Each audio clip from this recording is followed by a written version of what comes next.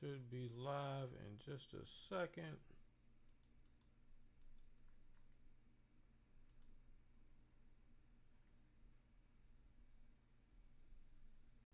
One, two, 1, 2. One,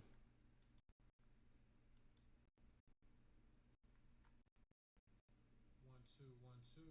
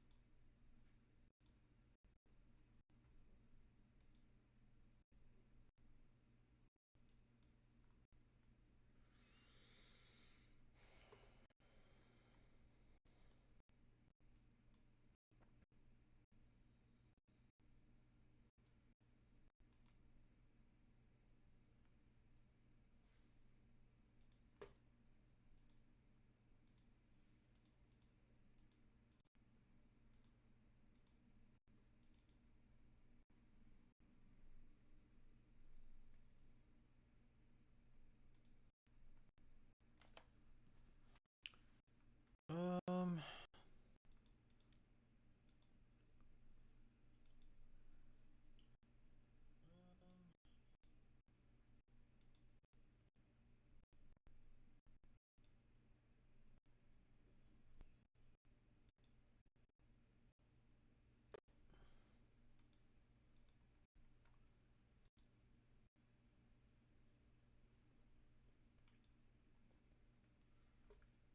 all right, boom, we live.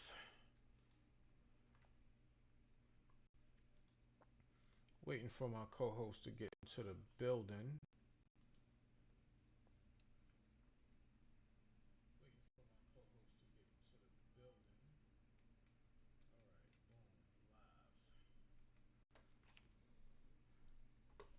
Give me a sec, y'all. Waiting for my co-host to get into the building. Give me a sec, y'all. Give me a sec, y'all.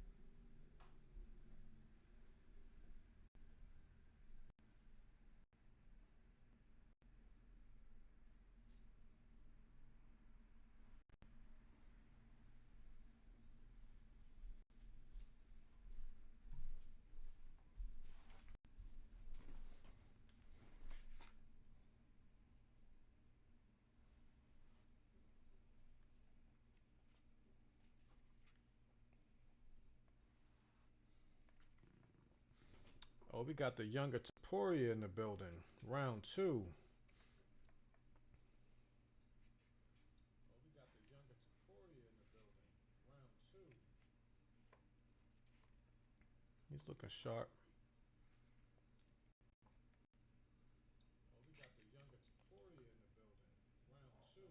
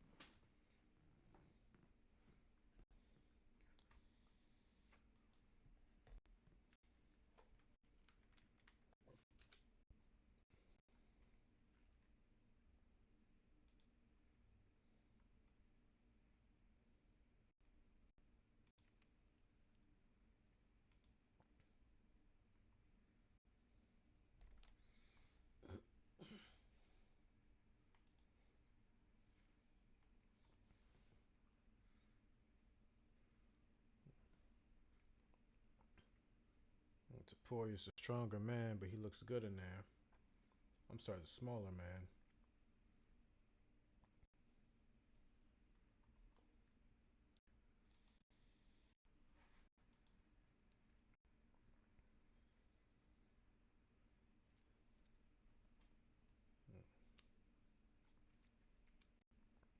Oh, he's punching for power. He's trying to go for that knockout.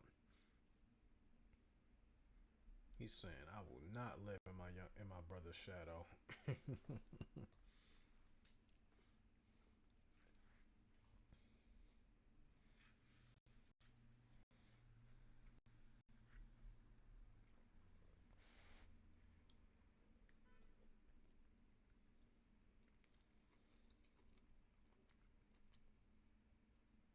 Yo, this man's name is like Thick and Knees.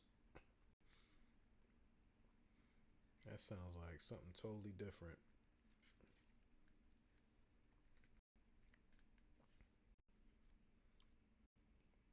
Oh, he's not. He's not ready.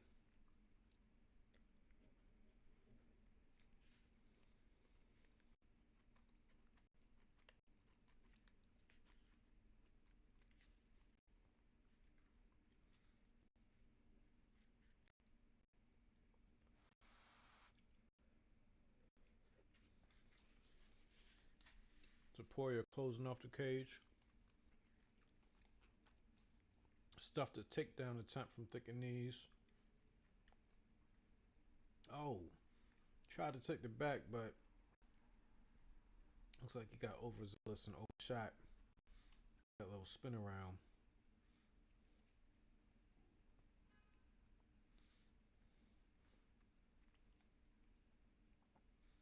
Thick and Knees is just being outclassed. He's definitely not in control. He looks like he doesn't know what he's doing.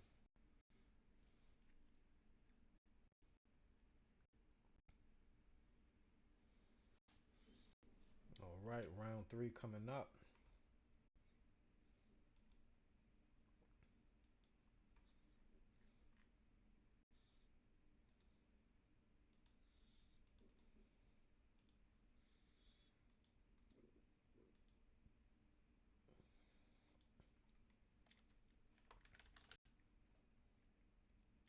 Man, it has been certainly an interesting week when it comes to combat sports.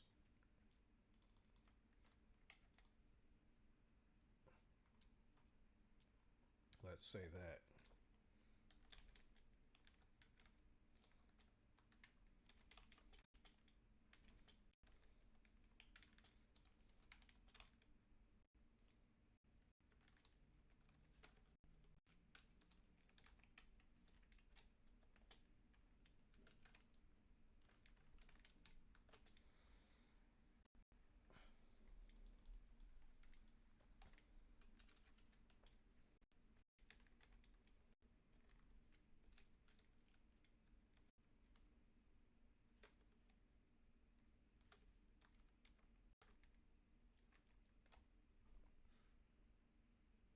All right, round 3. We're at 4 minutes and 45 seconds.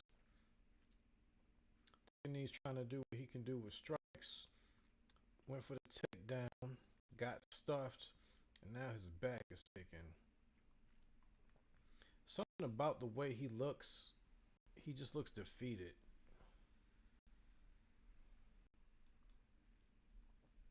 Trying to fight the hands, trying to get back to his feet.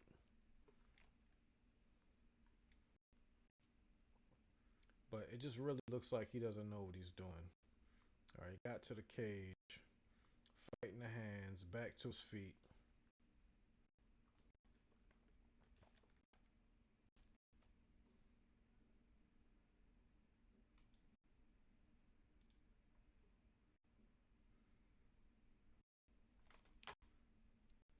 Still not out of danger. Looks like Taporia might get him back to the ground again, or maybe he's trying to climb up, trying to get that hook in and climb up his back.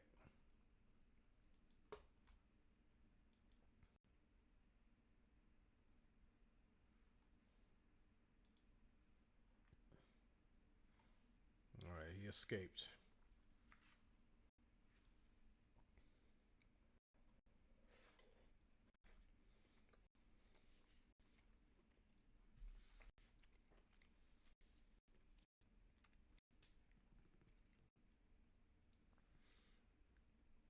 It's like all he knows how to do is shoot for takedowns and get him stuffed.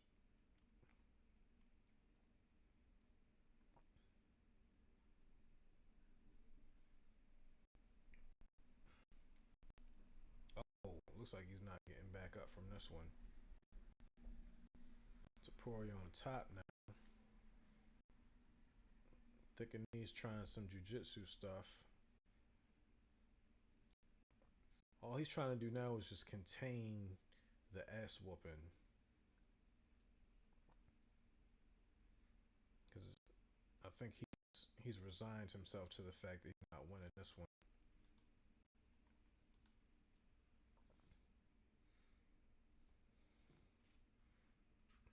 Got the butterfly defense.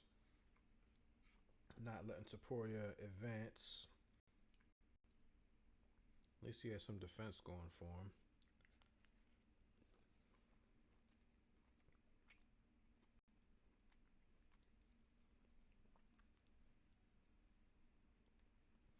Tried to go for the guillotine, but that clearly didn't work.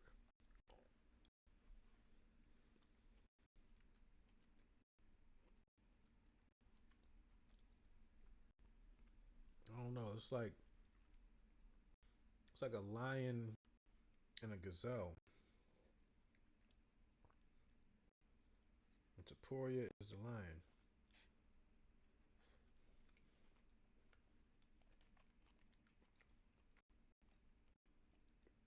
But still, he needs to do something exciting.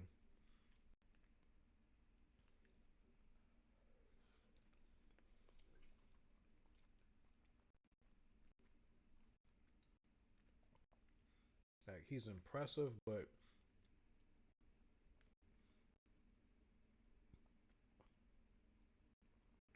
you know, he could have been on like the early prelims.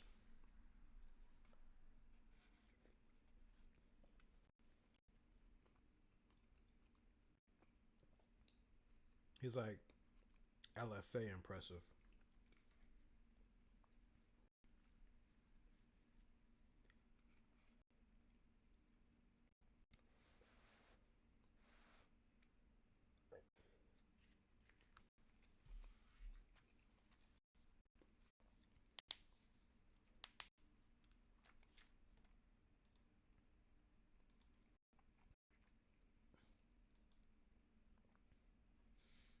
I'll put some music on in the back while I wait for my co-host.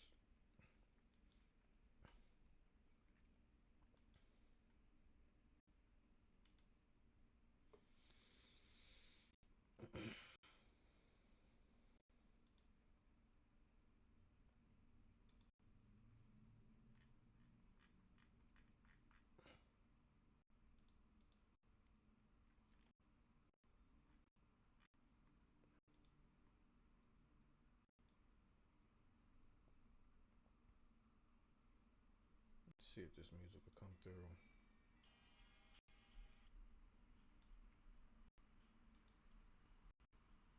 There we go. Some war music. But yeah, like I was saying, it's a very interesting. Oh, y'all can't hear the music. Hold on.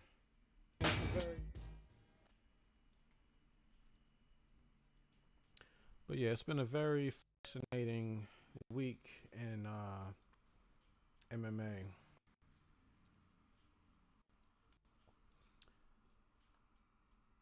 Once my co-host gets here, we'll probably talk about it some more. But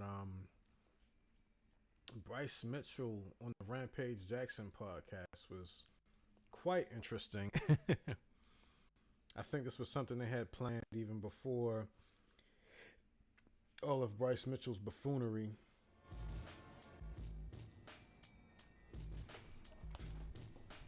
Give me 1 sec. I'll be right back.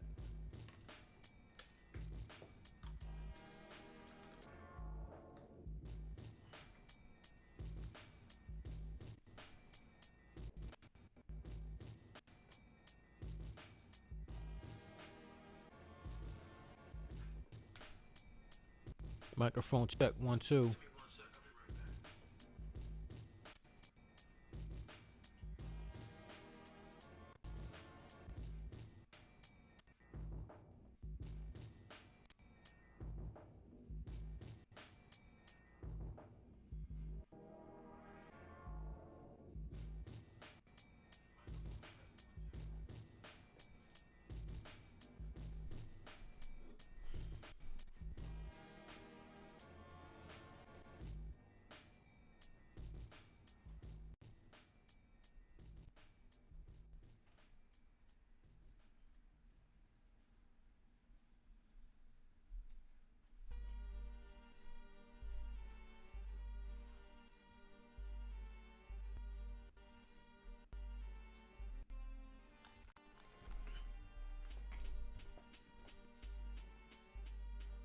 All right, we are back.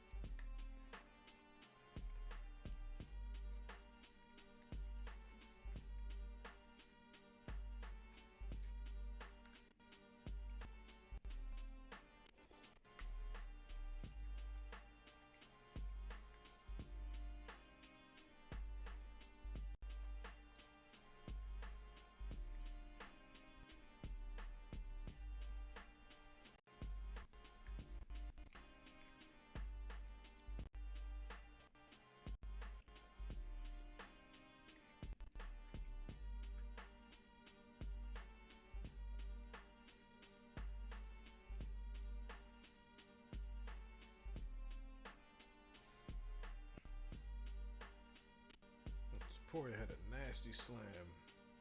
That was a suplex.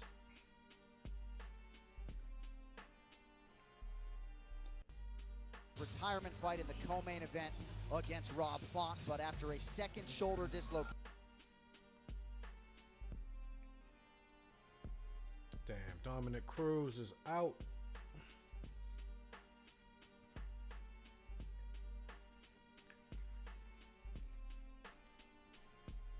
I was about to say, rest in peace, Dominic Cruz, but nah, not rest in peace. Happy retirement.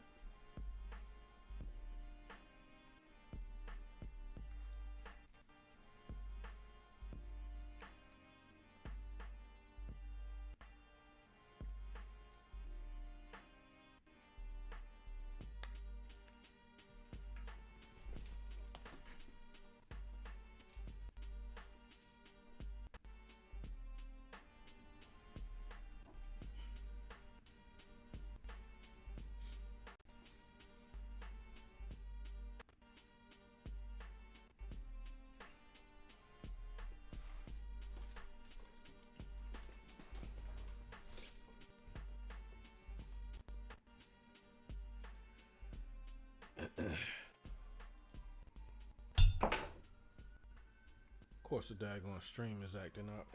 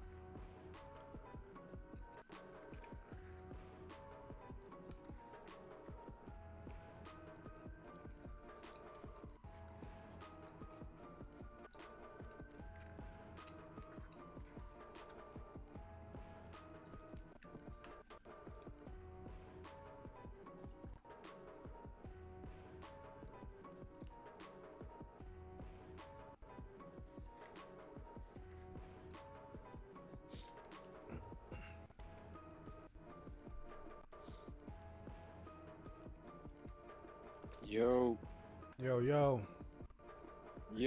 my fault, man. Got caught up on some family things. I know how it goes, man. Let me just turn this off. Yeah, I'm trying to get a good stream here. I just caught I was telling the peoples about the Taporia. What happened with the for you? His brother just fought and was pretty dominant. Oh, you chopping. Hold up. What up, peoples? Maybe I'm professional. Hey, it's MMA. How professional can you get? True story. Like, I was just watching. Bryce Mitchell. He was on Rampage Jackson's podcast. Wow. I can only imagine. Yeah. They dug into him quite a bit, but then they got to agreeing on some things like, the flatness of the earth and stuff like that. So that's what they agreed. Yeah. I can't get with you on that Hitler stuff, but the earth is hella flat. Pretty much, yeah. Because the Bible says so. Oh, wow. All right. Where are... What up on my phone? There it is. And then I was all right. I was watching what's his name? Joaquin Buckley. And he had a pretty good take on the whole Connor situation with saying the N-word. And basically he was like, he would have expected DC to say something because, besides being black, Khabib is his boy. Right. DC don't get involved in stuff like that. Yeah, well, what's his name? New Mansa, he's not having it. Yo, Sam. He is not having any of that. So it's good to have a voice speak up. He's not the best speaker. I think he has to kind of grow into that part of himself. You can tell he gets kind of nervous, but it's something that he wants to do. So I think he'll eventually grow into the speaking role more and kind of combat some of the stuff that's going on. The doctor not joining us? Let me see.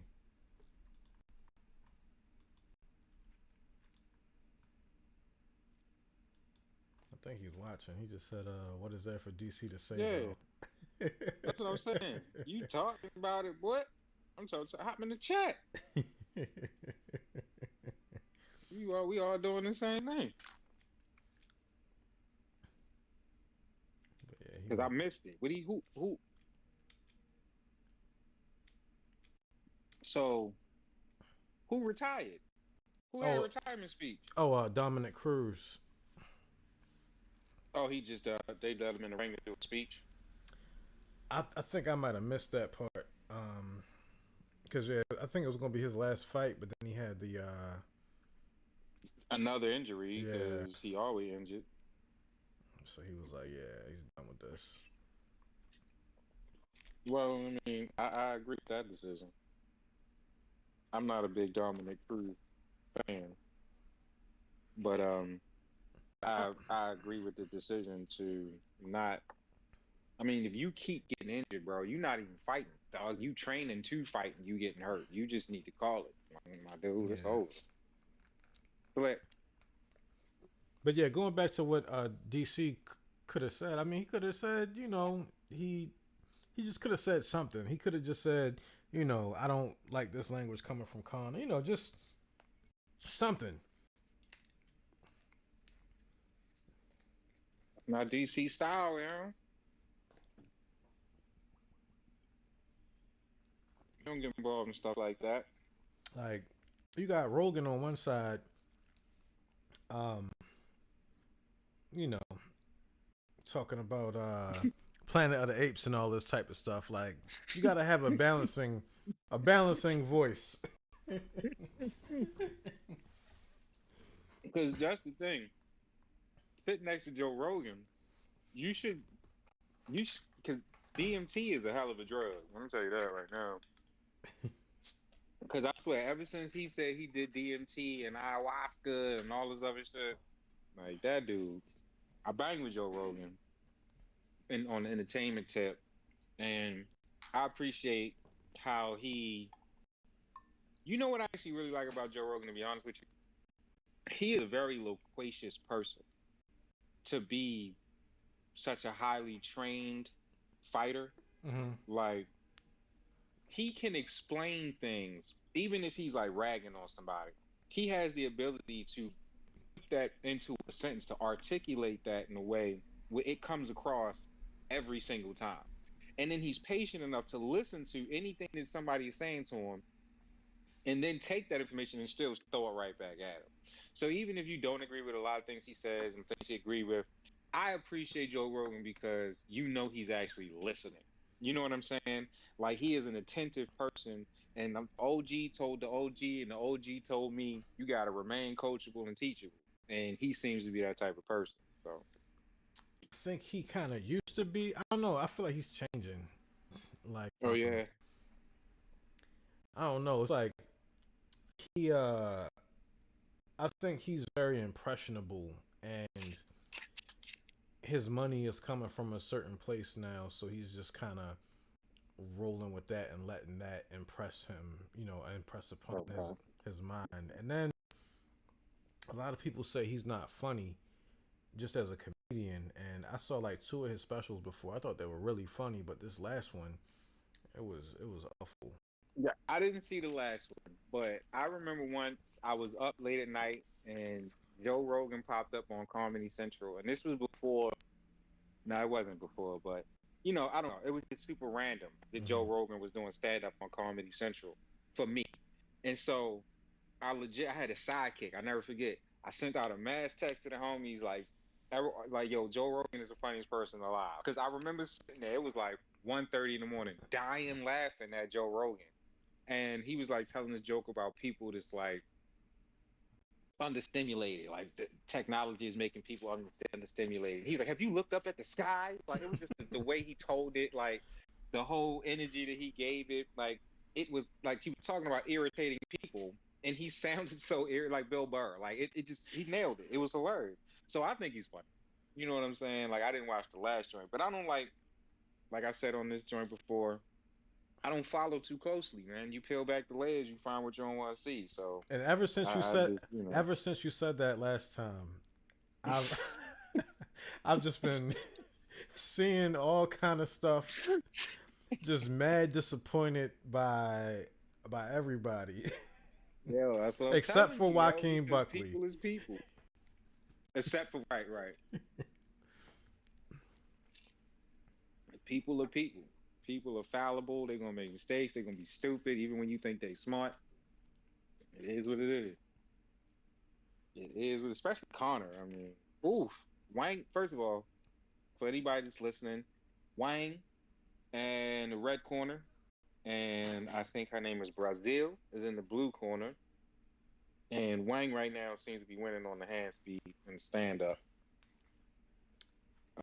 Brazil was swinging, but Wang is just timing her faster. Talking about hands and feet. So, Yeah. and like I said, I'm jumping in late. I have some family things to get into. Plus I had to, bring home the bacon. Oh yeah. But yeah, like she I think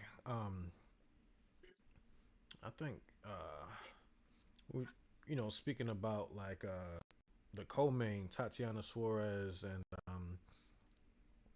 oh wait, no, that's strawweights, not flyweights. So I was gonna say Wang because it's like me and Lee were talking like who, like I was surprised that that Tatiana is like already up for a title shot, but then it's like who else is there?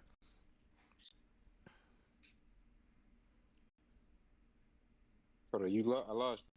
I was saying like I was saying that I was surprised that Tatiana was already up for a title shot, but then like who else is there? Right. But she's the That's favorite, true. so Not signed right now. yeah. But it's actually exciting to see because there's a lot of up and coming, female fighters since the sport is opening up and people's minds are broadening. Um, the female division is going to be huge, I feel like, and it's probably going to be more dominant. It's going to be more showy.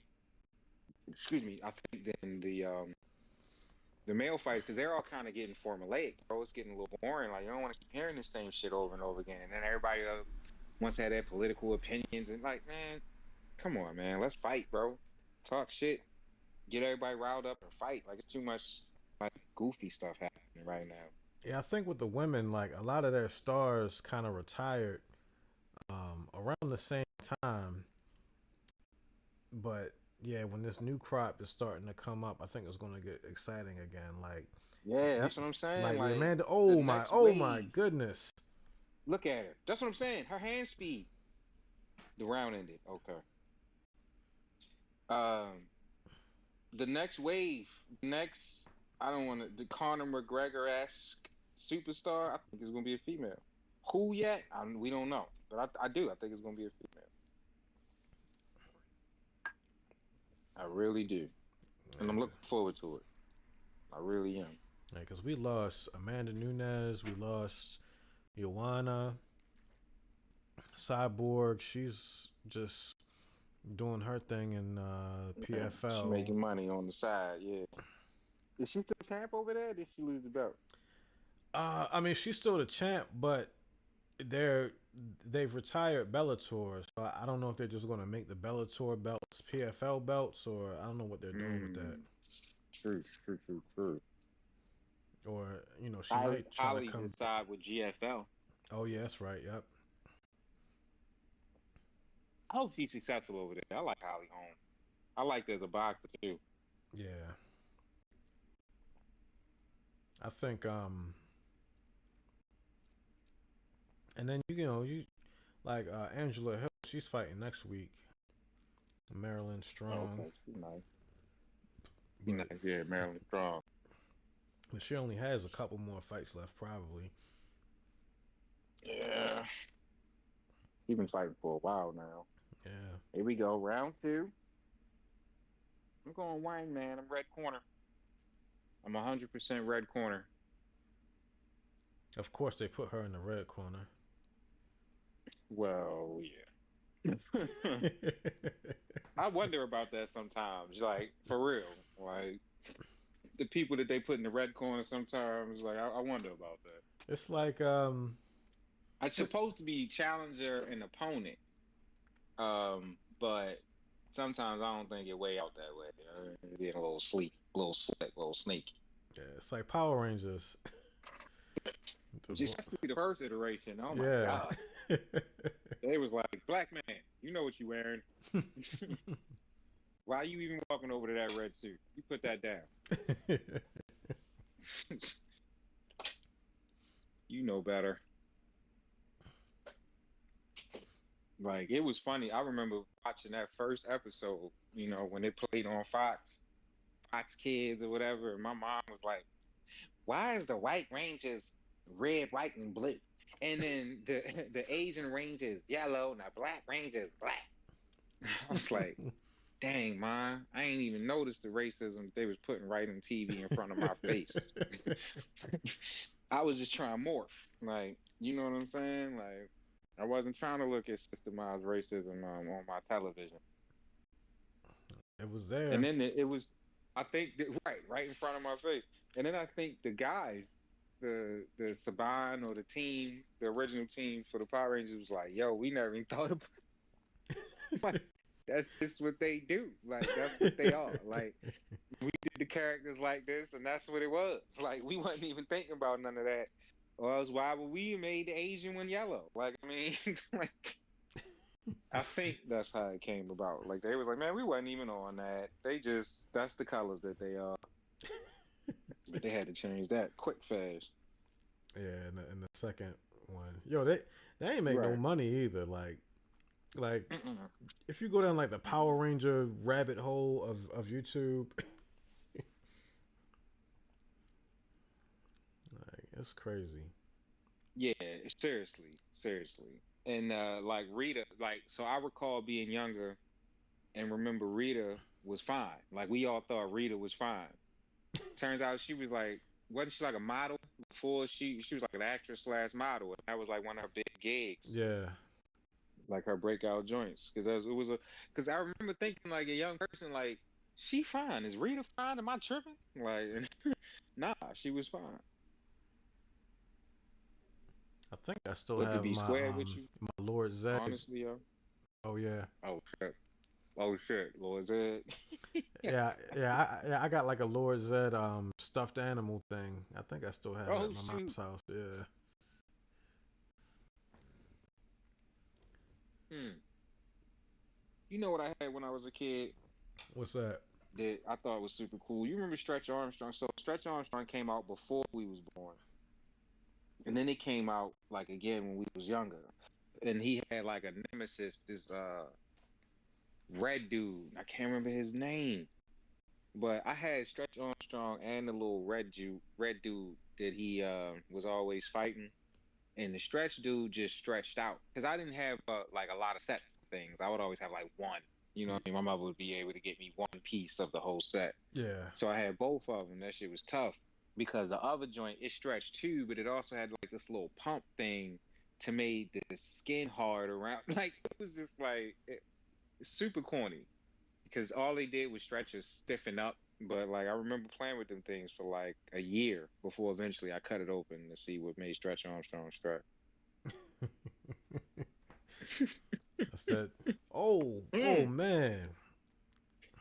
Wang landed a mean body kick. Thank goodness for the K's. If Brazil would have went back, I'm trying to Right. tell you, to Brazil, she was gonna send her on a fight. That kick was mean. She trying to act like she ain't hurt. She got to run.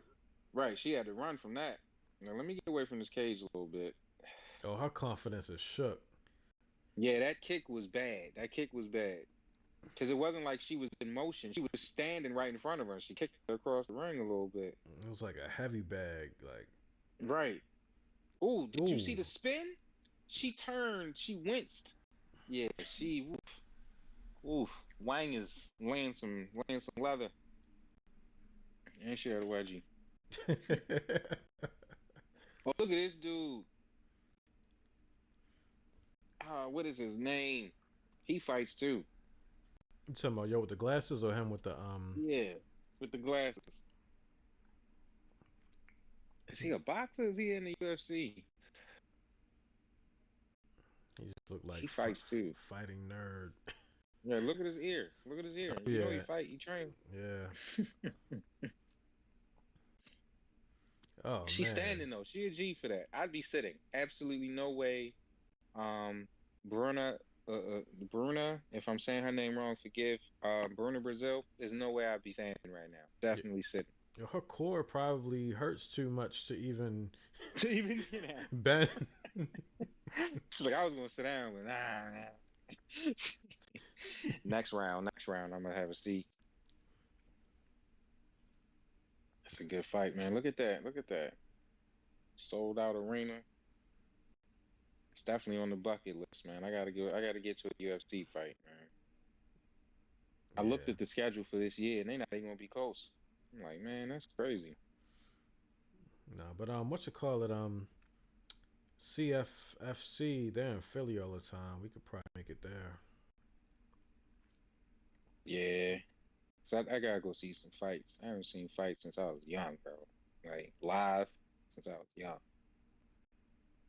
The Armory used to have little boxing matches and stuff. Mm, Pikesville. You see people beat the crap out of each other in there. Yeah, I've never. Oof. Ooh, she got hit on the counter. Brazil got whanged with a counter. She lands one or two of those on the button. That could get her the fight. Yeah. But I remember when UFC had DVDs. Dana talks about how DVD sales saved the UFC in a lot of ways. I had a couple of them DVDs. Ultimate Comebacks, Ultimate Fighter Rivalries. We had a couple of them joints. We used to play them in the store until they told us it was too violent. But we used to play them in the store. Man, DVDs were like shit for a while. Like, I remember those WWE Absolutely. DVDs I used to always want. Yeah, now the WWE DVDs were the best though, because they was like uncensored. So it's like every time they would go boop, when you watched it on TV, Oh it was yeah. cool to hear the actual cuss words and stuff like that. And then you saw that the girls weren't actually nude; they had tape on, so like stuff like that. Because they would always put the blurry things on TV, and then you saw the DVD, and it's like, oh, they had a little tape on, yo, that wasn't it. Because back in the day, wrestling was wild, boy. Mm. Oof, she got caught another counter. I told you. She get caught with enough of them counters after the fight. Brazil settled in. Her confidence seems to be back. Her striking is clean. That kick in the legs, I think she might, like you said, she probably just hurt. She might have just been hurt. Oh. Ooh, who the fuck, Oh. who kicks like this just right off the, you know what I mean? The No front wind foot. up, just bloop bloop. Like, was that wasn't even a question mark kick. Like, was it? Oh man, somebody said. Oh, you should have followed through. Yo, somebody said plus 1,000 social credit score. Yeah, yo.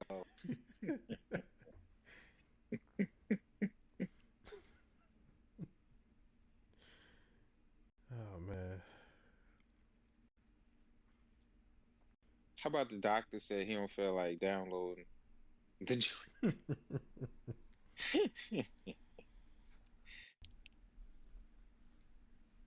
Look at this. Look at this. I'd be scared too. I'd be scared to engage too at this point. No lie. Oh man, this thing is freezing. I'll go to the other stream. No lie. No lie. Oh yeah, I wanted to ask you after this fight. I gotta ask you about your boy Drizzy. Oh yeah. I gotta ask you about your boy Drizzy. The ghetto lullaby in the background. That's how you know you in the city. Yeah man, Oh my we in the goodness. heart of it. Oof. You probably hear that all the time, right there.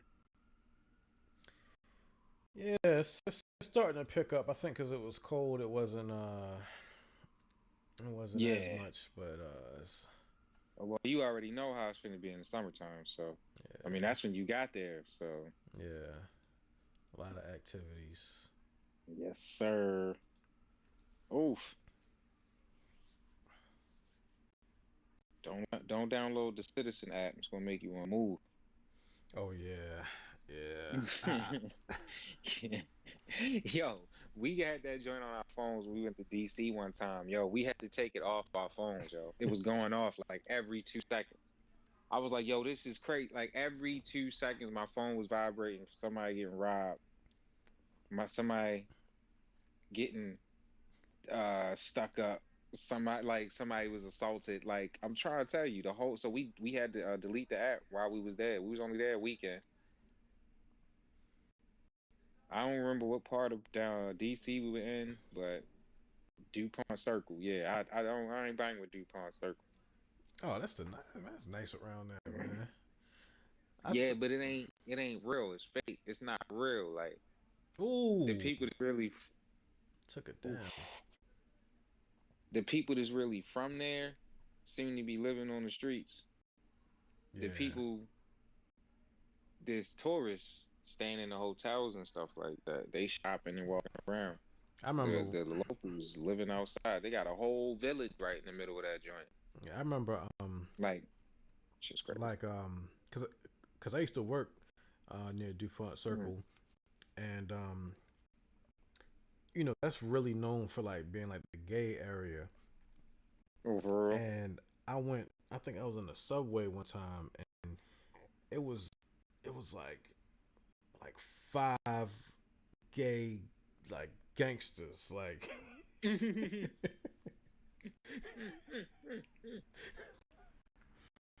like That's some DC shit. I'm trying to tell you. I was I was like, yo, I feel very uncomfortable. Like, Right.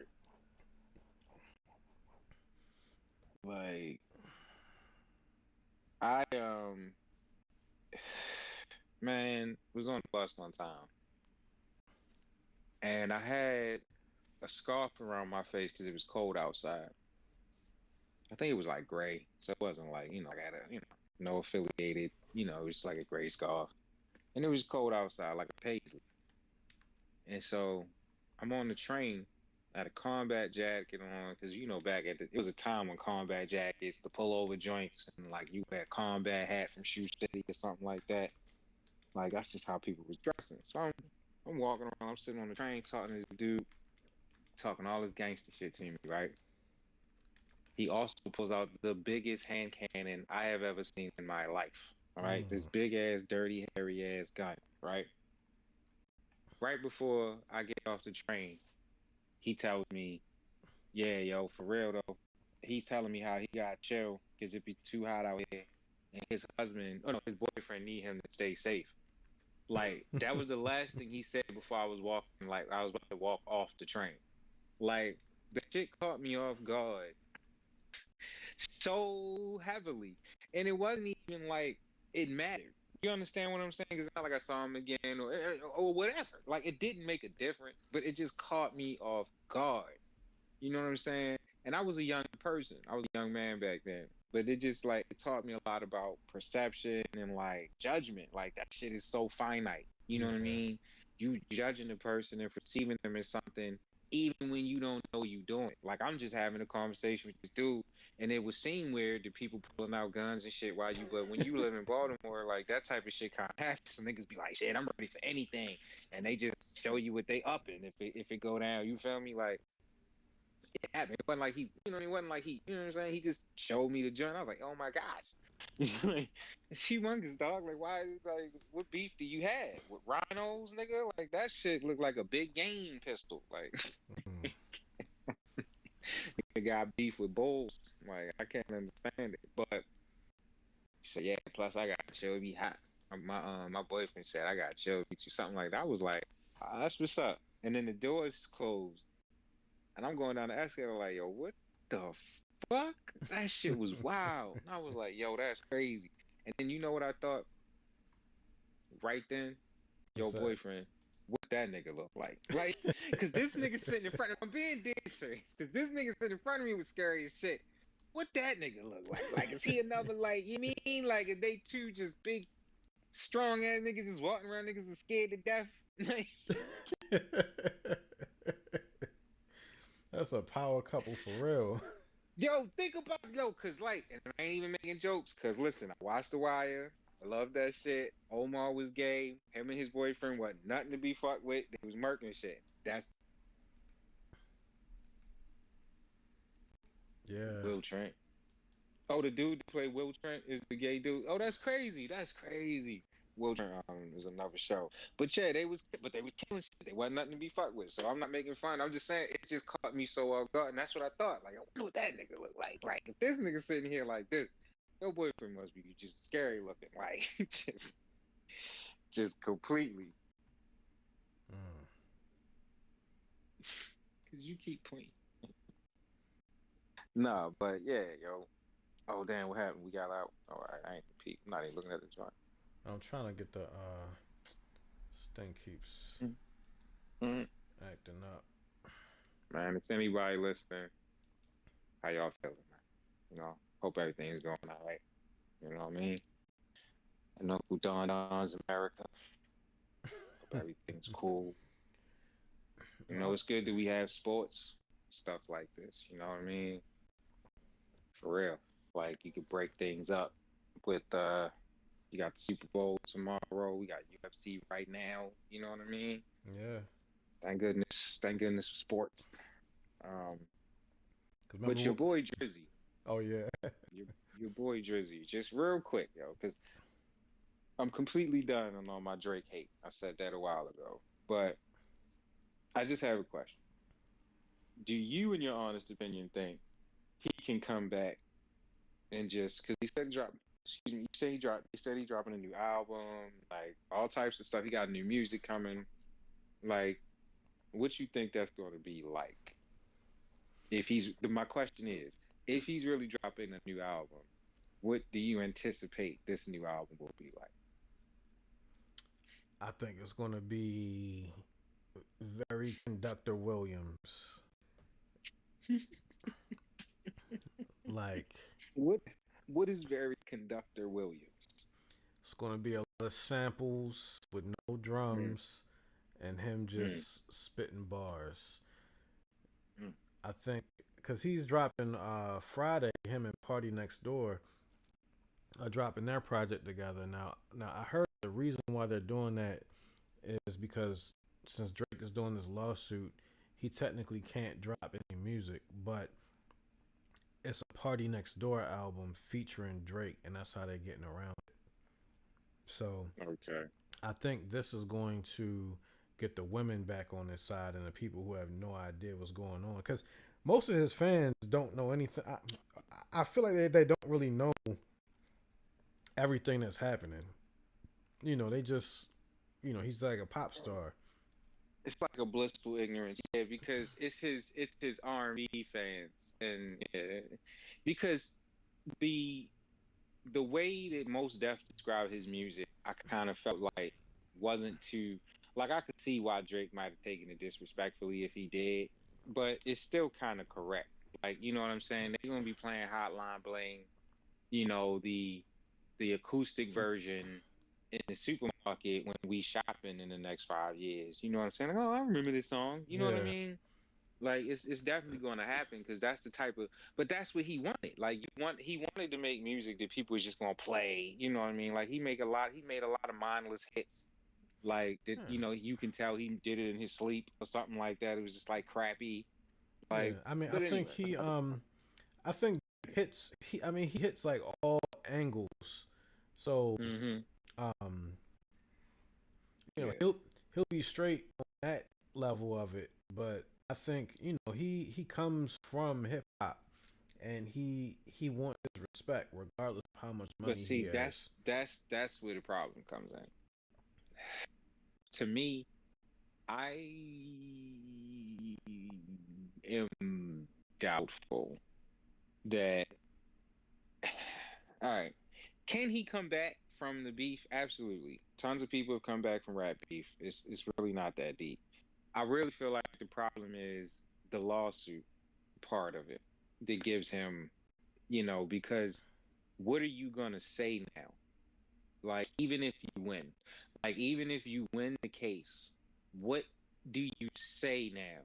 Ha ha, I win, I beat you in court. Like, how do you So, spin that to so make it sound I think like I think anything he that the rap community is going to respect you for? Because that's what I'm saying he's not going to get back. I think he should just go straight Will Smith. You know what I'm saying? Like, just keep his fan base because it's strong as hell, and just go straight Will Smith and keep doing that type of shit. I don't think he should try to come back over to the more gangster rap side. Like, I think he should stop. I think he's going to frame it, and he's already started to do this. And he's not like totally wrong in this, but he's framing himself as the victim, and he's going up against the big bad music industry, and they are trying to stop him and hold him down and hold him back. So But it's he more. he he can't he can't make that's a stupid argument to make. I'm sorry, but it is. And the reason is because all, all of the other songs and seasons and summers, because he's had all the summers. You've been talking about how you unstoppable. I think you even had a song where you said it. You never stop. Like, you've been talking about how you run shit, you in charge, you the man, and now you playing victim. That it don't work, my nigga. I think You the one It's thing the that same thing with the Snoop Dogg thing. You built this platform up so high, Coons and Jigaboos and Uncle Toms. that when you went to the crypto event that supposedly Donald Trump wasn't even at, when you went to the event, you lost 100 or 1 million followers because you built that other part of it up so high. So you spent the last almost decade, Drake has been pretty much on top, just talking about how you the shit and can't nobody fuck with you and you can do what you want, you got it like that. And now you the victim. Like, it's crazy to me. You wasn't the victim last summer. I You know what I'm mean, I saying? think When they not like us wasn't popping, you wasn't the victim then. But when they not like us got popping and just went crazy, and you still the #1 streamer on Spotify, in the midst of it all, somehow or another, oh you still find yourself to be the victim. Oh, they getting active. I'm still not looking at the joint. My fault. yeah, no, but I think Oh, he looked like he might have this. yeah, but He looked like he might have this choke. ooh, He looked like this is in. That pushing him to the side ain't doing nothing. he's just trying to relieve pressure. Oh, he let it go. Yep, he let it go. Oh. Oh, to the other side. He went to the other side. That's crazy. And he had to Ooh, let that go. Ooh, that that elbow. elbow was. So we let me see, who's this? Nolan in the blue shorts. We got Bross, Chev in the red. They just got off a nice scramble where Nolan did some groundwork, had a chokes, almost sunk in, went for another one, landed a nasty elbow, but now they're back to their feet. Whiffs 2 kicks as they circle. Nolan still on, I mean, not Jab. Nolan, but Borshchev, he's still on the front foot after all Yeah, that. right. Oof. Took a nasty knee. Still moving Throws back into forward. the hook. Take a kick to the body. Throws a kick to the legs. Chef is made out of granite, guys. I'm telling you right now. Kicks to the leg, kick to the body. He's still moving forward. Feints. Flips the jab. And all that does is it's going to start limiting Nolan's confidence at some point that he's doing all this and this guy's still moving forward. Just moving forward. Yeah. Play Guida style. Checks 2 kick. Didn't check the second one. Throws a few. Yeah, stop waiting. Don't be Mm, don't be mm. last. There we go. Lands a few. Lands a few. Ryan responds well. Nolan, sorry, responds well. Oh, spin missed. Elbow lands. Nolan does seem to be a little cleaner, well, a little more accurate with his striking. But he looks like a boy fighting a man. He does. I will give you that. I will. He looks like a polished child fighting a grizzled grown man strength bar fighter type dude. Yeah. Like, yeah, he's good, but he don't have the grown man strength. He can't lean into it like that. He's got the style, he's got the skill, but he just hasn't been there. Mm. Oh, that knee. Nolan keeps landing this knee because Borshchev, I'm just gonna call him Borsh. Oh, nice front kick from Boris. Boris has a tendency to lean. Nolan is countering that lean with a kick with the knee to the face, but he's eating it every time. But it's clean. That's in the round one. Yeah. That was a lot of striking actually. Yeah. A lot of landed punches in round one. Nah, but yeah, like Drake said, what do he say? Can he just open his mouth? Somebody go hand him a Grammy right now, and then yo got the 5 Grammys, and then it didn't look Mm-hmm. good that Lucian Grange, when he was getting one of the Grammys, it showed Lucian and Dr. Dre high fiving each other, and then Kanye a while ago he said that whole industry is excited for the demise of Drake. Well, yeah, I mean, it's just the same way they was happy to see Lizzo go down. They all happy for her weight loss, but they was happy to see her go down. She was so hot and she blew up so quick. Like, it was like, yo. Yeah. But that's just like I'm telling you, yo. I'm telling you, it's just like the fight game. When people come out too perfect, you gotta see something happen to them. Yeah, I And we just thought get it was enough after the Pusha T thing, yeah, I but just get like secondhand. Like, you ever feel like secondhand embarrassment? Like, yes, yes. like, ooh, Dude, I that's can't even watch certain things because it's so cringe. I'll be like, yeah, ah, I can't do it, I can't do it. yeah, It happens all the time, and Drake makes me feel that way a lot, to be honest with you. yeah. And He's and the reason being is because he kind of reminds me of like the guy that was like you went to school with this dude who was like kind of cool, but he wasn't. But then like he was cool when he was just chilling. But then he would get excited and start doing stuff, and then you'd be like, "Oh, yo, he's really a dork." You know what I'm saying? But he's got a nice crib, and he probably could play basketball real well, or maybe he could dance, or in Drake's situation, he could rap and sing and stuff like that. So he was still pretty popular, but he was also kind of a square. He always kind of reminds me of that, like when he's saying and doing things, and like he be moving his hand around. It's like, why are you so animated? Like, where did you learn that? Like, who taught? Like, who are you mocking? Who are you mimicking that you doing all of this stuff and like and like little things that he does? It doesn't seem natural. yeah, So it just bothers him. Like it just bothers me. It seems like he just embarrassed. It's just like embarrassing to watch his interviews sometimes. Like he's trying so hard to, like LL Cool J. LL Cool J does it too. LL Cool J used to do interviews and he was trying so hard to be sexy and lick his lips and do this. That's like, golly, bro, just answer the damn question, dude. Like, why are we? Like, what are we doing? This we're not shooting a music video right now. Well, you know, baby, like it's like just really gotta think about your style. Like now, LL grown LL, he don't do none of that at all. Because it was only sometimes, and when he did it back then.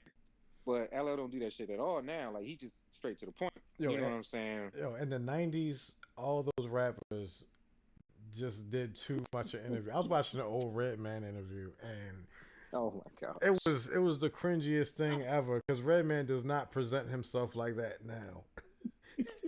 Like, it was bad.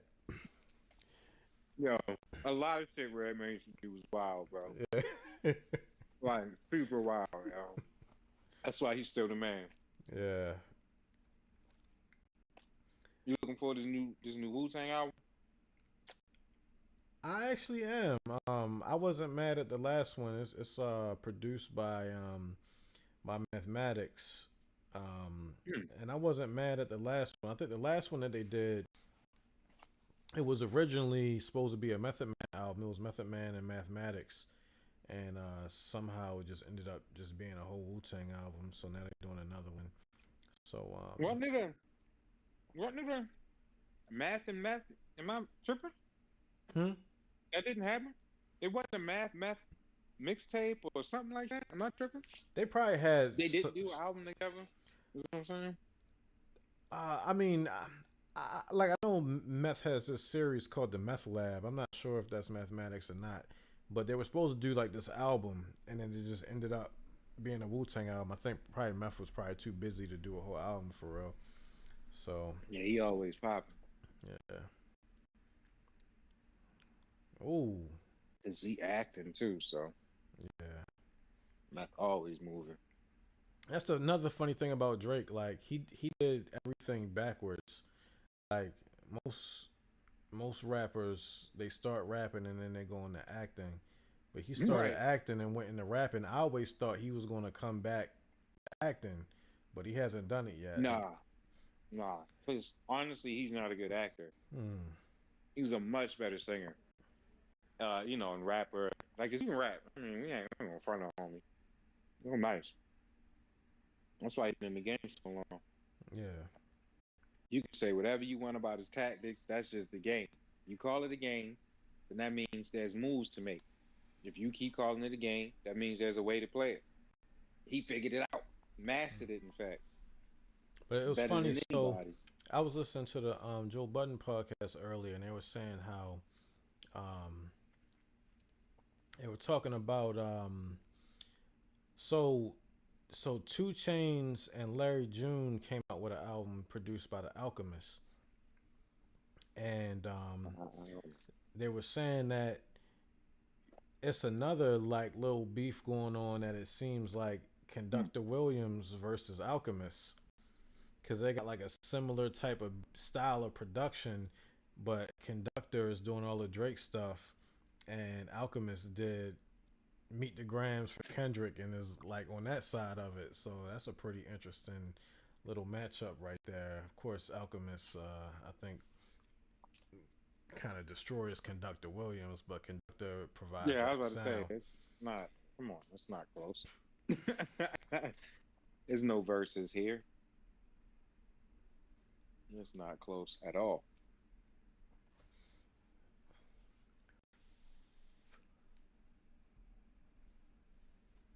I remember when Alchemist was on TV. He was on TV with what's his name? Mark Ronson. Hmm. I think the dude that sound like Ghostface. Oh, Action What's his name? Bronson. Action Bronson. Yeah. Action Bronson. No disrespect, because I fuck with Action.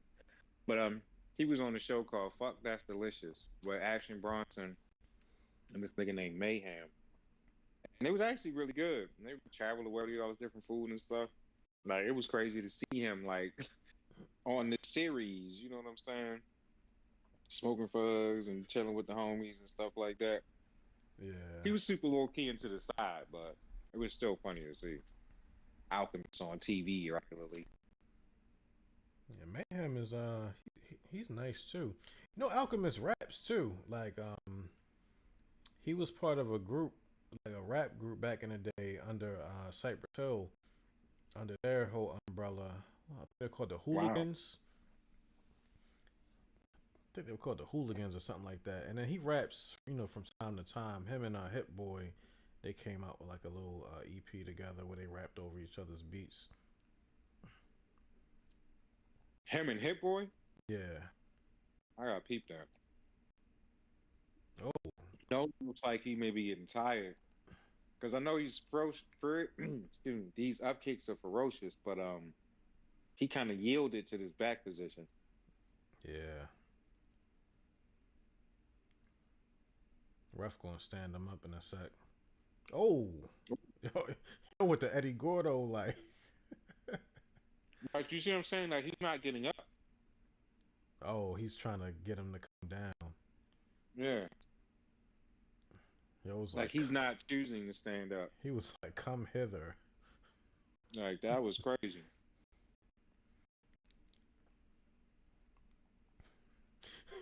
These kicks that Nolan. Yo, do you see the Oh, chat on the side?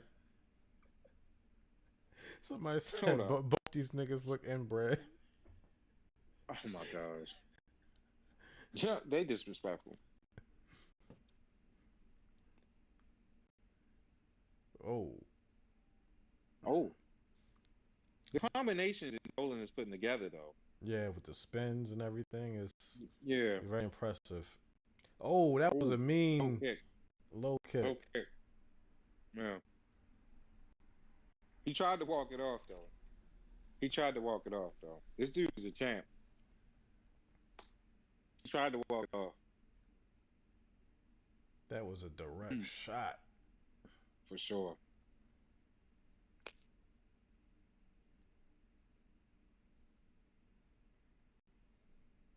Take a minute. Like Israel should have. He the one. Yeah, That sucked. That so sucked. I never root for Adesanya. I did not want to see him lose like that to that dude. he'll get him next time. Yeah, I think so. Talking about his run is over. It's not over. People tripping, bro. And he's only 35. Like, Right. he's been around so He long. can make He another go at seems it. like he's Right. He older, can but make another go at it. yeah. The person who run is over is my boy Diamond. Oh, yeah, His yeah. run was over before his last fight. His last title fight. Did he retire or is he still He waiting for one more. okay? I think he deserves one more so he can go out on top with a victory. Cause he's a fucking man. I can't wait till his Hall of Fame induction.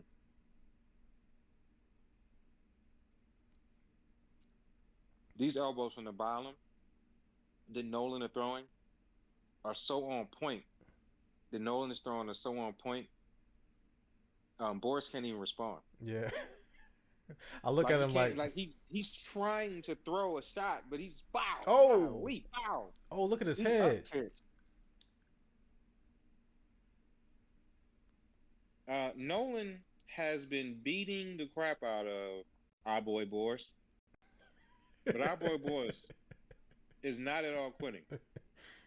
Side control, hammer fist on the ground, slipping shots, not just getting Oh, hit, slipping shots, throwing shots, controlling the leg. He's very much still fighting in this fight.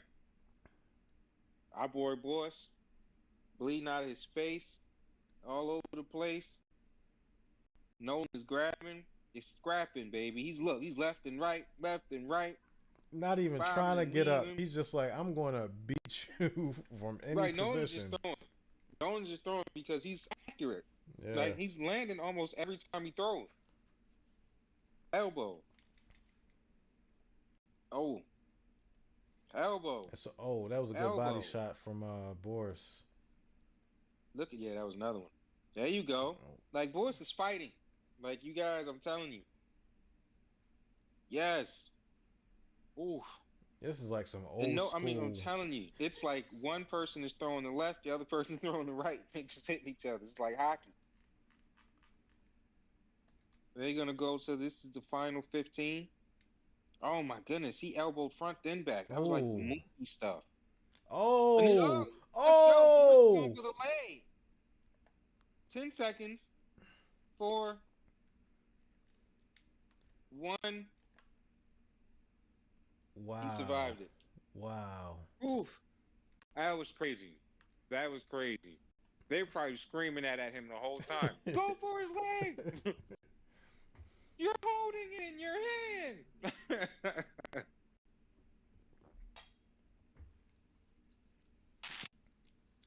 Yeah, GSP would have snapped that thing off.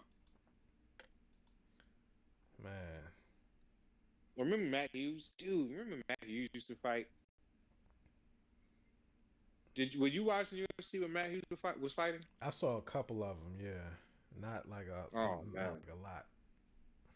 When Matt Hughes used to fight, like you felt like it felt different. Like I'm trying to tell you.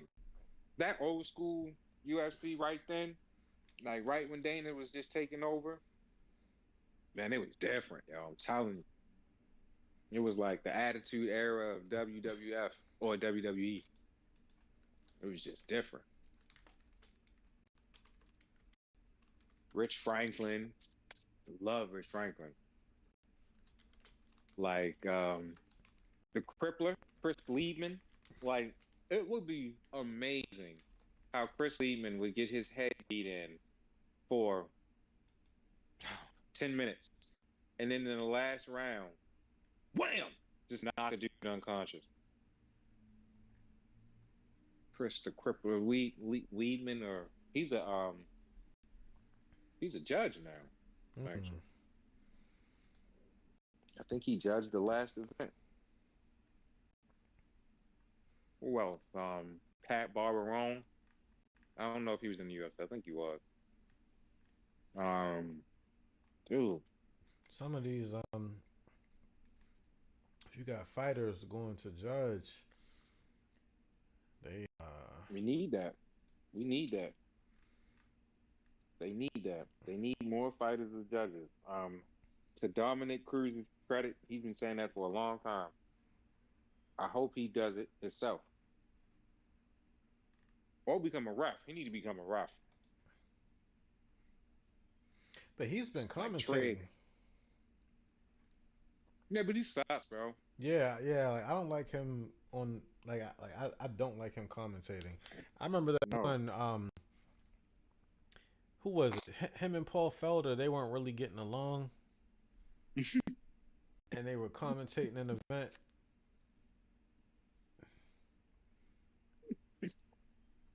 I think I remember that.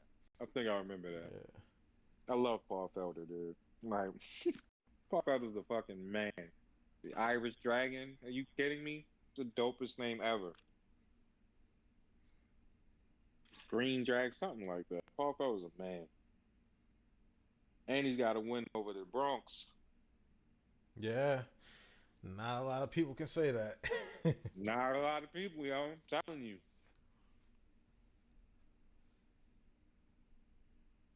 Because I feel like Felder was the last person to beat him before he went on a run.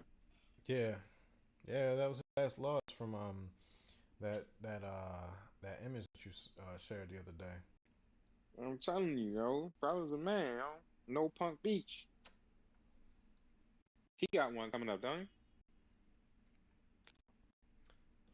Let me see. Paul Felder coming for fight.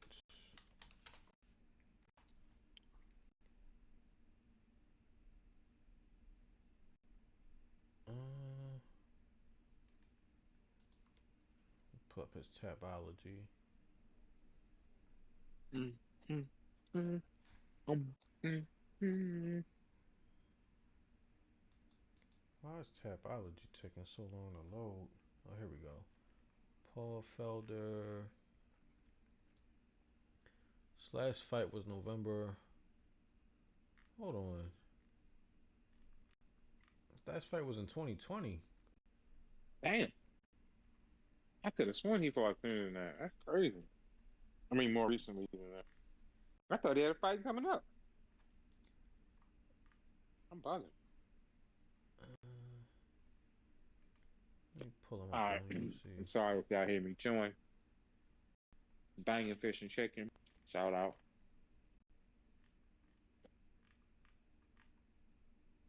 You don't know? You gotta ask somebody. But they go get some. Because it's bang. Had to drive a little second, but it was worth it. Some round away chicken in the county. It's crazy. Around the way in the county. I'll tell you. I'm glad. Get out of there. I'm glad the weather didn't hit too bad. Yeah. I was not looking forward to that.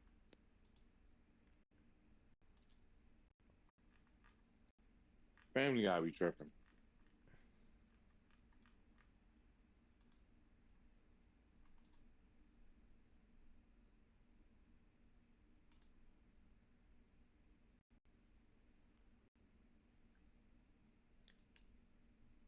Jesus. So, who you want to see win tomorrow? Philly. I want Philly to win because I like the team and because I hate the Chiefs. I do not want the Philly fans to have the victory, however. They suck. But I heard that I heard that Philly is the team. I heard that they are struggling with illnesses. Apparently, a lot of the people on the team got sick and couldn't make it to practice and this and that. Wow. So we'll see. They already put the picks on them. They made the boys sick in the locker room. I'm telling you. Speaking of which, Rosenstruck. He lost. Oh, man. He lost last week. He got dropped from the UFC, and he's blaming his loss on the paint fumes. So, another fighter actually had to go to the hospital because of the paint fumes. What paint fumes? Like, apparently they're still building the arena or they're renovating it, and there was mad paint and paint fumes that were like really messing with the fighters. Okay. Dana said, I don't give a shit. When I cut somebody, they cut. I'm Dana White. Pretty much. Yo, you know Trump what? 2028. Where you said that, like, remember on like the early YouTube? Remember, I'm the juggernaut, bitch. Yeah, right. Oh my gosh. I'm Dana Oh, White, bitch. like that. We definitely need to do that. Dana White, bitch. Bitch, you ain't getting no paycheck. I'm Dana White. I'm Dana White, bitch. That's they should have been in the juggernaut. Like that. You see fucking shit. Oh my god. Nah, but I was watching something. It was DC. He was being interviewed by somebody, and the person was like I don't know how y'all make money in the UFC. Like, are y'all good? And he told the story.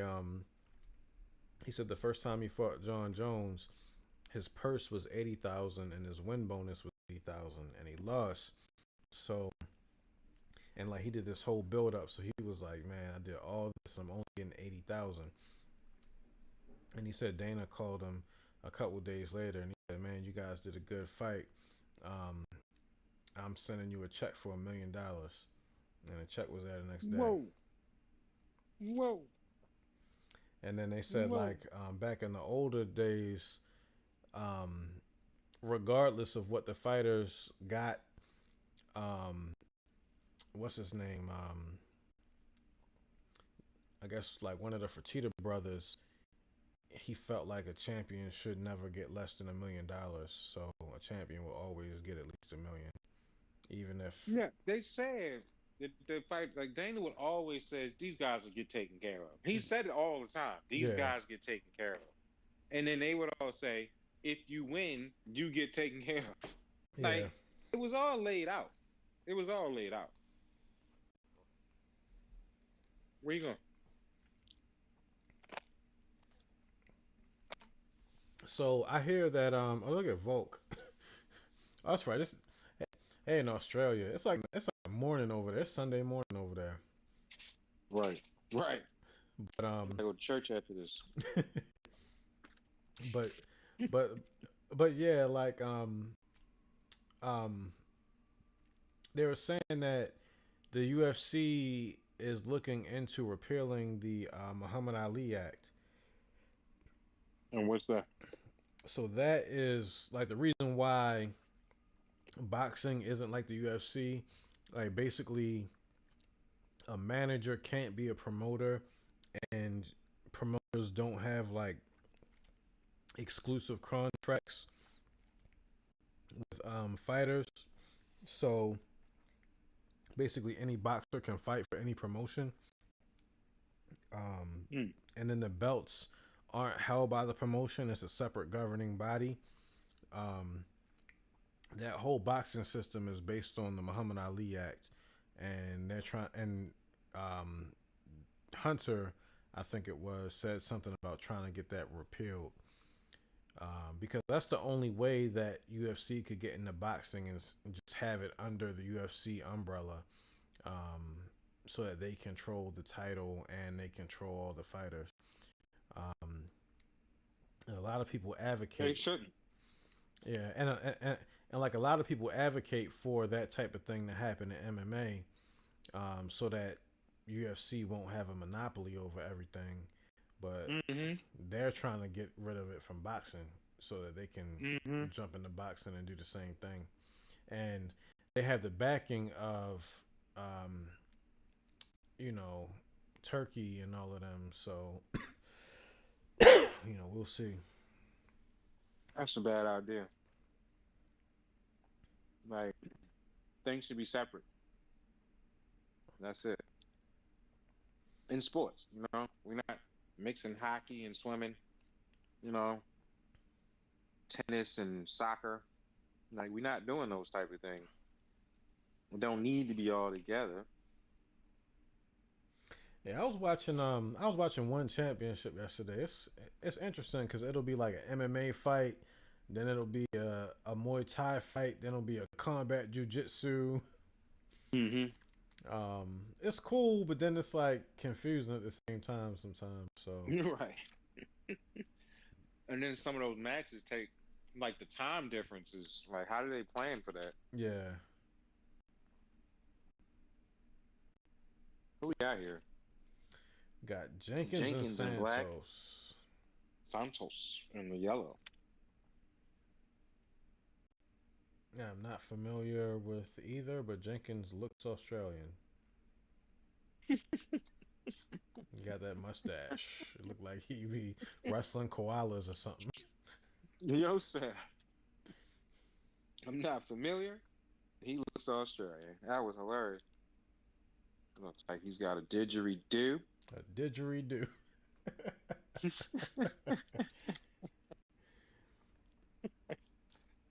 That shit will never not be funny.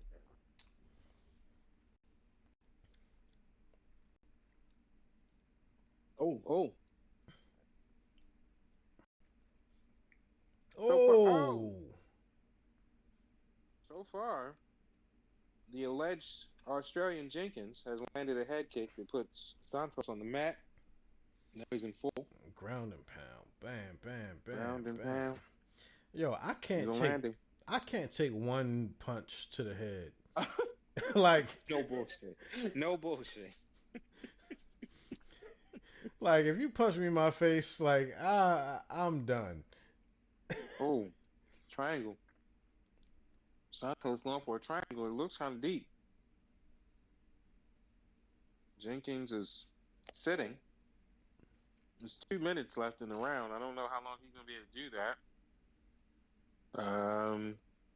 He doesn't appear to have gone out. You better punch him in the head or something. And Jennings is just sitting. Like, how do you do this after getting punched in the head that many times? That's crazy. That's the part.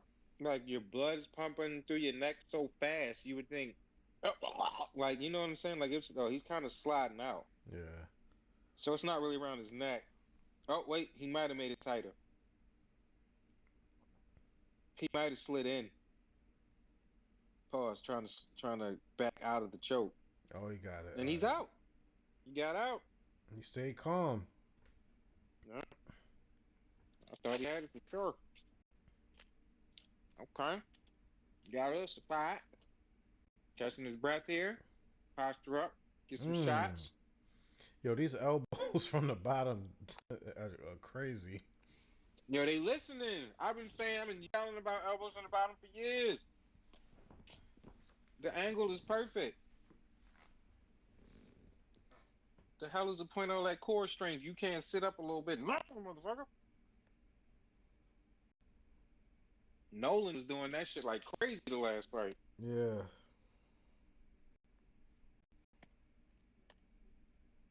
Jennings has Santos up against the cage. Exchanging knees, looking for trips. Jockeying for a position. I was about to say, I see a trip or a flip coming. They box out. Striking mid-cage. They throwing bombs. Oh, Santos goes for the takedown. He gets it. He's in Jennings' half court.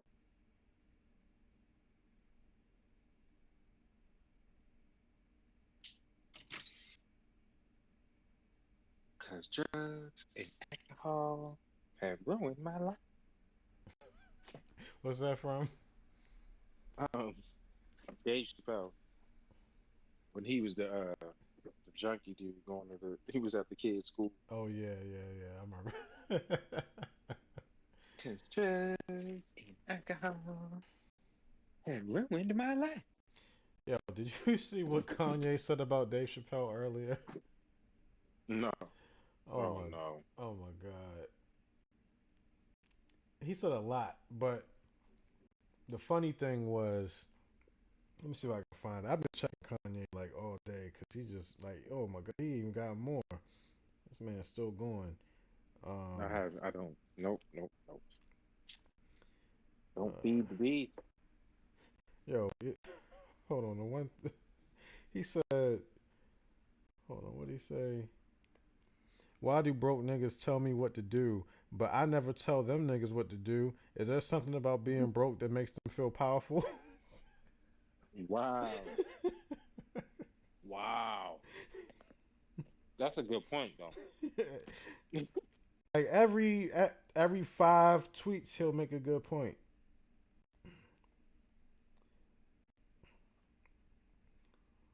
Man, what did he say? Hold on. Yo, he's saying so much crazy stuff. Like you can't even really go back. Um, let's type in Dave.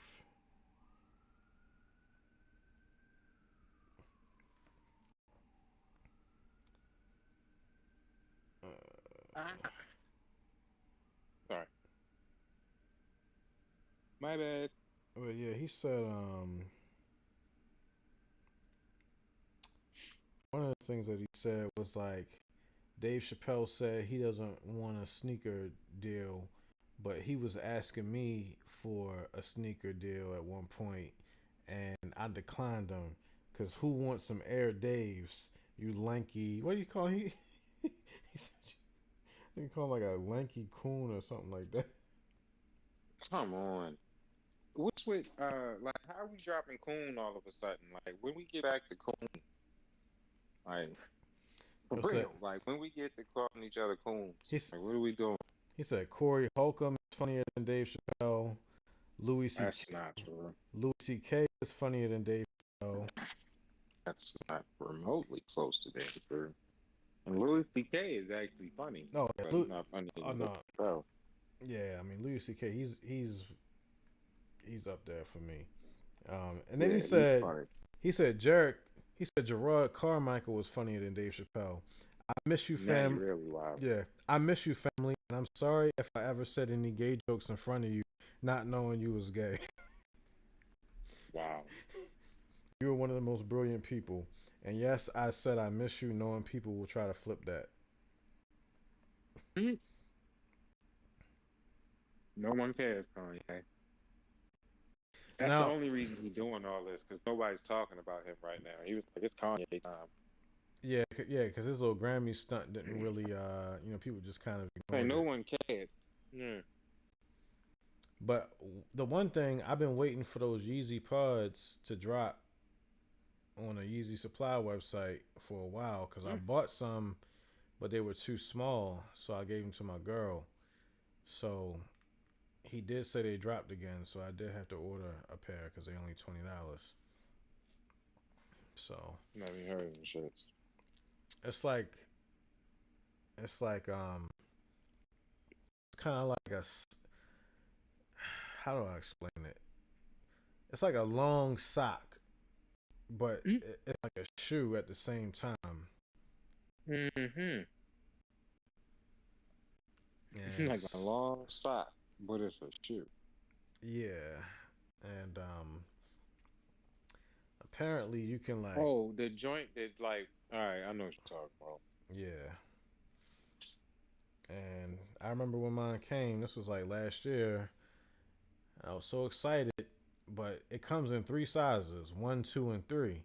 So I was like, Wow. let me get the two. But it was entirely too small, and I feel like the three is going to be too small as well. But that's the biggest one, so we'll see.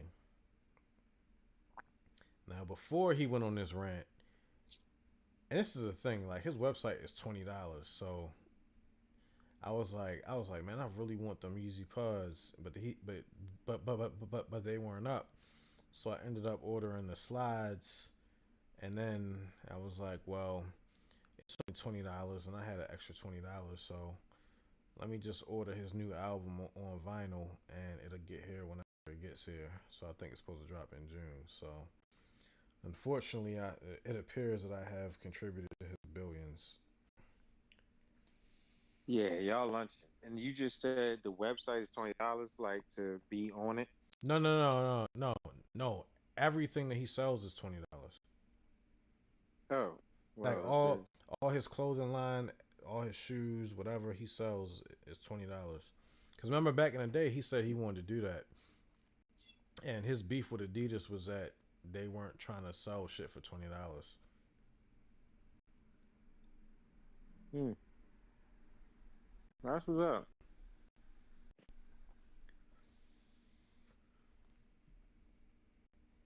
That's probably why so many people got them shoes. And I'm like, damn, niggas be really wearing Yeezys like they cheap, but now I see they $20. Learn something new every day. Yeah, I wouldn't even have known he had like a website like that. For real. yeah, Yeezy Supply. You get your supply of all Yeezy stuff. Everything $20. Whether it's a All vinyl. all the Yeezy materialism. You get you a vinyl, you get you a cassette, get you a digital download, get you a t-shirt and some shoes. Now, I actually, if he got the graduation album on there on vinyl, I might get that because I used to have it. Nah, he ain't got that. He just got the newer stuff. Okay. Yeah, I used to have the graduation album, and then one of the nephews heisted me for it, and they ain't take care of it, so now it Mm. don't work.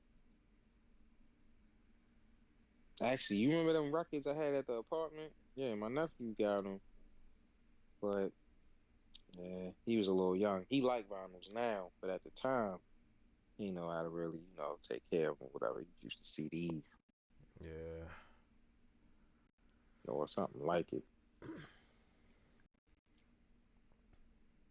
Like, we was talking about CDs earlier. Like, excuse me, I was surprised. I thought CDs wouldn't, like when MP3s came about, I just felt silly to me, and I remember that now. Like, I remember thinking MP3s was silly. Like, why would I download the song when I got the thing right here? And I was like, what if that joint break? I don't have it no more. Like right here, I got it. It's right here.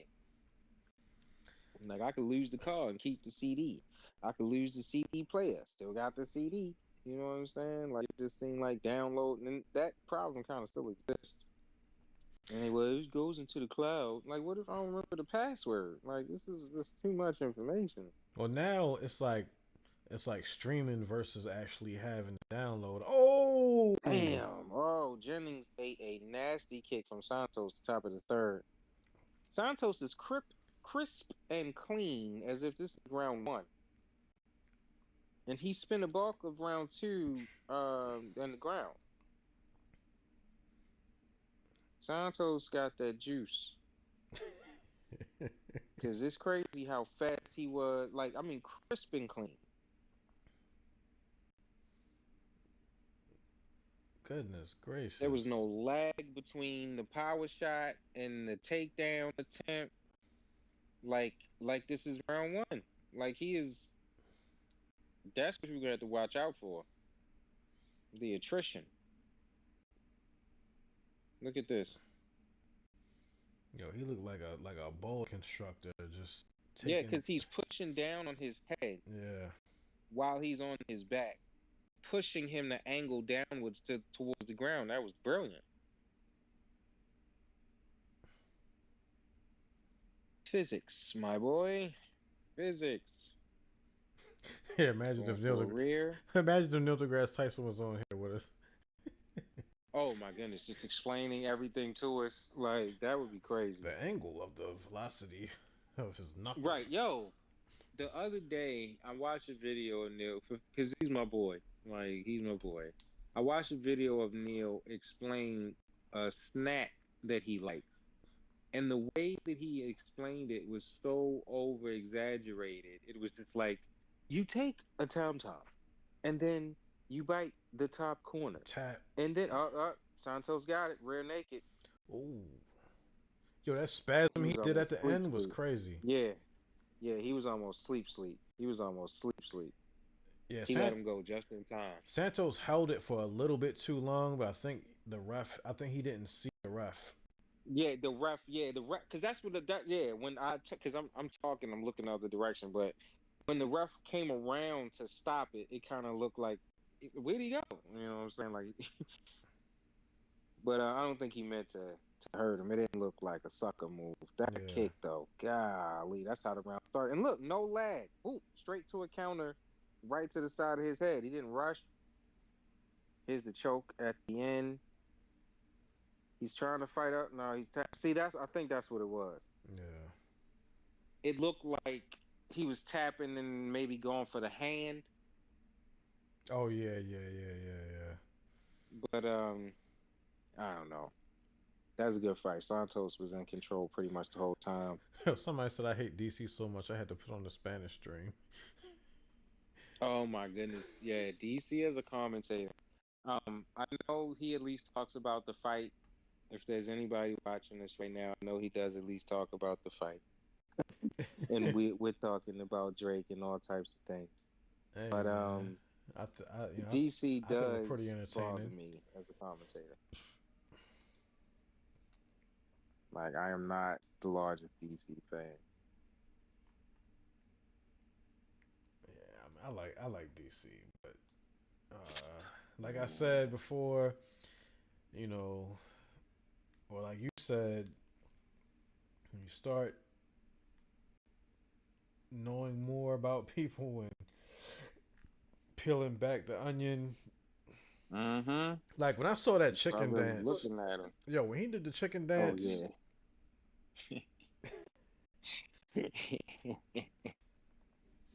and that's going to Lee's point. Like, what did he say in the text? He said, "What do you expect DC to say?" or something like that.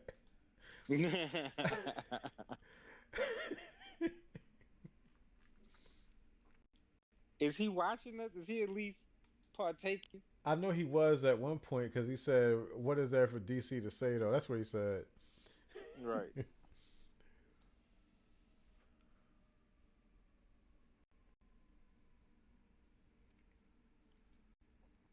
I'm looking like I can hear what they say. Um, sorry, folks. You're looking at the ring interview. Yeah, DC doesn't get into doesn't get involved in those type of things. That's not his mode. He don't get involved in that. Yo, He takes certain things very personal. You yeah, know, like anything revolving around him being soft or whatever, Lafayette, Louisiana. He gets real hyper about that type of stuff. But don't nobody ever mess around with talking about his kids because he'll go crazy. But yeah, he definitely don't get involved in words or somebody saying racial things because I feel like where he grew up, he probably heard that type of shit all the time. yeah, yeah. Like it don't even really affect him. Like he knows white people talk like that. You know what I'm saying? Like that's how white people talk as far as he's concerned and shit. He's probably not as sensitive as us Right. privileged Us people on the East Northerners. Coast. Right. We from up north.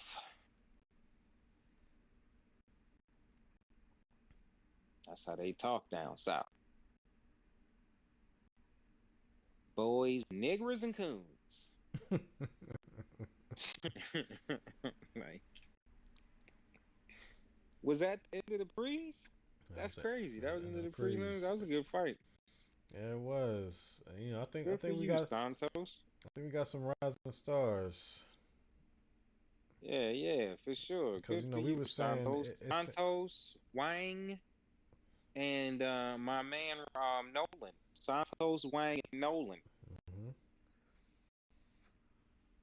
So here we go. The dupes versus Mr. 70s porn stash.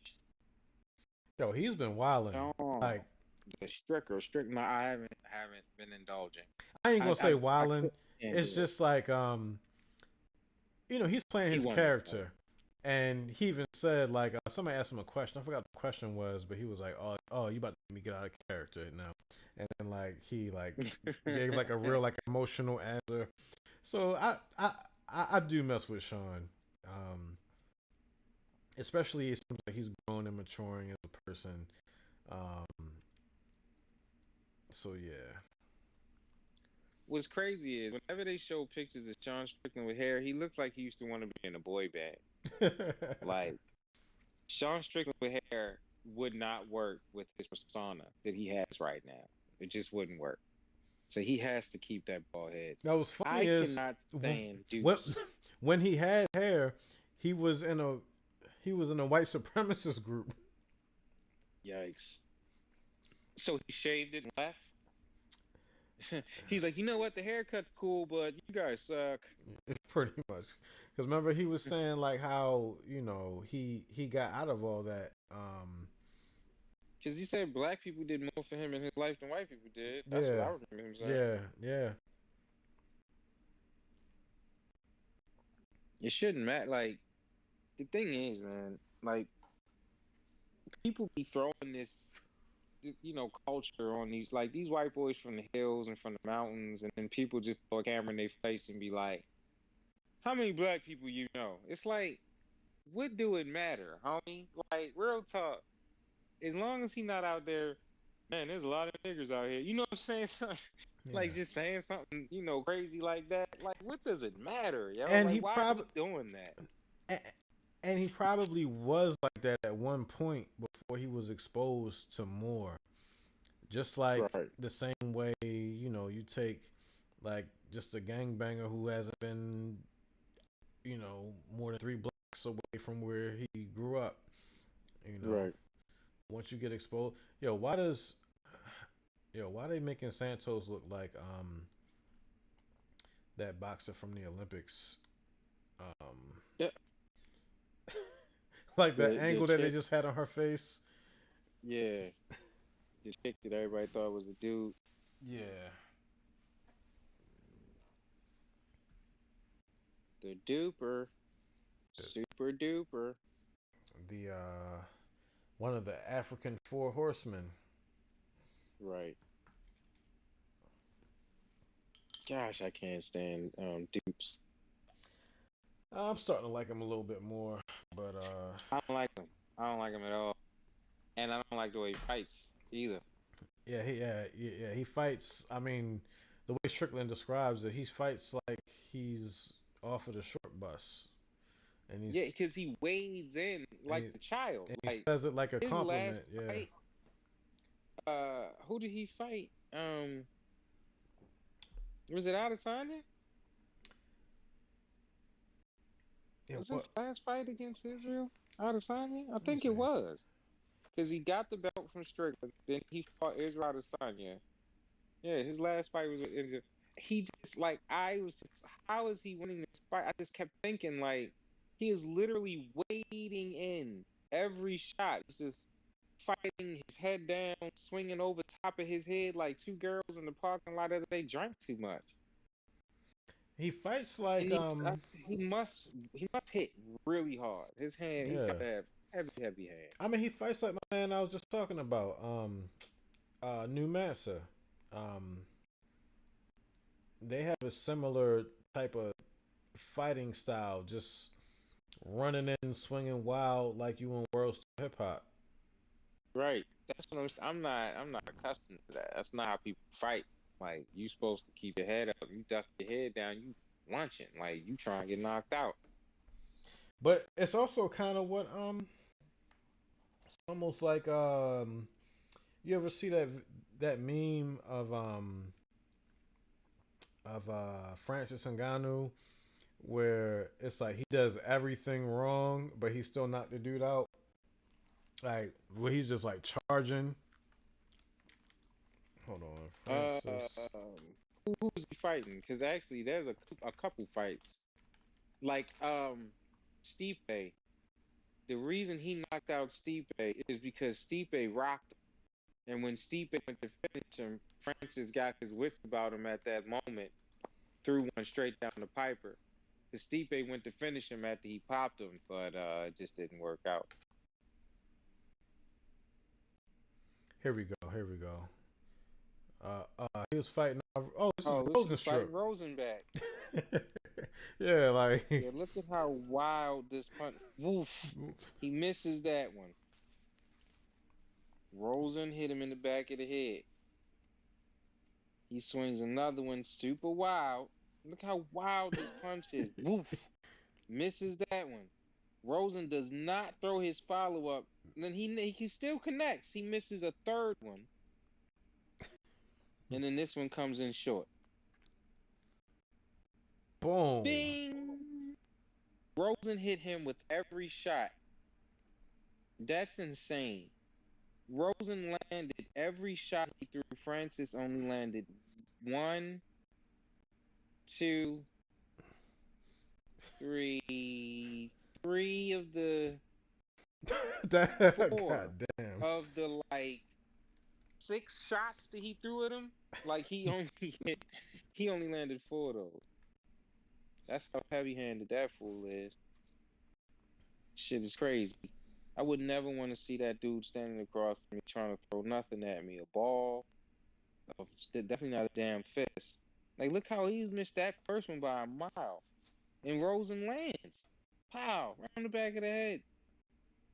He even kicks him in the nuts. He swings again. Miss. Rosen comes over. Connects.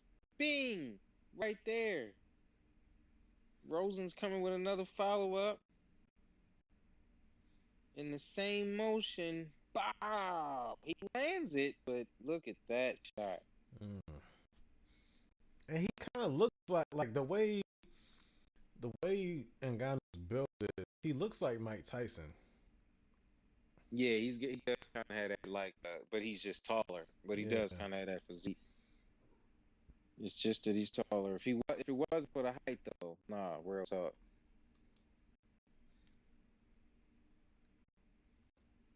Rosengarten says Yo Like, landed every shot and still got knocked out. That sucks. see, when they put this gambling problem thing up, I wasn't even thinking about putting anything on the fight. That just reminded me. Like, I do have a gambling problem. Problem is, I ain't gambling. That's right. Let me pull up DraftKings. I ain't pulled it up in a while. I be thinking about you like I need to put something down, but sometimes I just don't feel like it. And this stupid app. Oh god, see, it's not even working. Yeah, it's like the PlayStation Network. Well, it's not like the PlayStation Network, but the PlayStation Network has been down apparently since yesterday. Yeah. I saw something flash through about it on Reddit, but I wasn't playing the game or anything, so I hadn't paid attention. I didn't even notice. Me and Shorty tried to play a game earlier. I was like, "What? It's really off." So shout out to all of those folks that's still not on PS Network unless it's working at this point, which I would not know because I haven't tried since earlier. From what I hear, it's not. And they haven't said a Wow. reason why, but I remember some years ago, this might have been like PS3 days, they had that big hack and it shut everything down. So, this commercial is crazy. Hold up, what just happened? Lube up with Durex. Let's not. What the Diddy? Oh, speaking of which, hold on. So let me show you. That's right, because you can see my screen. Let me show you what I was telling you about. Speaking of Diddy.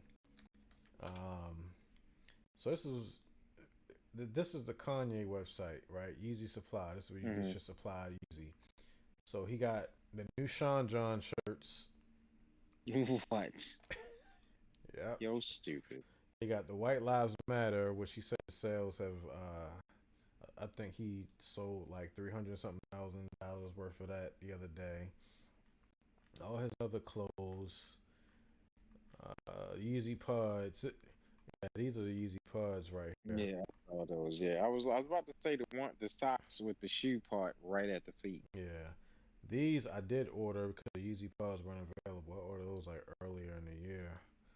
They haven't gotten here yet. You got the Bully. I think this might be the digital download. He got like some snippets of some singles. You got the Bully vinyl, and his interview with Justin LeBoy, and then this is his first woman, his first female thing, and I think it's something that his wife wore at some public event. Of course, famous church.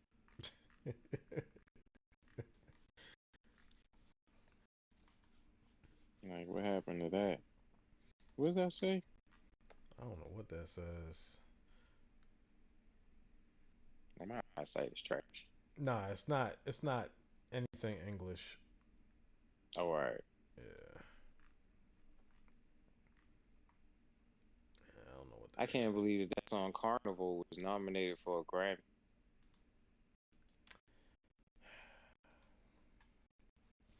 Like, it's kind of gangster how though he produced that song.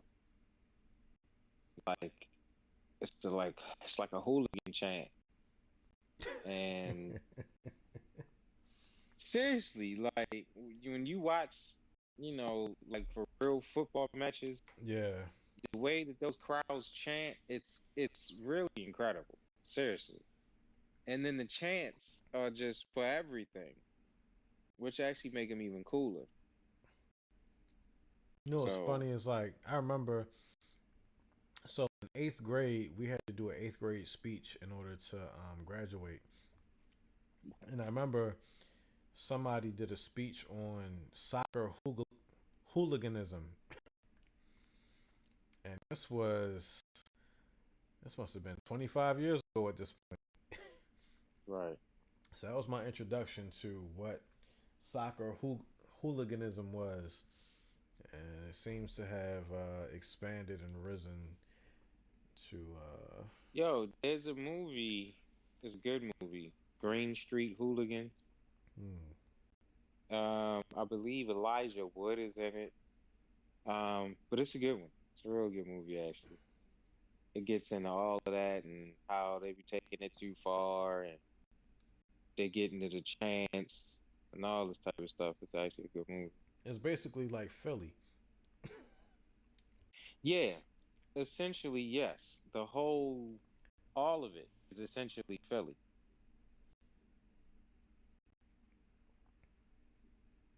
All of it is Philly. My fault. I got distracted on something else. The whole hooligan movement is just Philly.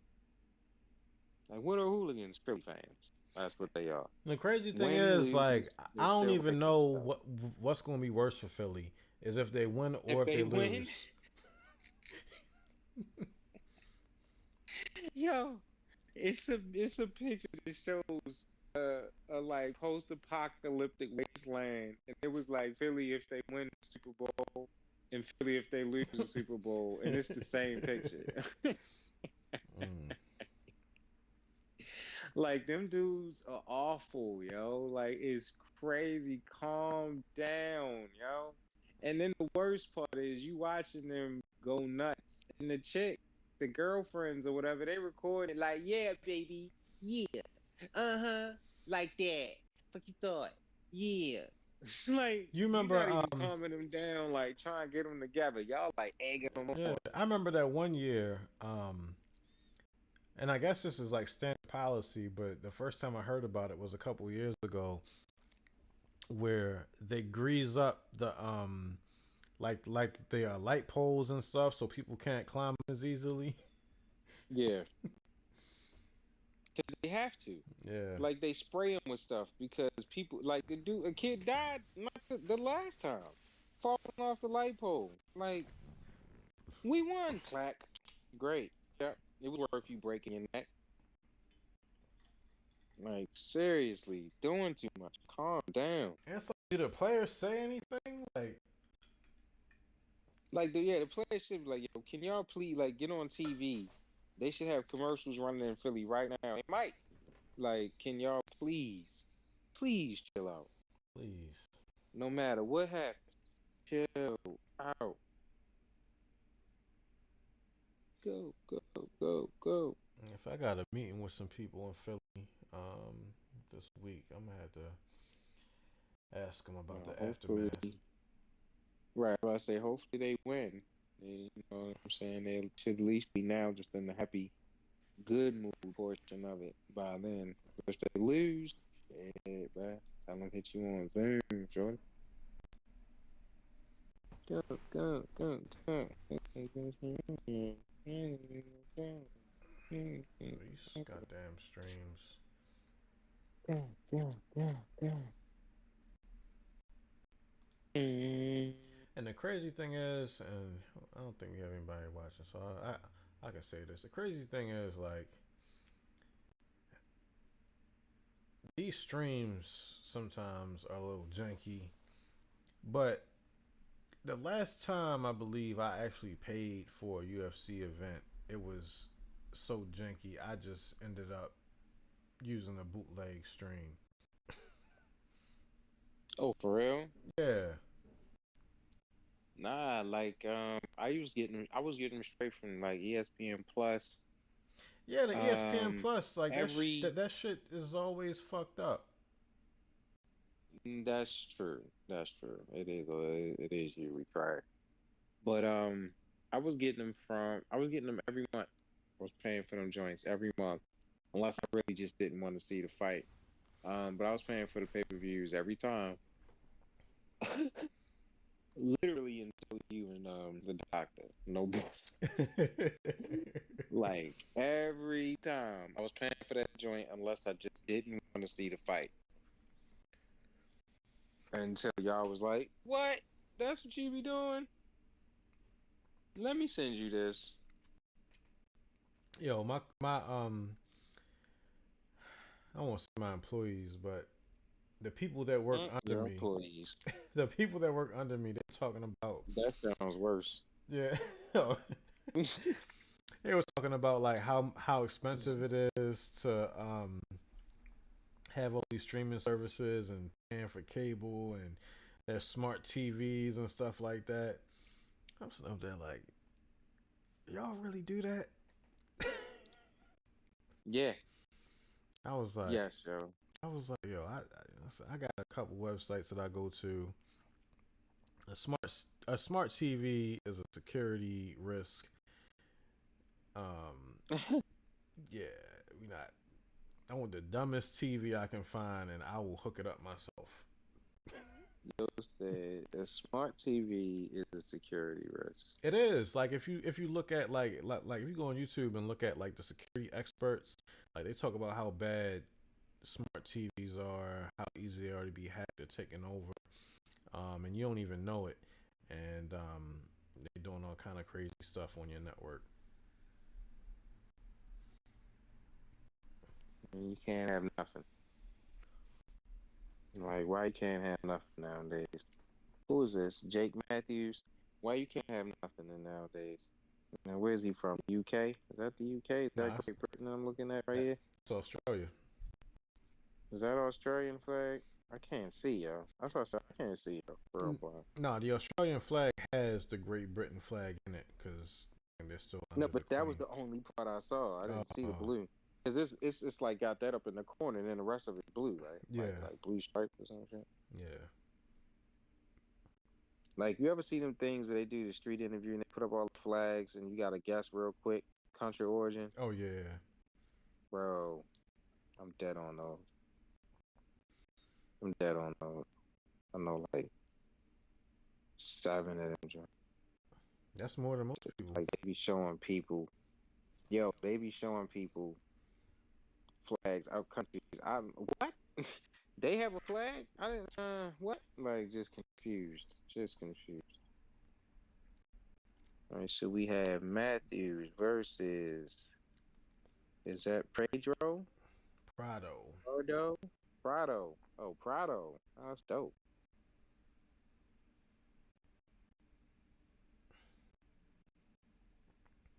Prado fighting the Australian Viking looking, bruh. Let's get some Australian victories in here. I want to see them winning their home land.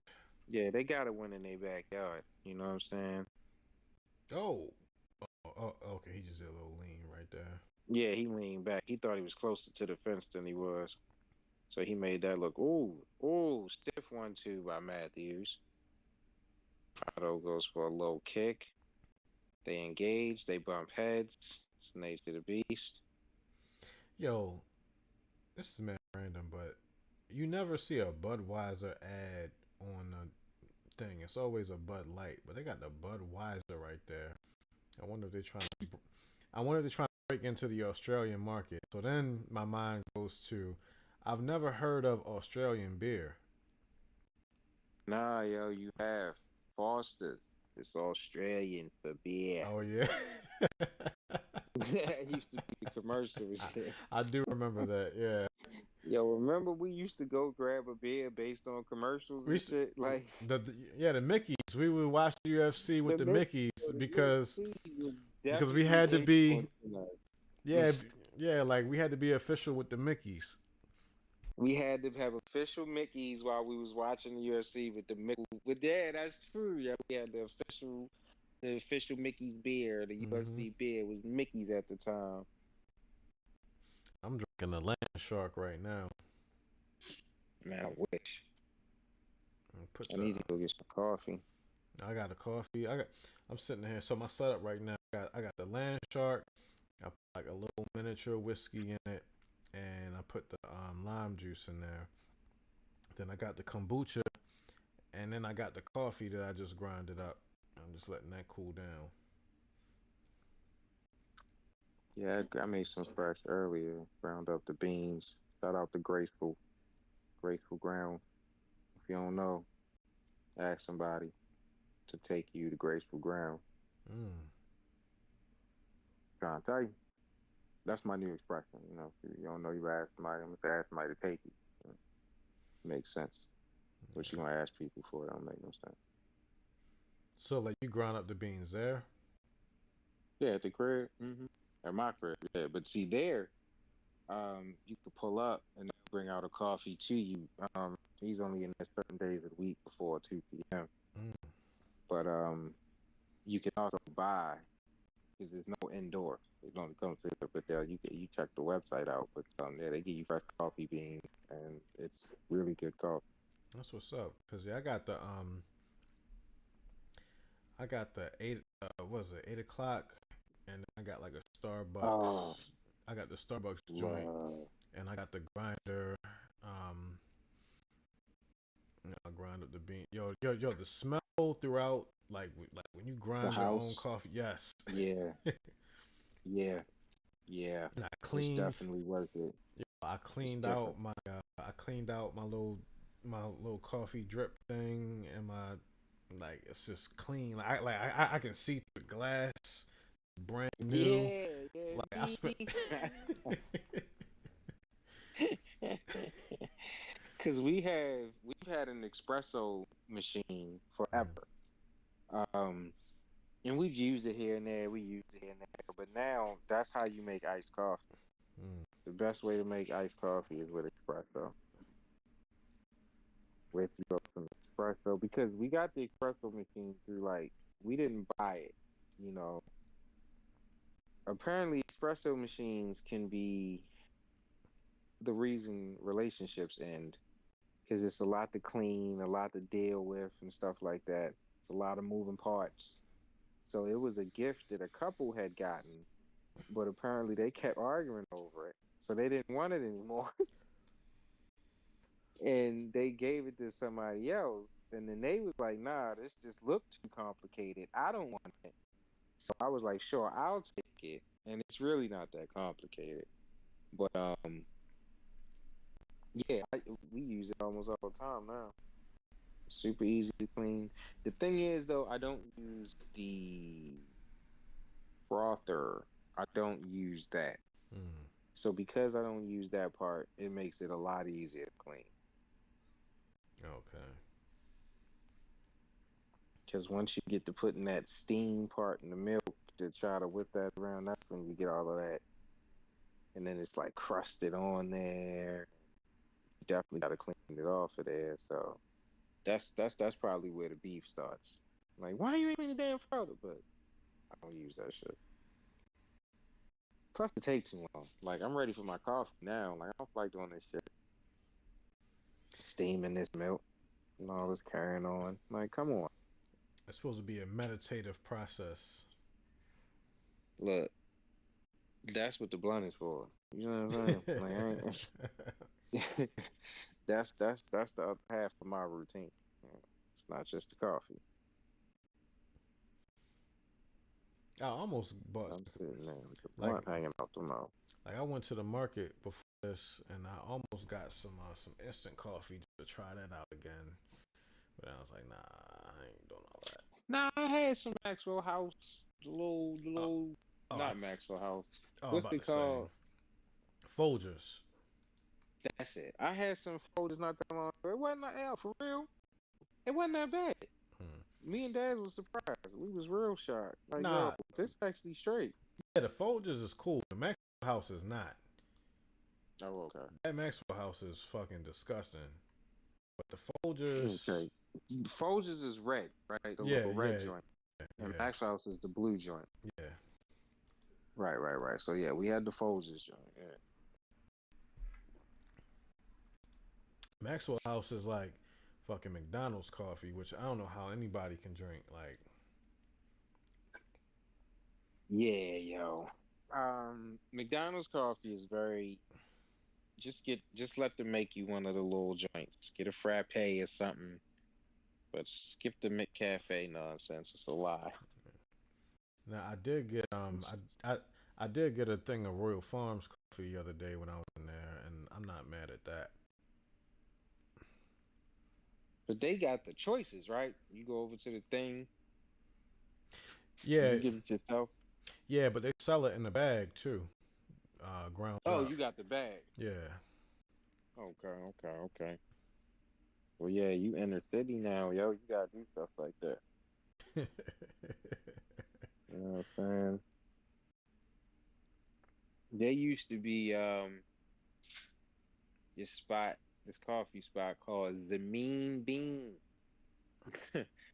um, that felt it was down in Fells, well around that area, kind of going towards Boston, like maybe closer to Wolf Street, should I say? And they serve coffee, and there's a really nice coffee shop, very old school. Hmm. Jeez, I had an espresso in there. The guy told me, "Have you had espresso before?" I said, "Yeah." He said, "I'm gonna bring it to you the way I like it." I said, "Okay," and he walked like he just said that, and walked away. It wasn't no nothing. It was like, "I'm gonna give it to you how I like it." Oh, like you know how people be drinking coffee and they be like, "I taste notes of nutmeg and Hmm. didn't they be saying shit like that?" Yo, that's how that felt, yo. Hmm. That's how that real life just sat on my palate, yo. It was crazy.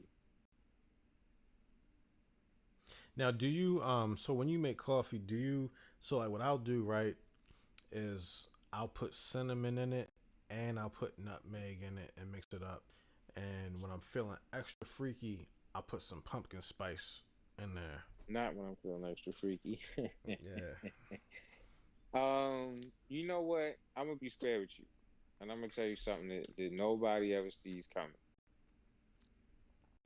I like to drink my coffee black. I like to brew my coffee, and I want to drink it black. I'm dead serious. You know what helps me drink my coffee black? What's that? You go trip. Take the Oreos, take the cream out the middle of the Oreo, just the Oreo shells. You need Mm. like a couple of them. You need like a couple of them.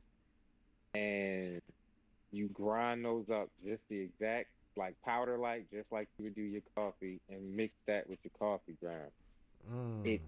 takes away the bitterness on the back end of the coffee without making it sweet. You know, 'cause it don't make it sweet, but it just attacks that bitterness on the back end of that, so you just can drink it just no problem. Straight black coffee like it's nothing. I'm gonna try that. I'm gonna get some Oreos tomorrow. I'm gonna try that. Yo, I'm trying to tell you, Cause it works. I used to always drink my coffee black. The only thing I put in it, and people think I'm crazy for this, but I put honey in it. I like honey in my coffee. Yeah, Yeah. and A little dab would do you though. I don't like yeah, a lot. yeah, honey Jazz put or brown agave. sugar. Oh yeah, yeah, brown sugar. Yeah, yeah. Like if I don't have a honey, then I'll do the brown sugar, or if I have some agave, I might use that. Just a little bit. You just need a little bit of agave because it can make it too sweet. But ever since I started messing with Starbucks with the brown sugar oat milk shake and espresso, then I've been getting the oat milk brown sugar creamer, and I've gotten accustomed to that. And then I'll just add my own cinnamon. Okay, my Oh, they fault. Shorty is talking to me real quick, but nah, that actually sounds.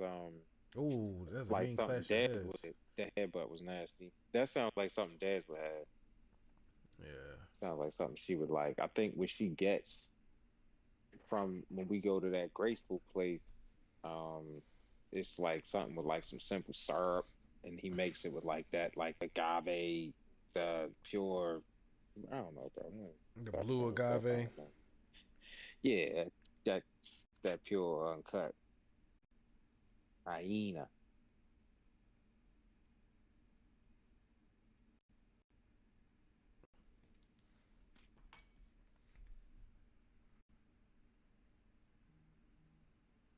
Hold on, let me run to the bathroom real quick. I'll be right back.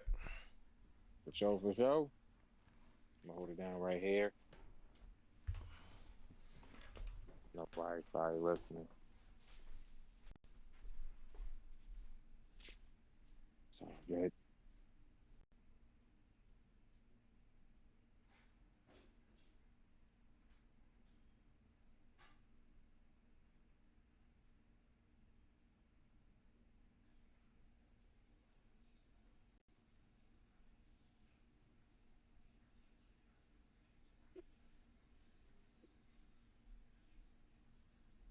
Y'all don't mind my stomach's background. Fuck, family man. It's always family time. It's always daddy time. Shout out to all the fathers. We in round three. Thank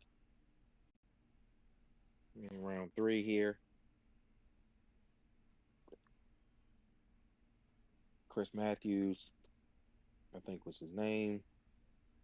My boy Prado. So far, it looks pretty evenly contested.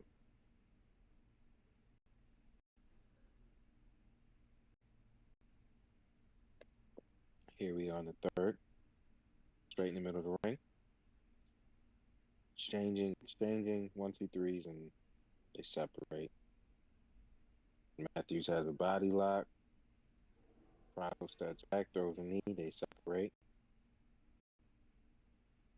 Again in the middle of the ring. Exchanging. You really want the Australian to rock them. You know what I mean? They're like smack dab down under. You want them to crack them with something real heavy so the boys can go nuts. Send the pause into our frenzy. Look at this. Look at this. Body, head. Matthews is repeating the body, head. He's the Aussie.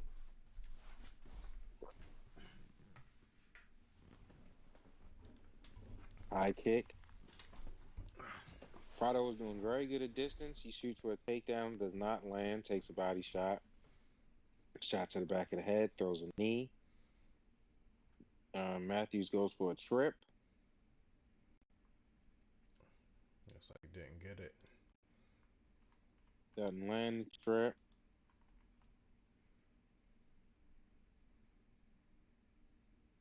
One twos, step away. Both of them exchange. Yo, Prado looked like Matthews. it looks like Rocky when he's getting his ass beat and just all sweaty. I mean,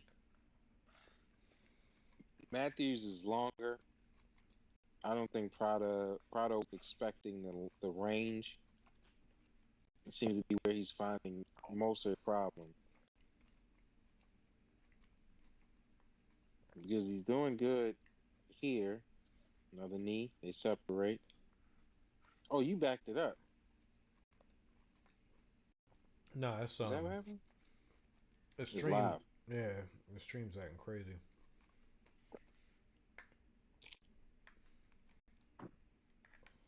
because they just did that exact same move and step a minute ago. That's crazy. Boop, boop, boop. Come on. Oh, body, head.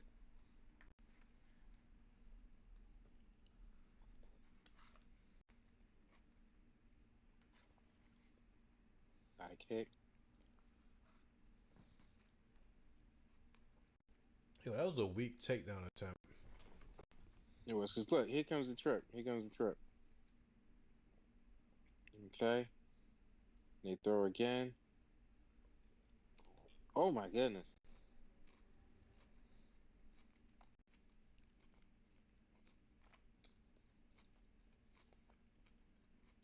Oh, Bleed from the head. I wonder if they crash heads again.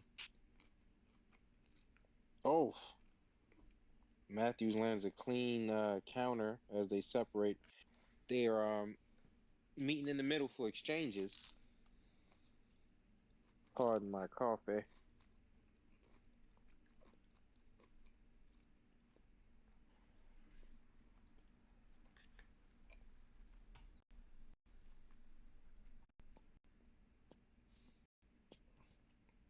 yeah, Matthews is definitely winning this round. Prado looks exhausted, and he's bleeding, and he just can't wait for this to be over. Click.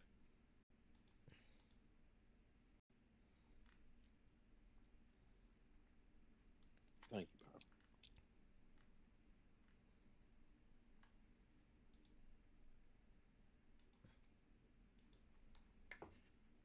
And he's big. Matthews looks huge in there against Prado. Yeah. The Aussie looks like he won. Looks like he took that, even though it wasn't by knockout.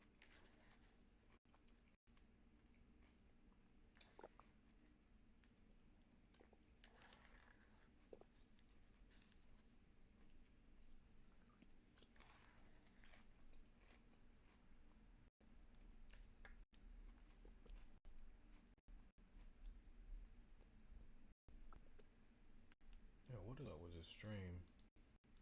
Let me refresh it.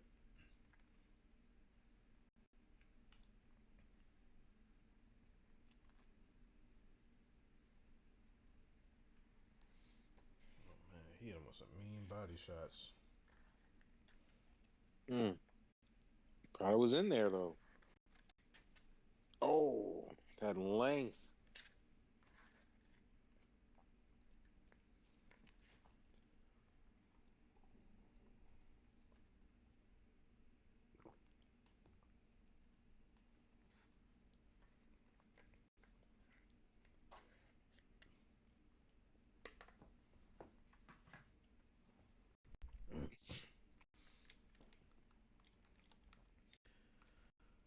Let me check the Twitter streets and see what they're saying.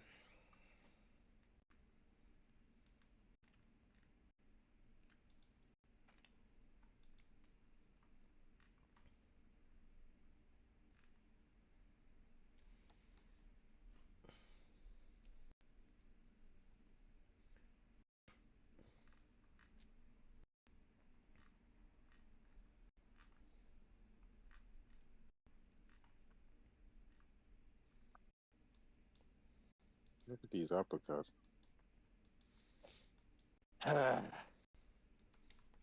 Sorry, I didn't want to put this back on mute one more time. Oh yeah, the brutality.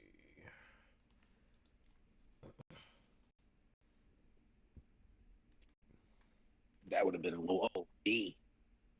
Oh, that noise. Matthews definitely took it. So, yup, hey, I had to come home, do this in my backyard. You know, had to do it for the folks, all my mates, my baby gal at home. I love ya. Always have. That's a good Hit it with the Australian accent. Braveheart. I love ya. Always have.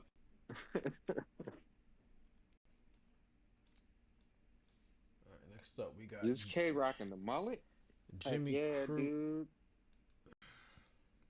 That's like he got an OT Genesis, not OT Genesis. What's his name? OT. What's his name? The Mexican yo. OT Mexican. Is that Oh, his name? OT the real? No, not OT the real. Mexican OT.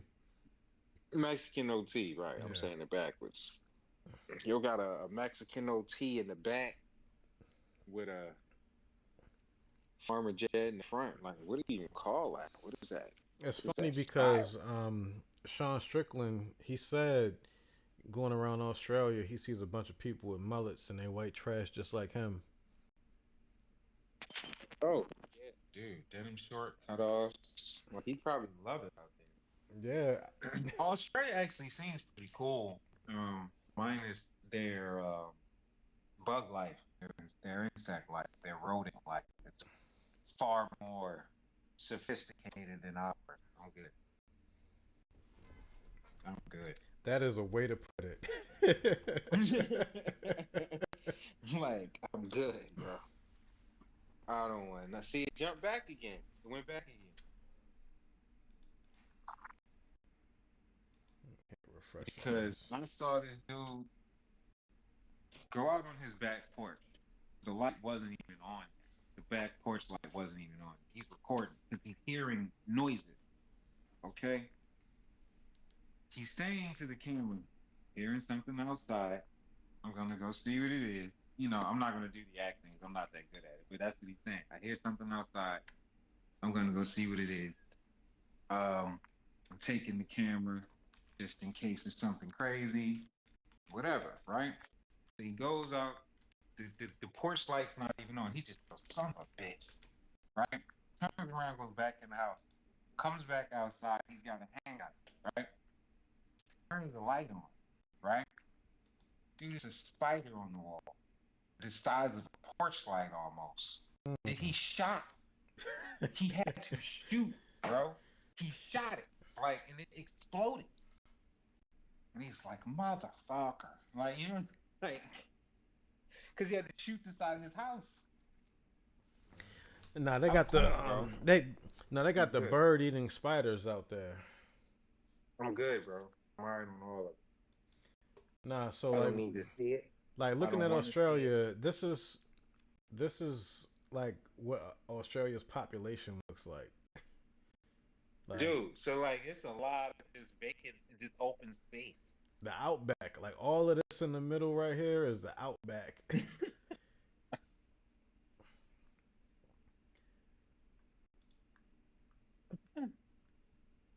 But long to anybody that's maybe listening and might be a cinema fan, but long Mick, it's a Crocodile Dundee reference.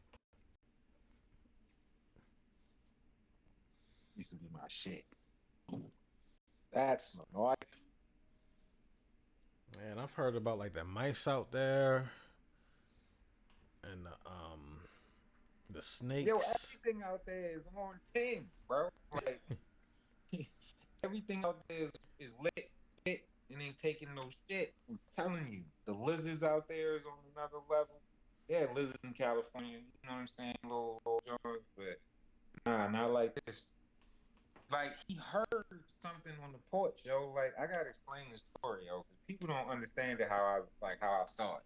He was in his house. He was inside the house, and he heard sounds. So he went and looked to see what the sounds were. To which he responded with, "I need to now have a gun." To which it all turned out to be a spider. What were the sounds that he heard? You understand what I'm saying? I've never heard. You hear a spider? Yeah, I've never heard a spider before. That's what I'm trying to explain, yo. Like he was in the house. It was like, what is that noise? And it was a spider. Like, yo, I'm good, yo. What I'm saying is I'm never going because they have spiders the size of children. Am I?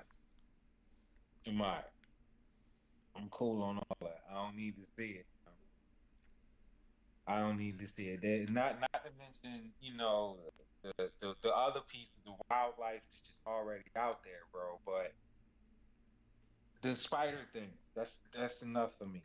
That's enough. I'm good. I'm alright. I think they have more poisonous spiders than most other places. Yeah, I'm good, bro. Wolf spiders. Do your homework on wolf spiders, bro. I'm good, yo. I mean, everything out there is poisonous. I mean, just like instead of deer, they have kangaroos. Hold up, have you seen the deer in Japan Nah, with the fangs? So nah. there's like these deer in Japan they don't grow antlers apparently, but they grow like long, like fangs. All right, I smoke a lot, so I might be remembering this wrong. But you gotta peep these Japanese fanged deer. Look up there. There it is, up there, top right. Not Let's that joint. You see it next to that joint. It was Oh, next to that. The vampire deer. Cause they grow. I don't know. I might be tripping on the Japan part, like the origin. But like it's like they're not. It's like kind of like tusks or something like that. But they grow out of their teeth or mouths. the Chinese water deer. Chinese. I said Japanese. Pardon. Oh man. Like, and they're like sweet things, they say, you know what I'm saying? But look at that thing, bro. Like, it's just coming at you with these freaking fangs. What the hell is I that? gotta I gotta send this to my mother. Like, because, like, there's no way, dude. There's no way. I Look at gotta that thing. gotta send this to my mom's because it's deer all through the neighborhood and stuff like that. Like just imagine. Oh, yeah. Oh, yeah. She gonna have some of them vampire deals. Yeah, she gonna have nightmares. Take it through the trash. Yo. We was talking about the Bunny Man the other day, yo. The Hold bu- on, wasn't it me and you nah, talking about the Bunny Man? nah. What's the It bunny wasn't me man? and you, yo. Nah. So me, I was on the phone with somebody. They was talking about we was talking about different areas. Everybody had their like lore, and my school had the Bunny Man. My homeboy school, it was like the Candy Man, and somebody else school was like the Naked Man, something like that. Just like little things that people would tell each other, you better not do that because my elementary school, as we all know, was right across the street from a. some- All right. So the bunny like, man is an urban legend that originated from two incidents in Fairfax County, Virginia, in 1970, yeah, but has been spread throughout the Washington D.C. and Maryland areas. The legend that's has many DMV. variations and most involve a man wearing a rabbit costume who attacks people with an axe or a hatchet. Right. The Bunny Man lived in the cemetery in front of my school when I went to school because there was a cemetery in front of Grove Park. So that's where the Bunny Man was, over that fence in front of the school at the cemetery. So when I heard about the Naked Man, I legitimately thought that was far more frightening than the Bunny Man. He ain't even bother putting on the Like, bunny costume. He just like yo, just outside naked and chasing y'all, and then there was so many people. I'm surprised the president didn't make it. oh Uncle hold Don on. Don. Adesanya versus Gastelum in the UFC Hall of Two? Fame. Oh, it's in the Hall of Fame. That's good. That was a good fight. That's what's up. Congratulations to them. Congratulations to them. It was an excellent fight. And I don't even like Fat Slim, but that was a good fight. When Adesanya Izzy gotta goes, win. I'm prepared to die. Oh When he yeah. said, I'm prepared to die, I'm ready to die. Like he meant that. It wasn't no joke. Like he was serious. All right, yeah, I'm ready. I'm ready to die. Right here in the ring with you. And they out there and fought their heads off. That was some Forrest Griffin, um, Stephen Bonner type. Like it was a good fight. Real good fight. So good for them. They deserve it. Oh, Fat Slim. He looked good though. Recent picture I saw of him. If he slims down, takes weight loss and all like that serious, he can make a run. Because Gastelum was undeniably good, no matter how much I didn't like him.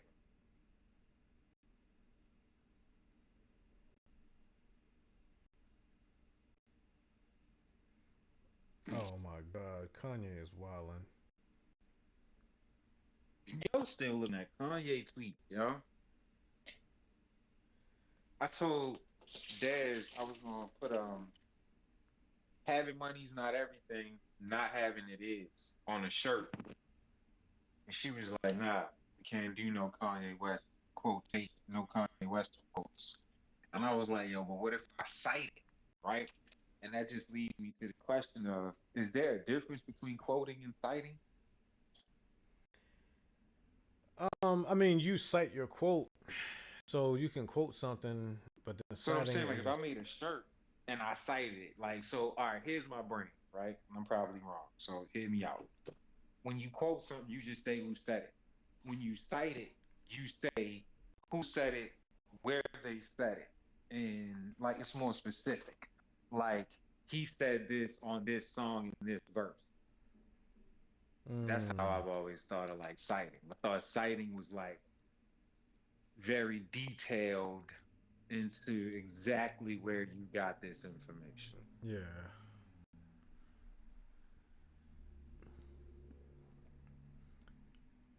So I'm gonna start making cite shirts. So when I quote people that probably suck now, I can say, well, they said this on this song long time ago, You way know, before they got canceled. what's funny is like the meme that's going around now about Kanye is it's like an error message that'll pop up on your computer, and it's like you have run out of he made graduations. Yeah, for sure. Nah, honestly, you have run out of because what was his first one? College Dropout. College dropout, yeah. When you really go back and listen to College Dropout, and I'm being dead serious. I I challenge you to pick your favorite songs from College Dropout. Pick your favorite song from Graduation, and then skip late registration altogether. Not disrespectfully, because late registration is my shit. Second best album to me. And then listen to anything within the 2020s from Kanye, and it legitimately seems like a completely different person. Not rhyme wise, because he still raps the same, but he seems like a completely different person when you listen to go from College Dropout to Graduation, pick your favorite song, and then pick anything that he's done since 2020. It's like you talking about people being cloned. So they say it's possible that I don't know how true this is, but like how CTE, like even after you stop getting head trauma, it compounds over time, even still, and that he might have some CTE from that car accident that's slowly changing him. Plus, whatever other traumas that he's had in his life. That's what they say about. I saw this whole documentary about Connor the other day, and it compared him now to how he was before, and basically attributing him, his decline to CTE. Even when you look at his speech patterns and things like that. Um, so I have seen the argument that Kanye is suffering from some sort of CTE or some sort of head trauma injury. I could concede that. Yeah. It was a bad crash, bro. He almost died. Hmm. So I can concede that it And, having like a lasting effect. and you know where he was on his way to when he was in that crash? Mm-mm. He was on his way to go work on the PD Crack album. Yikes. Like, can you imagine if PD Crack would have came out with an album produced by Kanye? Oh my God. Like Kanye West got in a car accident on his way to do Petey Crack's album. Yep. Can you imagine? That's wow. That's like the greatest album that never was. Yep. That's like if we would have actually got the fucking oh come on yo, Corey Gunn's album. Oh what that was awkward. That was an awkward takedown between Yeah. Bellato and Cruz. I think Cruz is the favorite. It looks Oh like my Cruz is God. now going for the neck. Cruz is the one with the OT Genesis haircut. The Me- OT Mexican OT haircut. yeah. I'm saying my brother's name wrong. I need to check. Well, so that's a real no jumper type of artist right there. Yeah, exactly. I don't want nothing to do with nothing. Come on. All right, there we go. That Mexican OT. He's funny though. Like I hope he get a chance to do something in entertainment because he's funny. Like outside of music, like they should cast him in something. They should give him something like that because he's funny. He's got when he's doing interviews and stuff, Mm. it's kind of funny to me. Like I think he's got pretty good timing. You know who has pretty good timing like that? And I'm gonna be square. I'm gonna tell you some psychological shit. People who's was babysat by their TV, they have a natural timing with other people. And all right, it's gonna sound like I'm tripping, but just trip real quick. So you ever see an interview with somebody, you like, yo, so and so did surprisingly well in that. Like, oh dang, so and so did surprisingly well right there. You kind of like shocked because you didn't think that they might excel like they're doing in this particular interview or whatever it is, right? I really feel like it's because they picked up that rhythm, from watching a lot of television. You know what I'm saying? Like it was like rehearsal You know, without even realizing it. that makes sense because, like, when you look at interviews from like the 90s rappers and stuff, right? You imagine them spending a lot of their time outside. Like, cable Hmm. was relatively new, and if you take their rhymes at face value, they were just outside, so they weren't Yeah, doing that. So, like, yeah, like Nas, for instance, like back in the day, rhymes sound extremely intelligent, eloquent, all that yeah, stuff. But when he did an yeah. interview, he sounded dumb as hell.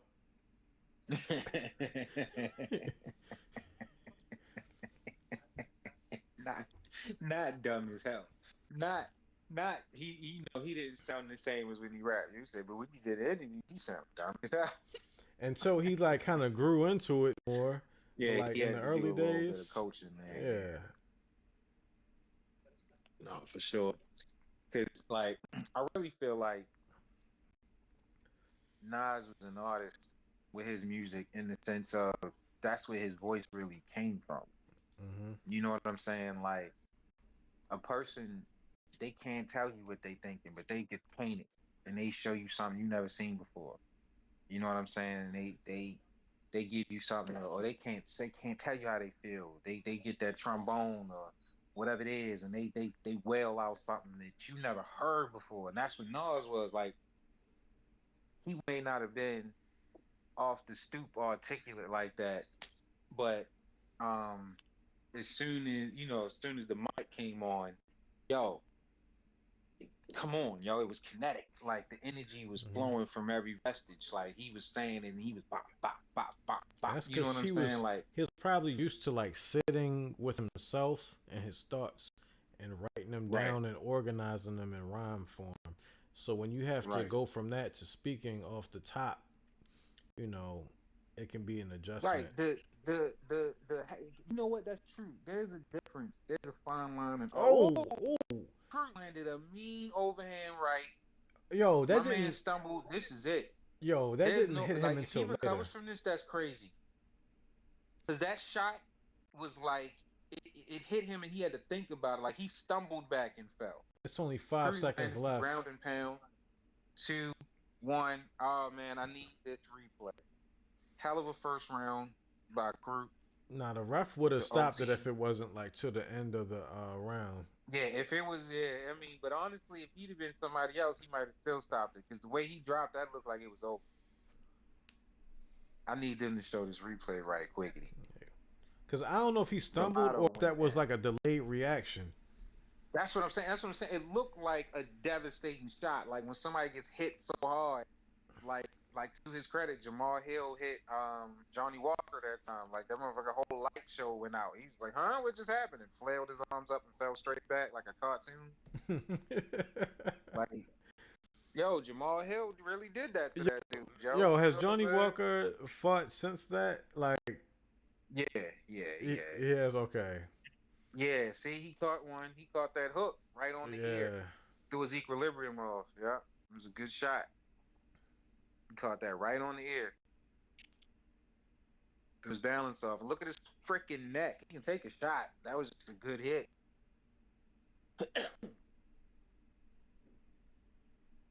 That freaking meat and that he's got going on. He's got to be a wrestler. He's got to wrestle.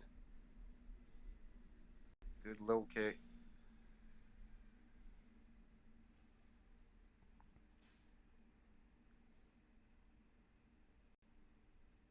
But yeah, like there's a fine line. I feel like between like when you for just the use of expression when you talking to that can and when you talking to a person. Yeah. You know what I'm saying? Like when you when you talking to the can, if you record yourself talking to yourself and you still talking to yourself, you know what I mean? Like Mm. if you sit in a room and you wrote something down and you're reading and you're reciting what you wrote down rhythmically, are you still talking to yourself or now you're just recording the song? You understand what I'm saying? So like I feel like it's kind of along that same line. You know, like it's the same thing that happened to me. Man, I'm Shakespeare, and then as soon as it's time to talking to that king, I'm a stumbling, bumbling idiot. You know what I'm saying? So I don't know. Like I feel like it's a lot of artists is like that because I feel like Jay Z's got 30 minutes of talk time before he starts to sound dumb and shit. And I say that all the time. Like I'm dead serious. When he does interviews and they're in depth, after a while, the appeal that he started with, the luster that he started with, it fades after a while. He starts saying shit, and you get it, but he loses the smoothness. Yeah. And the average person who doesn't understand these things, they'll take it the wrong way. I agree. Oh, that was a nice little spinning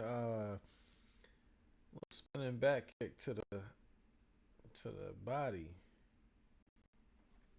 Yo, Crute is putting on a show. He is, yo. It's the haircut, yo. Like I'm telling you, that type of freedom on the side of your head, a lot of people can't handle that freedom, yo. A lot of people can't handle the side of that freedom that he has right now. Real talk, yo. Look at how free the back of his hair is right now, yo. He don't understand the freedom that he has in his head right now. It's real talk, yo. He's like a He's horse. operating at a different level. Yeah, yo, like he's just doing these different things right now, yo. I'm telling you. Like the front of his hair, still serious. The back of his hair, Bouncing. it's just going with it. It's bouncy, it's flowing, it's got volume. VO5. This is like I'm surprised at all the striking that they're doing currently in the middle of the ring though. And My dude Bellato is trying to shake off, man. You wobbling, bro. You still on wobbly legs. Like you're getting tagged. This straight left the Crute is leading with is landing almost every time. He's faint. Oh, oh, oh, those uppercuts. My dude's not following up because he's still stunned. That hit to the ear, and he has not yet recovered fully from that hit to the ear. He's a pro, so he's still game, but he hasn't recovered yet fully from that hit to the ear because he's nope. delayed. Like he knows what he's trying to do, but he's not doing it because he's not all the way back together yet. Look how low his hands are. He's You can getting see, rocked, and he can't pick his hands up. you can see it in his eyes. He's not there. He's just trying to. Yeah, he's not there yet. He's just game. He's pro. He's not gonna go sit down. Nah, he's gonna fight till he can't.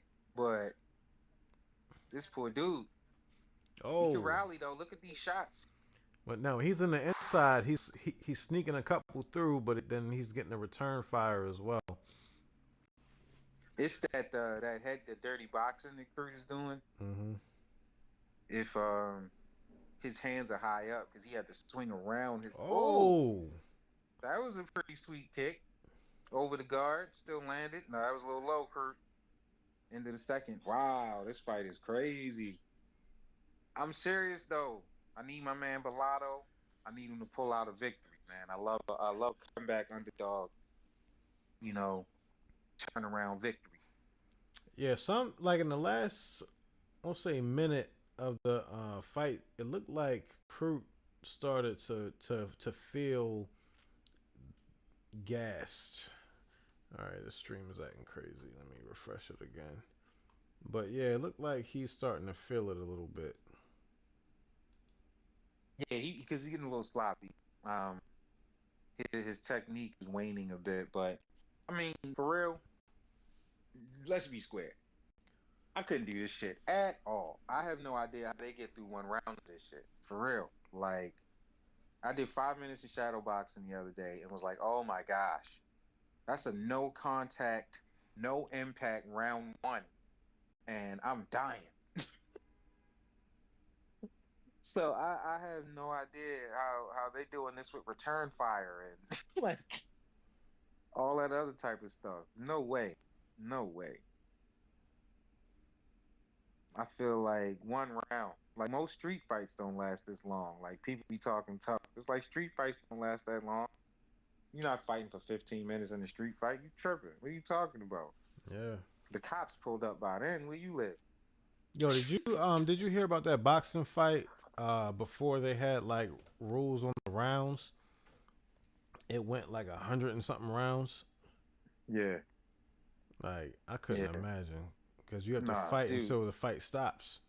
Until the fight stops. Yeah, they used to fight until the fighters couldn't fight anymore. Iron Men, man. Gladiators. Imagine being a It's a different judge. time. Like if it goes to decision after Dude, 100 imagine rounds. being in the audience. Like, them poor ring girls was looking nice at first. Now the makeup is all running and shit. Right. Hands done fell. Like, the whole situation. The beer is warm now. The concession workers like, fuck.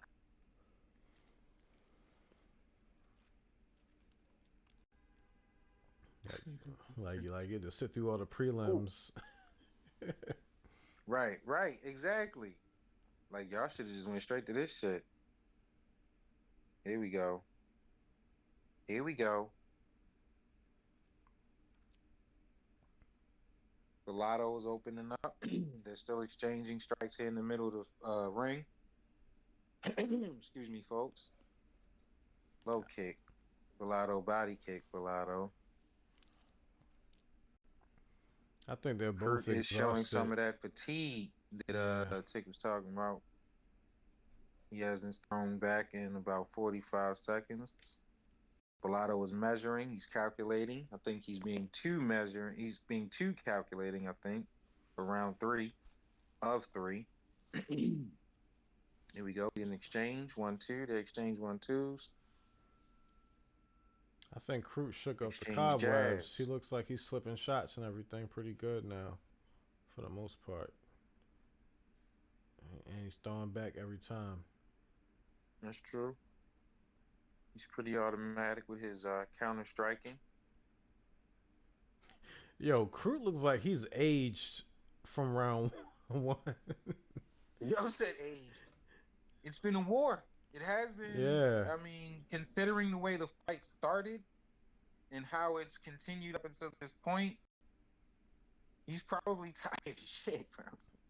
What else am I supposed to do to this dude? Oh, come on, this damn stream. You got Bellato taking Crute to the ground.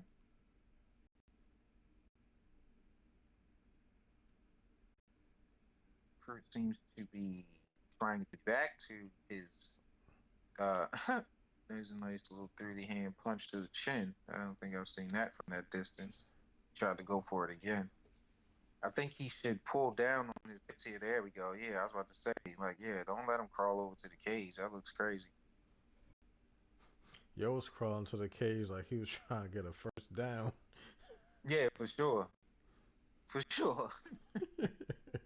What's crazy is Bellato looks like he's recovered, and he looks way more confident in this round.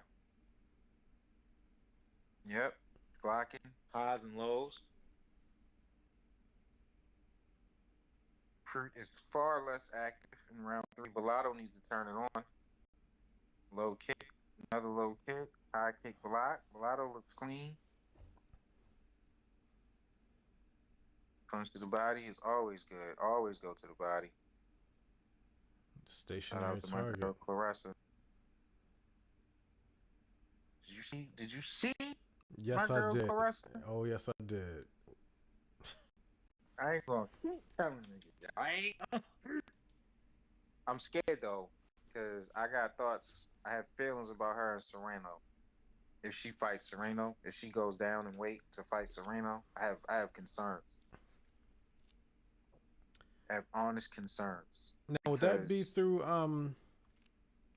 Would that be through He got tagged. Yeah. First got tagged. Sorry. Ooh. He's throwing back. They like reckless right now. They just hitting. They're not throwing wild shots, but they tagging each other. Good fight, man. Good fight. All right, what was you saying? Sereno fighting Shields? Oh yeah. Would that be through MVP or whatever it's called, Misfits? Well, it would have to be a joint promotion. Yeah. Like, you know what I'm saying? Like, they'd have to combine because, you know, she don't fuck around. So she gonna get her paper and her her promotion piece gonna be on there because I think, doesn't she have a promotion? That's a good question. I don't think she does. I think I'm tripping. But you know, it's gonna be through Thuggication. My concern is Sereno can fucking fight, dude. Mm-hmm. And I don't mean she's a good boxer because I don't need to say she's a good boxer. No one of us need to say she's a good boxer. What I'm saying is she can fight. You understand what I'm saying? Like, she's not a bitch ass at all, dude. Her last fight, that girl was cheating.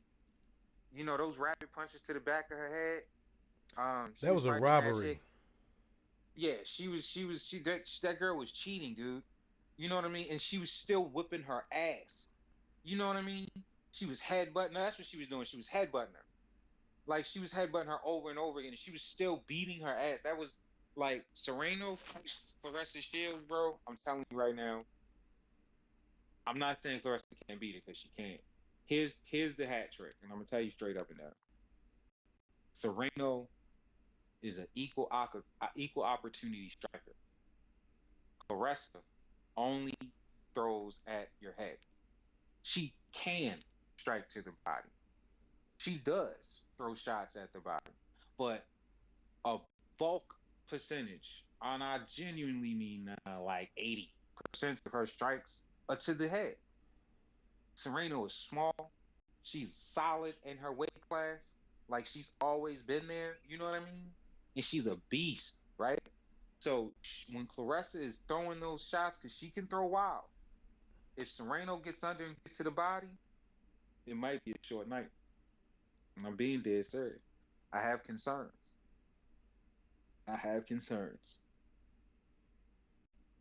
Because Clarissa's aggressiveness and output, because I'm telling you, she's a female Crawford. She's a female Crawford, yo. There's no doubt about it. No doubt about it. She's a female Terrence Crawford. She's in the league of her own, but that's just the best way I can describe her fighting style to me. Like, she's a brawler. She gets in there, but she's not, like, reckless. Because Terrence Crawford is not reckless, but he's a brawler. You know what I mean? But he's going to take his time and get at you. But Sereno, though, I don't know, man. I don't know. But if she drops down and wait to fight her in her weight class, in her house, I'm just saying, yo, I'm concerned. Yeah, I think I know she can do it, but I'm concerned. I think a loss for Clarissa would probably be the biggest thing to help her career. Because it would set her up. Class? Any weight class, she got all the belts right now, except like the real small ones. Yeah, but if she loses, that's just a setup for like the big money fight rematch. Yeah, bigger comeback. Yeah, Yeah. yeah. Because at this point, she's just mollywopping fools. Because there's nobody she can really fight. I mean, she's fighting everybody. You know what I'm saying? So the I only mean, person, like, I've been asked, and I'm always asked, would she beat Layla? No, she would not beat Layla Ali. If her and Layla could have fought prime, absolutely not. There's no doubt in my mind. Layla would have beat her.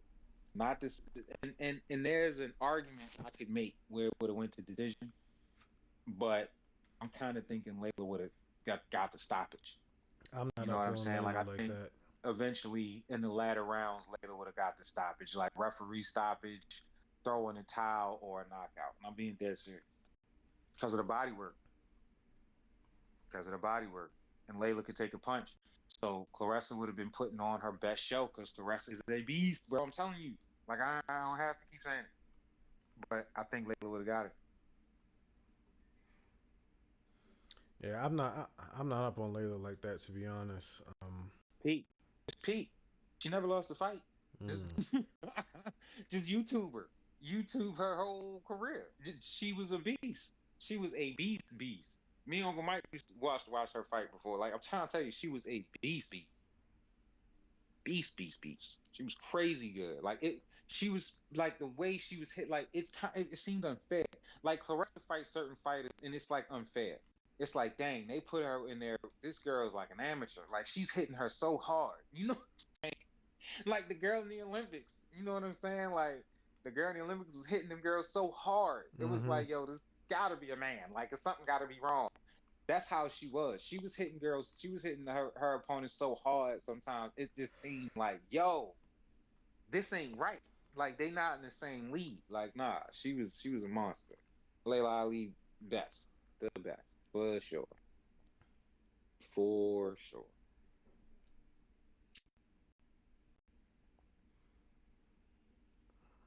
Yeah, I think Because Caressa would have got mad mid fight. She'd got upset. She got in her feelings, and she'd threw everything into it. She'd have won 2 rounds straight off of just anger alone. And then after that, Layla would have dug into her body, bing, bing, bing, bing, bing, then beat her face in, and that would have been the end. That's how I see that going. That's it. That's all I'm saying about that. Because it'll never happen. They should not fight. If she fought her now, Caressa would knock Layla Ali the fuck out. I think. yeah, because Like she's Layla got to too. be what, in her 40s? Yeah, she's too old to be fucking around with Caressa Shields right now. Caressa Shields is hot, and if she's in that fucking plan, she's yo showing up with Pat Poose is crazy. Like I'm gonna be real with you, and then had not even showing up with him, and not even showing up with him, but he on boyfriend time. Like he opening doors, he waiting by the door, holding the arm, he stepping out, he holding umbrellas. You know what I'm saying? Like he's on boyfriend time. Like he not just there. You know, like he opened the door, he came around, he let the driver open her door. Nah, he's doing the whole thing. You know what I'm saying? Like that's nuts to me, man. Like, but whatever. I mean, he chose, do your thing. He chose a battle rapper. He chose The champion. the female champion of the world and shit in like 9 weight classes. Like she has all of them. I'm telling you, like except the little ones. She's heavyweight, middleweight, welterweight. I feel like she's all of them. Like she's the heavyweight champion, yo. Like come on, yo. It's like, we've been following Pat Poole since the K Slay days. Like, Dog. to see And he him out here with the rest of Shields right now. to see him performing with her, walking to the ring. It's crazy. It's crazy. And then he's spitting the I got New York City in the palm of my hand verse. Yeah, Like yeah. it's crazy. It's crazy. Well, he couldn't really spit any of his other stuff because Nobody knows. I mean, we could do nobody would really know what it alphabetical was. It would be slaughter. for true hip hop heads. Yeah. He had to spit the verse to everybody know. And it's funny, did Papoose is so famous without people. Like if I was to say, spit a Papoose verse to anybody, most people wouldn't be able to do it. But they know who he is still. Yeah. That's rap.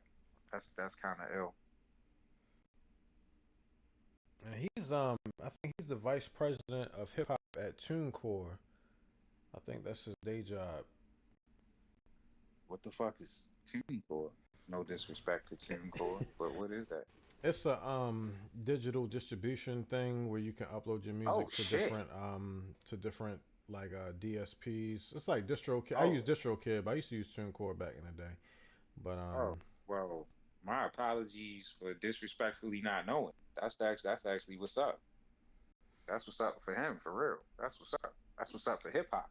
yeah, because I used to always be like, yo, like, how do some of these people make money? Like, how do they live? But yeah, he's Nigga got a day job like every other black man. You know what I mean? I be thinking that too. Like, what the fuck is Joel Santana doing right now? Like, what's that nigga doing for bread? Like, interviews and probably little club spot dates. you feel me? That's what I'm saying. Like, but I be on that wave. Like, I be thinking like, yo, what the fuck? Like, I'll randomly be thinking like, yo, what is so and so doing right now? Like, how is that nigga making money? Nah, but it was so there was a pretty well known mixtape rapper who I used to be around quite a bit, and used to always wonder how is he able to sustain life. You know, I mean, he had like a video on MTV, but it wasn't like popping, and he had no album or deal or nothing like that. And you know, years later, now that he's not doing certain things anymore, he said, "Oh yeah, during them times when I was rapping, I was selling drugs. That's why I was. That's why I was in DC. He's from Queens, but I knew him from DC. But yeah, he was doing what he was doing. Shit, you gotta get it. Like, shit. But he's not doing it anymore. He's found his niche and is doing very well now. So I mean, that's what's up. Cause it ain't, bro. This fighting word, nigga. It ain't even no slight. I mean, we from. We know what we know. I can't speak to nothing else. My own personal experiences and like everybody make choices that they make, and I can't imagine going from for real. All bullshit aside, I can't imagine going from like the street, like for real trapping, not bluffing, not playing, like for real outside, to being famous. You understand what I'm saying? Like people always, yo, them niggas tripping. I even be saying that sometimes, but in real life, I can't imagine being like me from me to that is an easier transition because I'm low key and I don't do shit.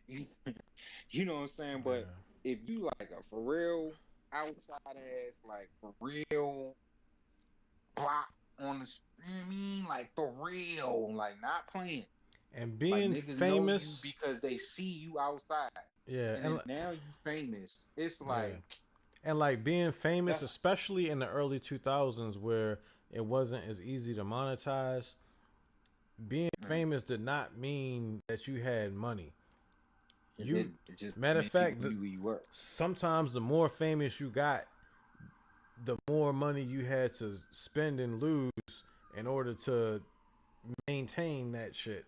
Maintain that celebrity status. For the possibility of getting some money in the future. Hold on, yo. This dude is 6'7" right now. Yeah, he big as shit, bro. No, we got round one. Tapper. And what's my name? Texteria. You know what I mean? But my man is like towering over the cage.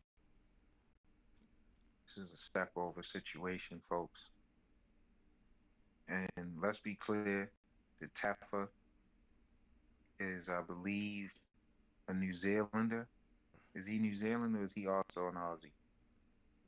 That's a good question. Oh! Tafa went down from the knee to the face. We couldn't even get the research done. Big man, weird body. is not to be trifled with. Peak physical fitness, folks. If you saw them about to square up outside the club, you like, little man about to knock you out. I think that's an And Australian no, the flag. opposite. Knee to the kidney, Hmm. knee to the ribs. Is that the one that sent him down? The knee to the ribs? Wow. He was a knee to the left, a knee to the right, elbow to the face. The elbow to the face sent him to the ground. Here we go. We get another shot. Oh, it was the elbow. The elbow. And on his way down, he ate a knee. Shots to the ground. That's what it was. It was a clean knockout. That was an elbow square to the nose, like the bridge. Like he smashed his face with that elbow. That's nasty. That's All a right. big win from him. For him. All right. So this is his first UFC fight. Yeah, this is his first fight. This was his debut. Because he's undefeated. Wherever he came from, he's undefeated. I actually now that I'm looking at him, I remember him now. Yeah. So he was in the LFA. Before that, he was in some stuff I never heard of, but he was on Contender Series. I must have missed that one because I would remember him. Yeah, he's like undefeated. He's like an undefeated heavyweight. He's gonna. They gotta move him up fast. Well, we'll see. You know what I mean? No disrespect to Tafa, but this was a warm up fight. So we'll see. He's expected to win this. You get a tough guy, but a beatable tough guy when you first get in there. And you beat the beatable tough guy. I wouldn't brush past this nigga. If I had 1 inch to spare on the other side, I'm gonna take that inch. Mm-hmm. But he just dropped him with an elbow. So, but we'll see. His next fight, we'll see. But that was nasty. That was nasty. That's what people call a brutal elbow because it was follow through. He punched through the target. He didn't land on the target. He punched through the target. Like you saw his whole face crash when he hit him just now. That was crazy. Anybody have your money on Texera? Well, they about to show it. Look at DC. Look at him. This is better than grits. This is gooder than grits, man.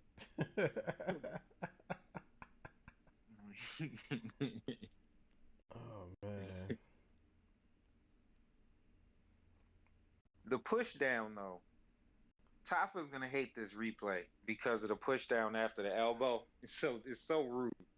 It's he's gonna hate that replay because of that push down. It's like, man, yeah, punk, get on the floor. And then he like kind of kneed him on his way down. It's like that's brutal. That sucks. Big win. Big win, man. Wrong sport. I want a hand tattoo. Tattoo on the back of my hand. Because I got little ass hands. I feel like if I put a tattoo on it, it'll make it look a little more intimidating. Yo, Clarissa Shields, speaking of the devil, she said, I saw an article and it said my net worth was 5 to 10 million. All right, cool. But then I kept reading and it said I have one child, a daughter. I do not have any children yet. That's crazy.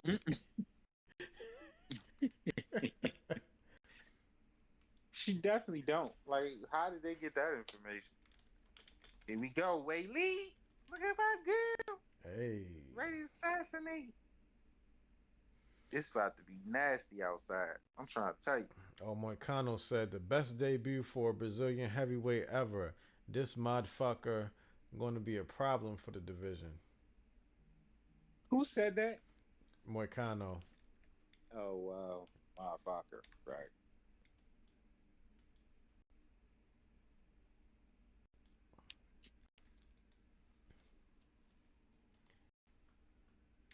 Oh man. All right, we are. I'm ready. I'm ready. We inside. We inside the situation, guys. We getting here. This is the co-main coming up. My money is always on the red corner. I will always put my money on Whaley, just like I always put my money on Joanna. Mm, that's not true. I'm lying. I'm lying. Yo, I didn't know. Oh man, that's she's on my Mount Rushmore. Just a No, I'm favorite not. No, no, fighters. no. She's the shit. That was a lie. I didn't always put my money on her. There was a few times I thought she was going to lose. Mm. Excuse me. I thought she would lose, and she did. But she's definitely Rushmore material. I have no denial of that. So here's the funny thing. This slap competition bullshit. Here's the thing. The guy that was like the champion or whatever of slap fighting decided he wanted to fight in MMA. Do you know who he fought in his debut fight in MMA? Who? Like seriously, if he in the UFC, like I said, they gave him a tough guy that was beatable. Okay, this fucking guy, his first fight in MMA is Yoel Romero. You can guess that that fight lasted, you know, seconds.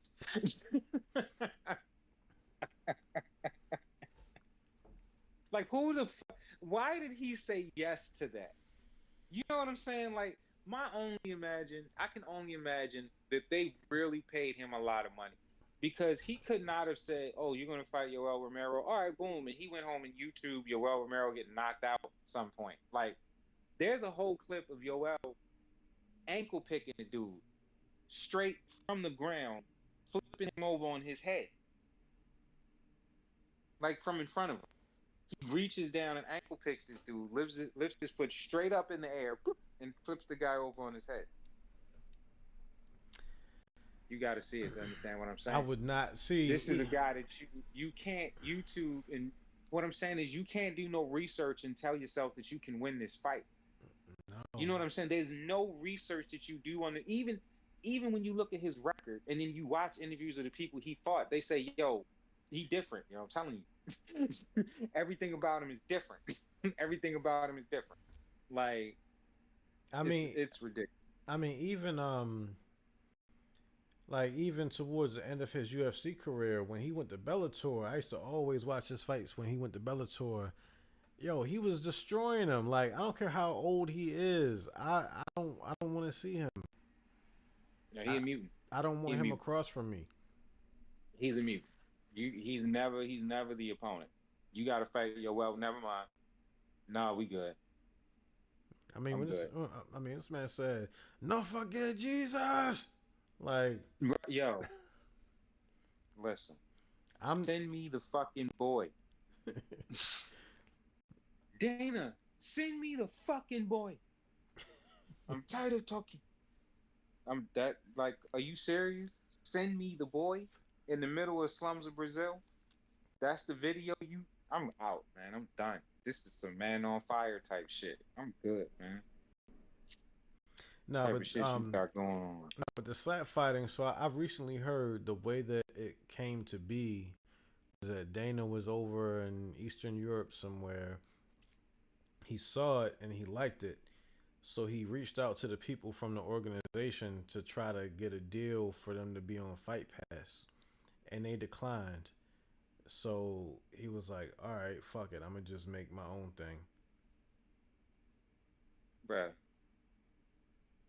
All they had to do was I just sign up remember, for Fight Pass. I remember like years ago, before my daughter was born, I always say things are before Dylan.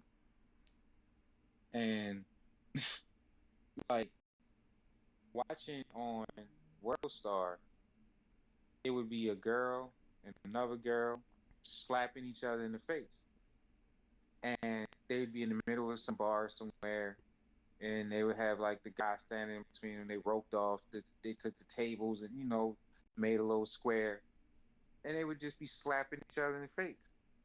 It wasn't no table, no hand holding. The one girl would be standing on one side, the other girl would be standing on the other side. She would smack her, another girl would come and smack her.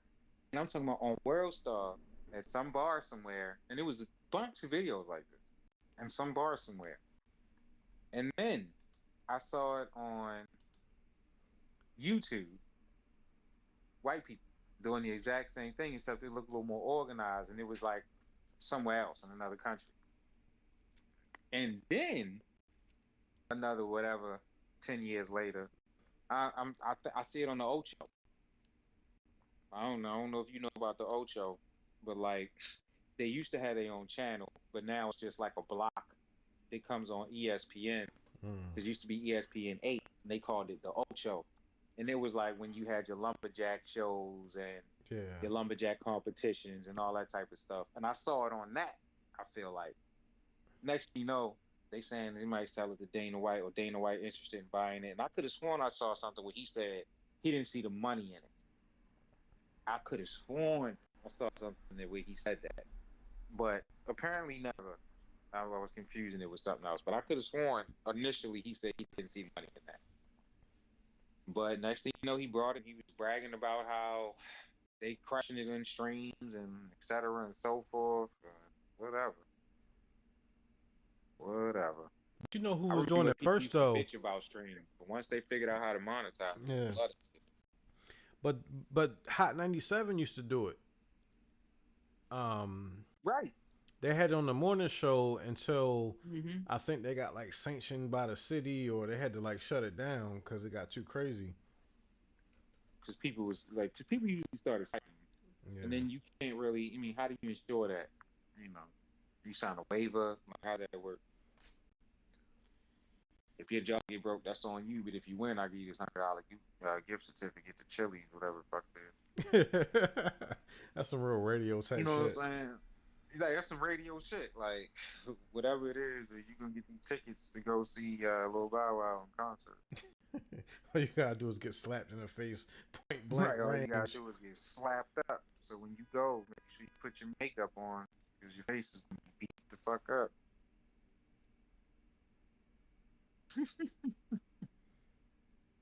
You're gonna be front row with a black eye, baby. Courtesy of Hot 97. Where hip hop lives. Where hip hop lives. Papaya. Tatiana. Slapping bitches on beats. And then Dana White said, we're gonna make money off of this. Yo, like Q from World Star with the MMA and shit. Right. Rest in peace to Q and shit. Q figured out, yo, niggas is gonna be niggas. I'm gonna make money off this, and I'm gonna have them shout my shit out. Like, for real. Because it's like if a nigga shoot a ball, they go Kobe. You know what I'm saying? Yeah. Nigga about to fight, they go World Star. Yo, that was, speaking of that, and kind of off topic, but what you call it, Chief Keef, man, that Kobe song he did is one of his hardest songs. I used to play the joint. Like, I want the ball like I'm Kobe. No, I've never listened to Chief Keef. Only songs I ever heard Chief Keef's are the one they play on the radio, because it's on the radio. Yeah. Like, I heard like Love Sosa, and I don't know. Don't like something else. I feel like. Yeah, that's that shit I don't like. Yeah, for sure. Fuck, nigga, that's wrong. Don't like.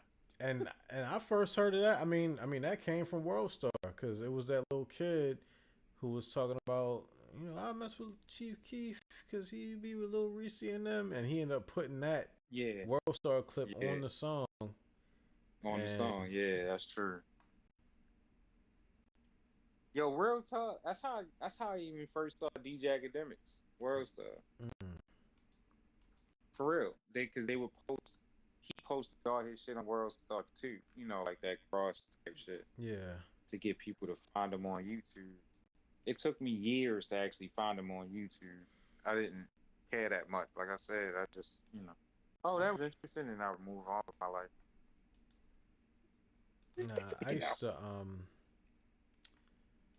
used to I used to hate World Star because at one point, um, Sorry, oh, my bad. Yeah. no, at one point when I had a blog, right, and you would post World Star videos on there, um, Mhm. they had some sort of code in the embed that would take over your whole website and just reroute it to World Star. Oh shit. It was like some real sneaky ass bullshit they was doing, Like I said, the and man. and then he said, "Oh no, they got hacked or whatever." But nah, like they had to do that shit on purpose. So Oh nah, he did that shit on purpose. Who you think was rocking with him to get the whole shit set up? Come on, man. Thought this nigga just knew how to, you know what I mean? Set up a website. He figured it out on his own. Nah, he got the homie. The homies came through. And they was like, yo, but what if somebody try to do this? And oh shit, we gonna put a code on that shit. We gonna take him right to the whole site. hmm Ain't gonna play no video. We redirecting. Just put a whole redirect, what you call it on there. Boom, there you go. nah, that shit was fucked up at that Brilliant. time. Brilliant. I mean, I guess it's fucked up, for the independent, but for the entity, brilliant. That's a consistent uh protection on your investment. I'm not just gonna walk off of my stuff because then they started putting a big tag just fly across the screen. Yeah. Because before, like it would just be like the little logo in the bottom, and people would like cut that off or edit it out or blur it. Oh, you gotta watch the interview with the dude who made that piff on No Jumper, because Oh wow. he talks about what happened to World Star now and its decline and how it's like his fault and how he feels bad about that shit. Um, Yeah, World Star is trash now. It's trash. yeah, it's because so he sold that piff to this company that makes apps, and they have this app called Whisper. But they were just buying up all these different properties, so they bought his, and then he had a role at the company, and since he was in the hip hop and um, cool with a lot of people, he was able to get other people into it. So after Q died, he got their estate to sell World Star to this company, and they sold Rap Genius to the company. And further down the line, he realized that this company doesn't even care. They're just trying to just fill it up with ads. They don't care about the back end of making sure things are updated, even working properly, and fucking up the brand of these like legacy brands in hip hop, including his own. And he said that's like his biggest regret is destroying all these brands. So he ended up leaving, and he's trying to do what he can do to do something proper for that piff. But unfortunately, he was like, he can't really do anything about like Worlds or anything because that wasn't his company or anything like that. But I think he bought that piff back, and he's trying to do something with it. But it's very fascinating to see. And that's what I was talking about with No I got Jumper. it. Like every so often, like it'll be Yeah. something on there that's not the fuckery. Um, Yeah, because that shit is. We need to make those. That need to be right after this broadcast.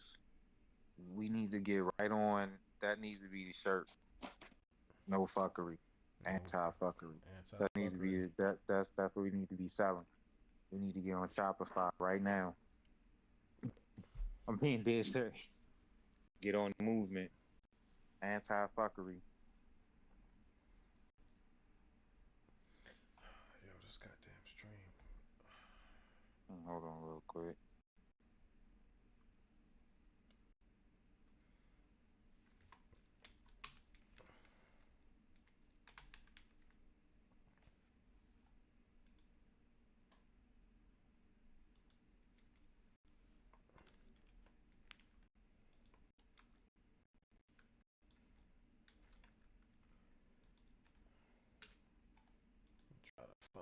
string because this is not working.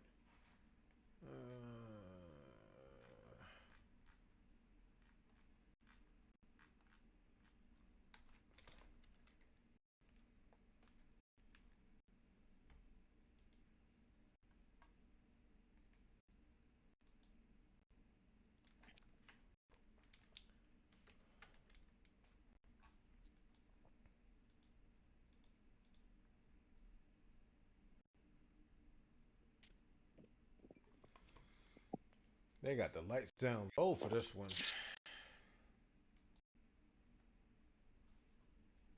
So you talking about the champ? Hold up, hold up. All right, let's go for that shit. Let's get it. Let's get it. Let's get it. Right, run right past it. Fuck that bitch. The champ is definitely in the building.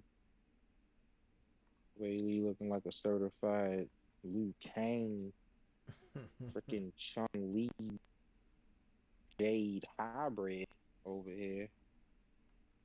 Fucking chiseled. Straight ready to go.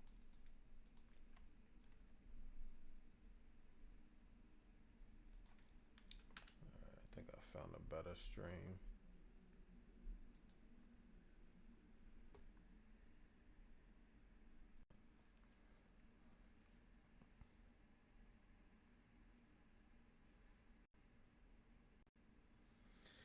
Oh boy.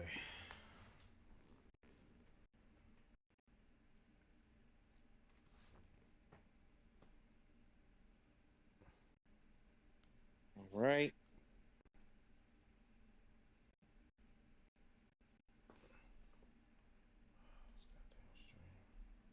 All right. Okay, round one. Meet in the center. Testing and testing. Feeling and feeling. Of Oh, course, nice of little course. kick to the leg from Wei Lee. Oh, Tatiana immediately she trying went to get for it to a the takedown ground. and gets it. That's her. And gets it. Side control. That's her bread and butter. Yeah, so we expected takedown, but what is she gonna do with it? Wei Lee is landing strikes at the moment. So she scored a takedown and has not been scoring since. Wei Lee is moving, positioning,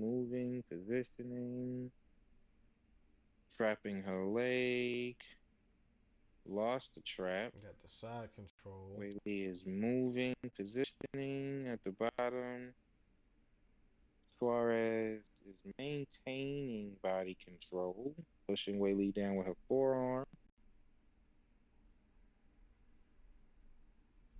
Let's see, they're still positioning over the Monster Energy drink in the center of the ring.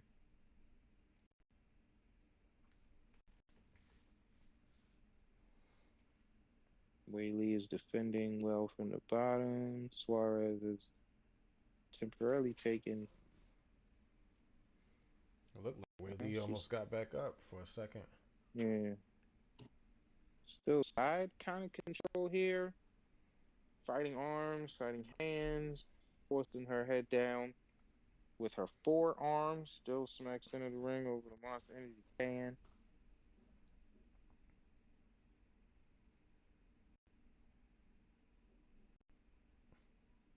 Wei Lee is defending well enough to not take too much damage from ground and pound. However, Suarez is finding amends. She's trying to work her way to side control.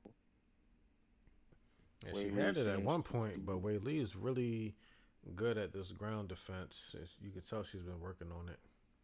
yeah, that's true. Looks like she was trying to get a little butterfly guard, but it didn't work out.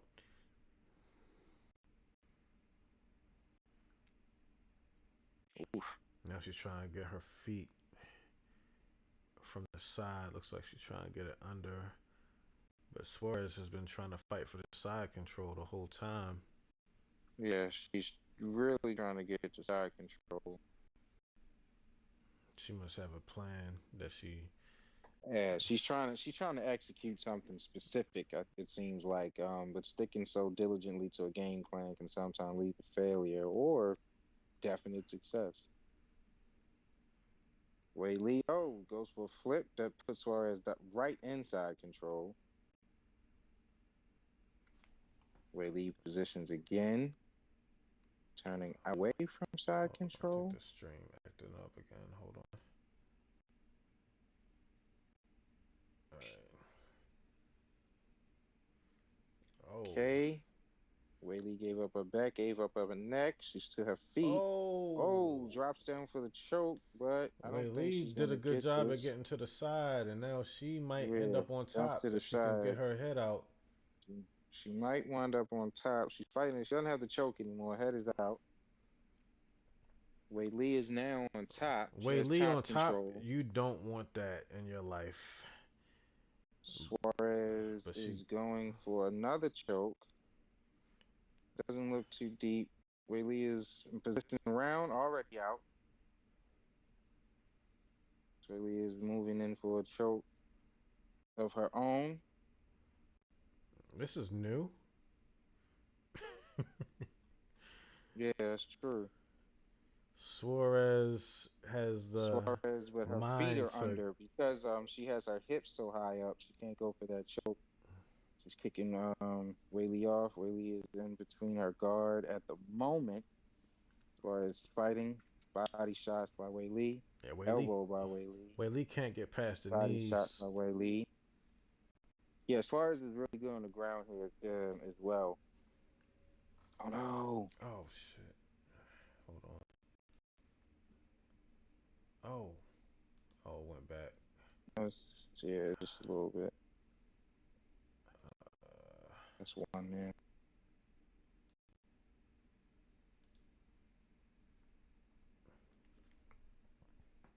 Yeah, the round's about to end. some ground and pound from Wei With Lee. with Wei Lee on top. That's awesome right there.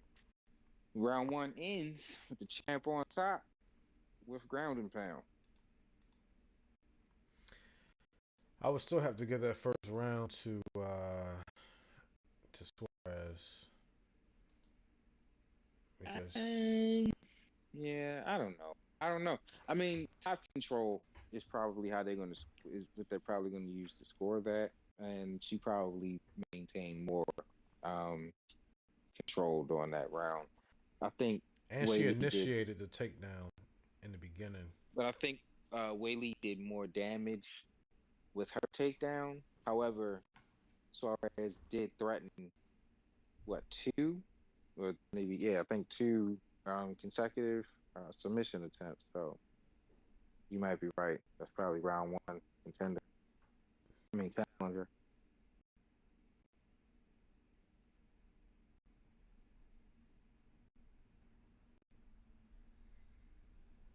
All right.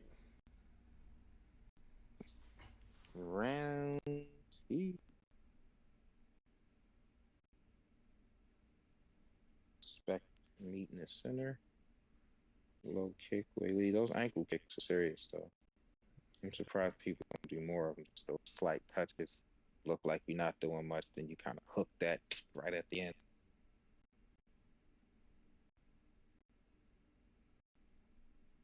Looked like she went for an oblique kick right there, a la John Jones.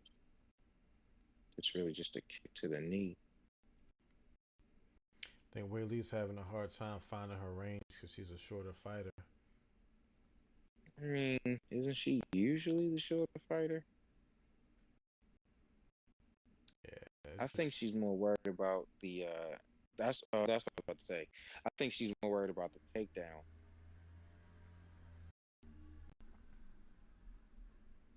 Right there's the choke.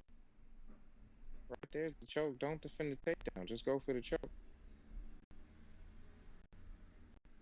Now it's gone. But it was there at first. Oh, Ray Lee oh! flips it. Ray Lee flips. Suarez gets the takedown. Ray Lee automatically rolls her. Gets top control. Beat Was in that top position. face. Beat that face. There's a knee to the body. That left Ray Lee is hand. now That left trying hand to is position. behind She her looks like head. She she's needs to use the threatening. punch. Yeah, she looks like she's trying. She looks like she was threatening to choke at one point. Yo, how is But I love how Whaley's always attacking. Like you Yeah. see what I'm saying? Like she's every chance she gets, she's throwing a punch, she's throwing an elbow, she's attacking. I need my fighters attacking. ABA, always be attacking. Strong as a mother F, bro. Look at this. God Elbow, elbow. damn. Look at these shots. Look at these shots. Yo, Whaley's trying She to does. kill her. Look at that transition right around to her neck. Ooh. That transition right around to her neck was nuts. That elbow, she wants to get off this cage. She doesn't want to get scooped again. Suarez is going for it. But enough of these, and Suarez is going to think twice about going for the takedown attempt. Yeah, oh, for sure. She's got to make the. She's got to make, and it seems. Excuse me. It seems the way Lee is making sure she, has definition into these takedowns attempts. I'm flipping you. I'm making it far more aggressive than you want it to be. I'm making it ugly on the inside. You're gonna think about taking me down, and the work that you're gonna have to do for it. Take it to the center of the ring.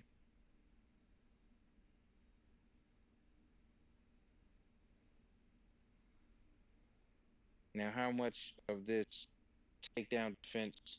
Because Suarez could probably shoot for takedowns all night long. How much takedown defense does Whaley have? Oh, that's another one. Because I'm sure there she is again. Because I'm sure we're going to see. Like, you can't settle out on it every time. She's trying to make you tie your arms out, make you fight for that takedown too, make you fight to stay up. Because all she's got to do is lean.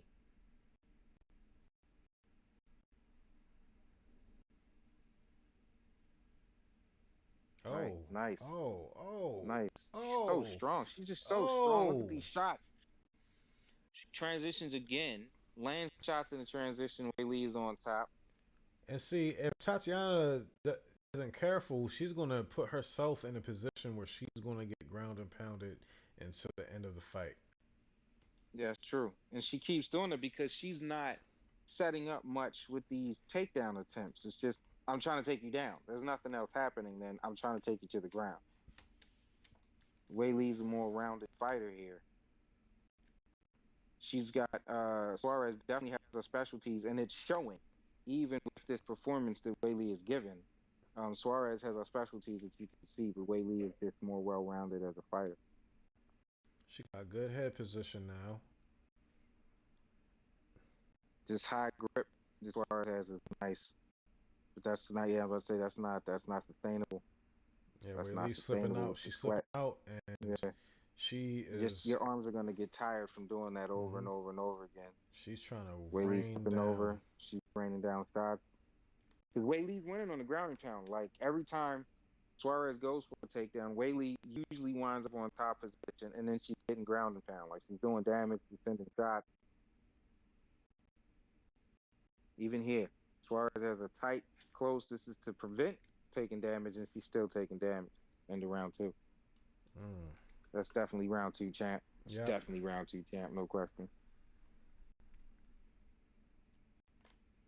Telling you, Whaley, I never bet against Whaley. Never bet against Whaley. Another one. She can fight. So, Different. It's different. so I put in a parlay for the favorites. So I did a parlay of Tatiana and who was it? Duplessis.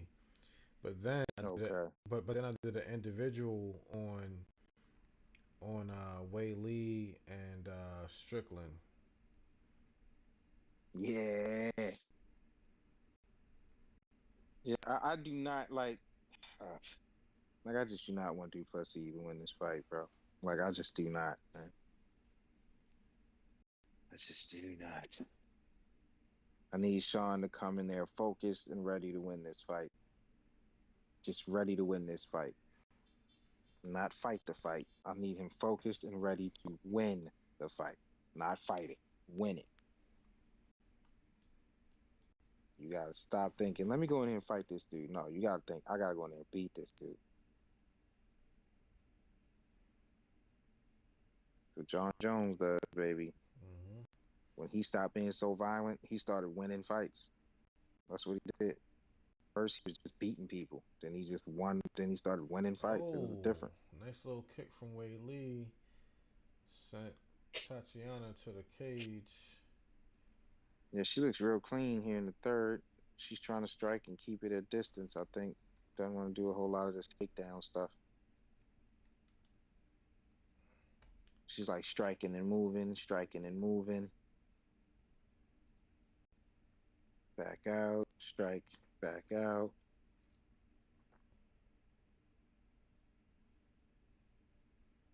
Tatiana's wearing damage.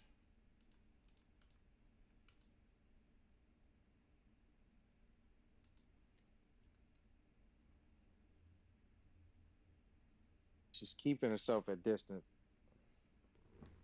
Jabbing at Ooh, distance, ooh. strike at distance, 1-2, and then she's back out of the way.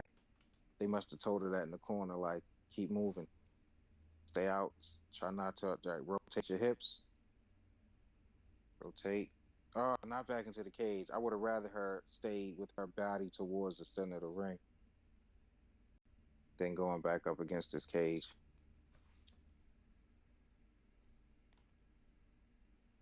Elbow from the other side.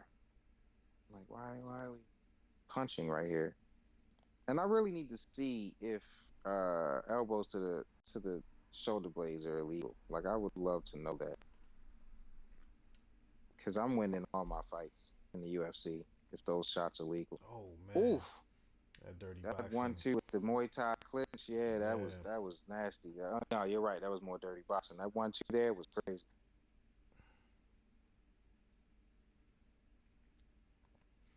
Oh, you could tell Wei Lee's feeling it now. She Yeah, gets yeah, like yeah, she got a little rhythm to her. She got the ODB yeah. shit popping out her head, like. Right, right, right. She's timing her takedowns. She's timing the takedown now. Yeah, she about to be clinical with this. Ooh. Ooh. High kick was the ooh. Sorry, folks. But like I said, she's keeping herself at distance in this round. Ooh, look at that shot to the shoulder. That was oof. Ooh, Oh, she got trip. Was dropped that a for. trip? I don't know. It might have I don't been. know. We're gonna have to see that. She just the way she flicked the nose, she might have got hit. She might have caught one. 145 left in the round. Ooh, she swung wild on that. That was unusual. That was uncharacteristically wild. It wasn't just a missed shot, it was Oh, wild. that was a nice Okay, little high kick that kick she to the did. shoulder again. She's targeting that arm. Is it the same spot she punched her in? Oof. That inside jab, though, is going to knock Suarez out if it lands how Whaley wants it to. She just missed with it 2 seconds ago. She threw it again just then. I mean, that inside hook Oh, there it goes was a again. little wide just then. Yeah. She's going to get that right. She's waiting now. She's waiting because she If, threw it too many if times. Suarez knew She how got to to throw a few fight kicks. at distance, like if she knew how to strike at distance, she would Yeah. Oh, be yeah. Her dominating. striking coach right now is losing his mind. But I'm telling you, 6 months, 6 month strike, 6 months where they work on her striking, with her range because she's long. She's very long arm. 6 months, I feel like she'd be just wailing on people. Oh, a nice little Oh, look at inside those elbow. elbows. Look at those elbows. Like I said, she's just so well rounded. Straight to Muay Thai elbows. Tatiana's tired and they're wet and slippery from the sweat. She's going to have a Yeah, hard time getting another takedown. she's going for another one here. Last 3 seconds round. Was it three? Was this three? Yep, that was three. They're gonna show this inside one too. Boom, boom. Where's it Oh, going with that? a stupid stream just reset. Uh, Let's go away, Lee. We just gotta maintain, not get caught. Not get caught.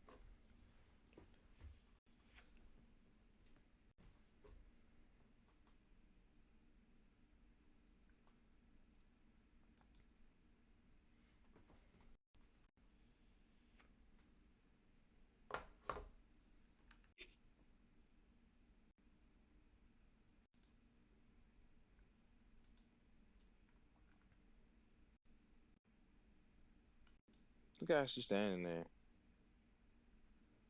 Like, what's taking her so long? I'm ready to fight. Round 4.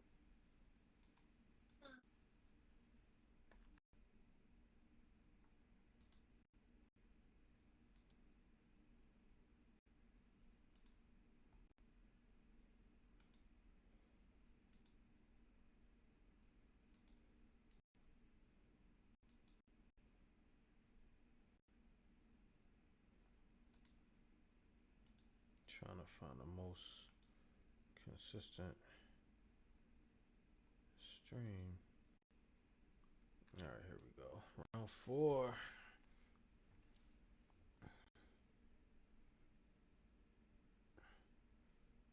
Wei Lee looks a bit fresher. Yo, the hair is what's up though. I ain't gonna front. The hair is making this infinitely better for me right now. Especially reference to ODB vibes. Yeah. Like straight from the slums of Shaolin. I'm gonna have to switch to this other stream. It's a little bit further behind, but it looks like it's not pausing. All right.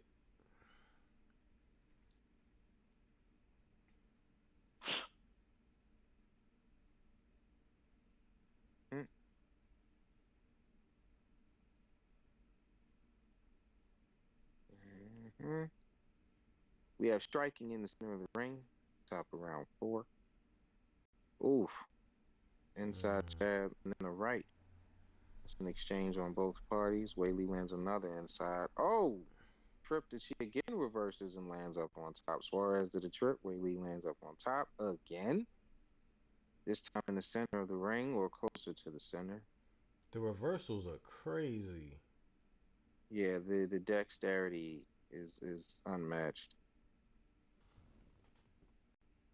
And she's still striking. This odd position that she's in, she's still striking. And she's trying to posture, just get a little bit better posture so she can just rain down shots from here. She's trying to stay low. You see Suarez is ducking, she's curling. She's trying to stay low. She's trying to keep that leg wrapped up too. Yeah, keep her off she's balance. trying to stay away from that. She's trying to stay. Now she's trying to get high. She's trying to stay away from these fists because Wei Lee is always striking. She's like, always punching me in the face. You don't want to do that. You don't want to do that. You're not getting that. You know you're not getting that. Well, yeah, you don't want to do that. Look at that breath that she just took. Poor thing. You know, you see why she's a champion. Oh my goodness. Oh my goodness. If Wei Lee makes her tap, oh my. Wei Lee's going for it. Wei Lee's going for it. Does she have this? She doesn't have that. She can't pass. She has this. She's got that. Wei Lee is going for an in arm. Is this Kimura? This is a yeah. Okay, Suarez is trying to keep herself, but Wei Lee, if she gets her leg free, she's not like all the way in there, but if she can just crank the neck, she let it go. I'm gonna say because if she got her leg over and was able to crank that to the side, it's over. Yeah, pop her head right off. Yo, how did I noticed this in the first round? How did her knee get like that? You see? Actually, I don't know. Yeah, I see that. Maybe the cage. Maybe she scraped it up against the cage. Maybe. Rug burn. Mat burn, should I say? Oh my God, the strike differential, 112 to 36.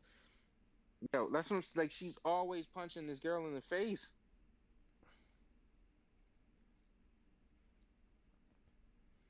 Suarez is wearing it well, though. I'm telling you.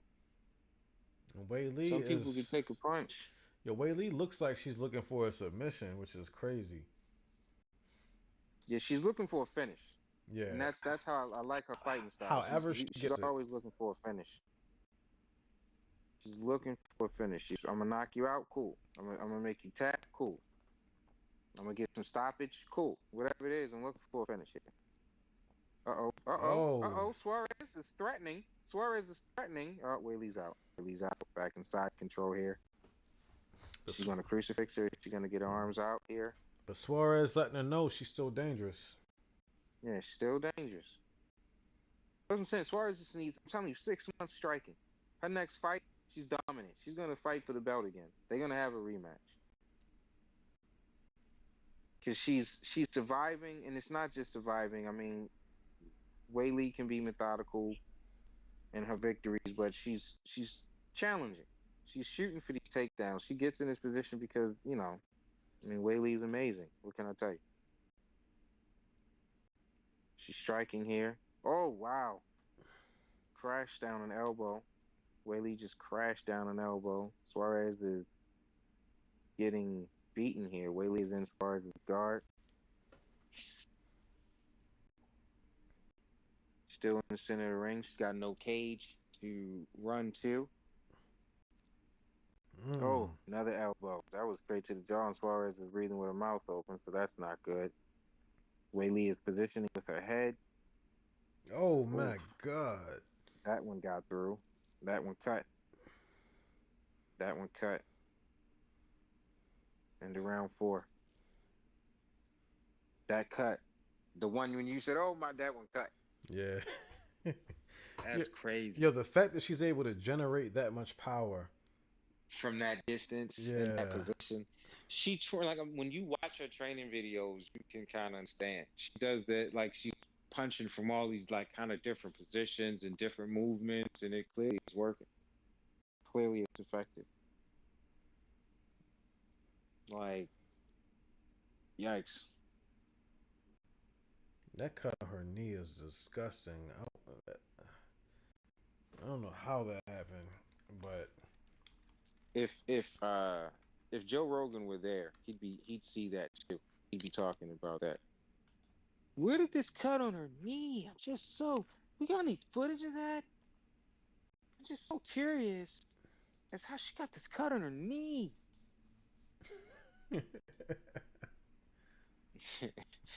Can we get that on the replay? Hilarious to me. Yeah, did we get that? Did the guys in the van get that, Uncle Dana?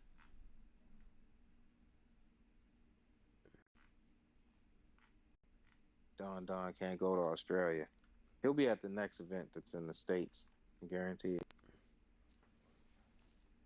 Uncle Don cannot go to Australia right now. That's doing presidential shit. Signing executive orders left and right. You know what I'm saying? He busy.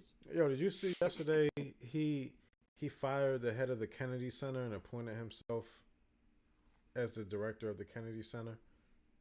You know, remember when you was a kid and you said you wanted to be president of the United States? You wanted to be Donald Trump, man. You just didn't know that at the time. But that's exactly what you wanted to be. You wanted to go to the White House and do everything you wanted to do because that's what you wanted to do. Just like every other person that wants to be president. Why nobody else did it? Who knows? Why nobody learned after the first time he was president to do it? Look at these knees that Whaley is throwing. I have no idea why Suarez is fighting so hard for this takedown. Like, it is actually crazy to me. She should be fighting for a knockout, a flying guillotine, or something like this. There's no way she should be fighting so hard for this takedown. Because even when her takedowns are successful, Whaley is hopping around on one leg and survived 2 trip attempts. Goodness. Folks. Oh. Suarez had Whaley's leg in the air. She was hopping around on one leg as Suarez was kicking her standing leg, and she still was not able to land that takedown. I need them to please show me the takedown attempts versus the takedowns on Suarez's part. I need to know what they awarded her at takedown. Because to be honest, that knee. Ooh. I feel like she only landed maybe 1 in the first round. Ever since then, she was reversed.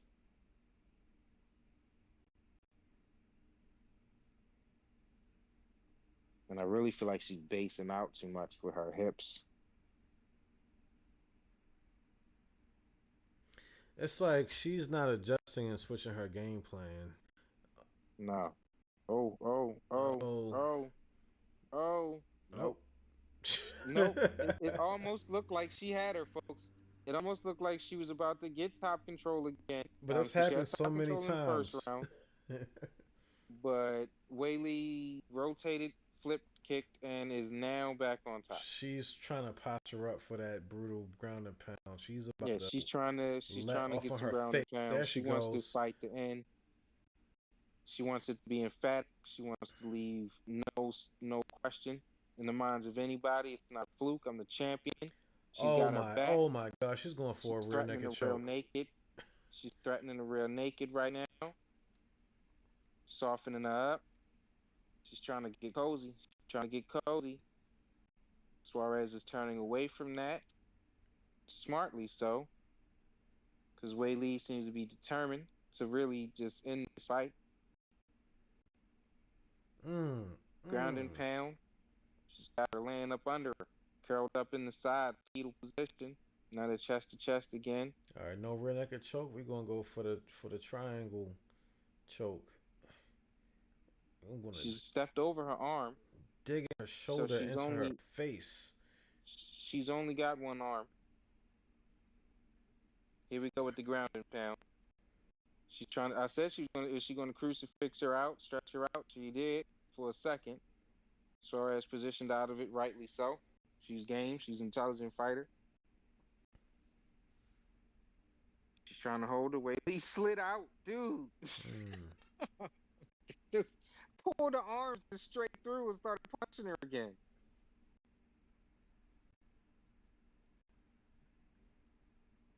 Jeez, these elbows. Like she is just not. It's relentless, folks. Oh Whaley my has god, literally her head not is let up just with the striking. her head She is is just bouncing attacking at around. every turn. She is bouncing her head left and right. The position, I wish, like, okay, Suarez literally has both arms wrapped around high guard on Whaley's shoulders, in between Suarez's guard, and Whaley is just wailing on her like it doesn't even matter. Just chest, head, and forehead and chest, just punching this young lady. Suarez, a game skilled opponent, got a lesson in championship fights so far this evening or this morning, depending on where you're watching. Last 10 seconds, and still undeniably, without question. She doesn't get up, doesn't matter. Fight's over. That was that And was round five. that's it. Doesn't matter. That's it. That was round five. Yes, sir. Oh man. She don't want to. She don't want to piece her up. Why you mad? Why you mad? You got the one takedown in round one, and you thought that oh good, I got her. Like nah, that was it. That was the only dominance she had. She won round one. I feel like it's an argument for round one. I'd like to see how they scored that. But Whaley hands down, no question. Easy, easy, easy. Easy scoring should be.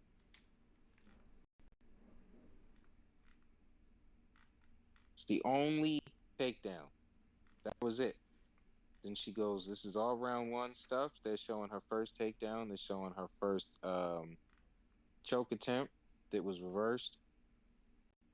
This takedown that she attempts here, reversed, reversed. See, that's what I'm saying. She doesn't. Does she get? Do they give her that?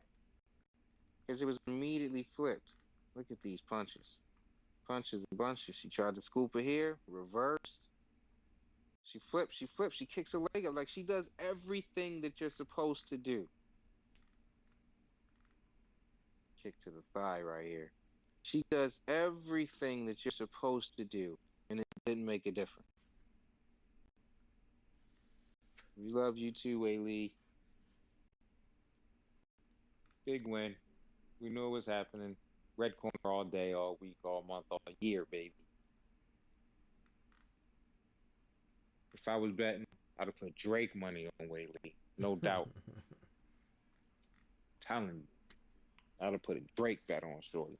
Oh, hold on. Did they give those takedowns? Looks like they gave those takedowns to Wei Lee. They should. It She says wound up on top.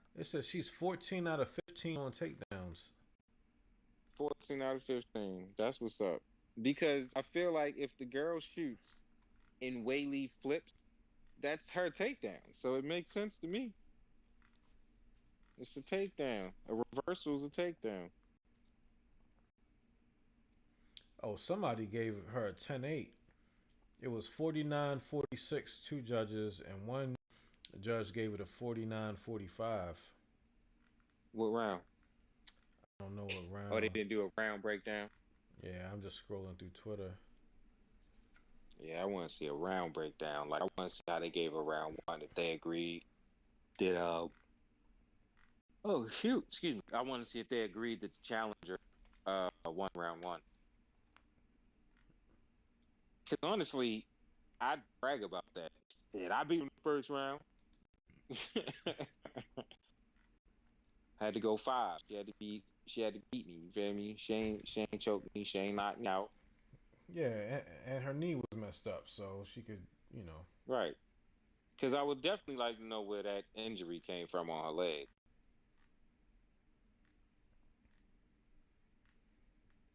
I'm trying to see if Tapology breaks it down by rounds. It doesn't look like it. Yeah, they don't have it yet, probably. Not the full analysis. Oh, so Tapology had her as the favorite, as a slight favorite. For Whaley? Yeah. Oh, wait a minute. Suarez was the favorite? On DraftKings, yeah. That's crazy. That's crazy. Why? What were they looking at? This is another one of those situations where you don't find footage of how you think that that's a possibility. Maybe they were thinking, What's the tail of the tape? What are we looking at here? How much taller is she? An inch taller and 3 inches more reach. So they thought a 3-inch reach advantage made her the favorite over the champ? Probably thought the ground game was going to be more dominant, but Wei Lee was saying that she might even initiate takedowns even more because she's been training that. So, which that's what I'm saying. Like Whaley is never like okay. We saw a hole in Whaley's game one time, and that was it. It didn't duplicate. We didn't see it again. You know what I'm saying?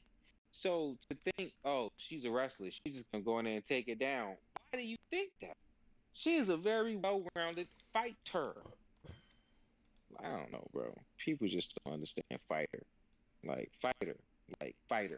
Not like if she's a mixed martial artist, that's what she means. All of it.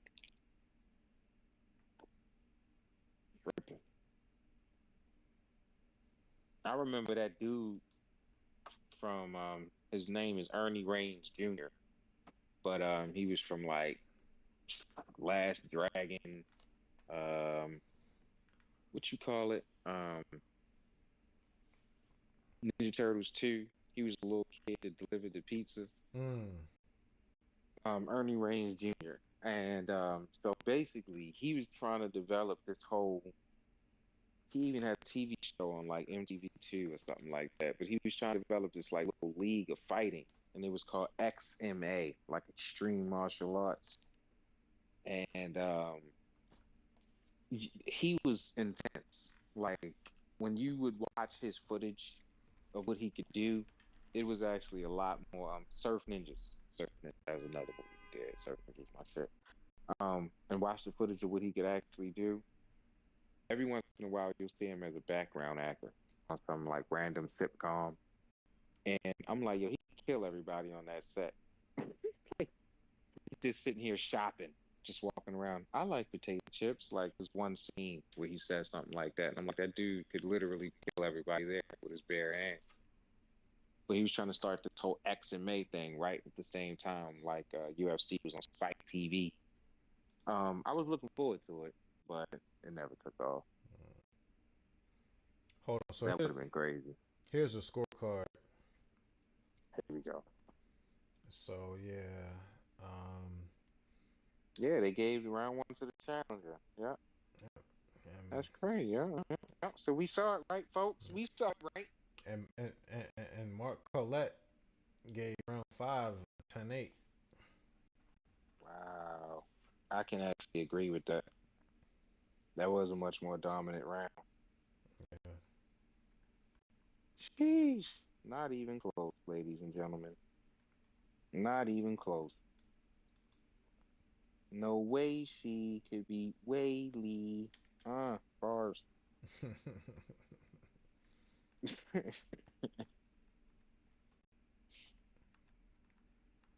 Where is? Yo, these joints be funny. Like y'all need to start with this. Yo, the UFC game is so glitchy. It's hilarious. Yeah, I see all the stuff for it. I'm like, I do want to get, once I get a PS5, I do want to get that game, but Yeah, but it just seems like you're gonna have to deal with it. Like yeah. it's a whole subreddit, just a whole bunch of videos. It's just part of the game. I be playing the one on Dreamcast every so often. That's the one with them difficult ass controls.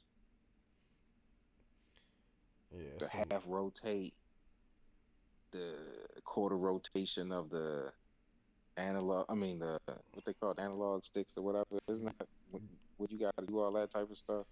yeah, yeah. Yeah, that's too much. That's kind of why I didn't really get into it. It was too precise. My brain is very 90 video gameish. I can give you some 2000s, some X square and triangle and circle. I can give you that. Um, the furthest I go, I'll put it like this, is R2.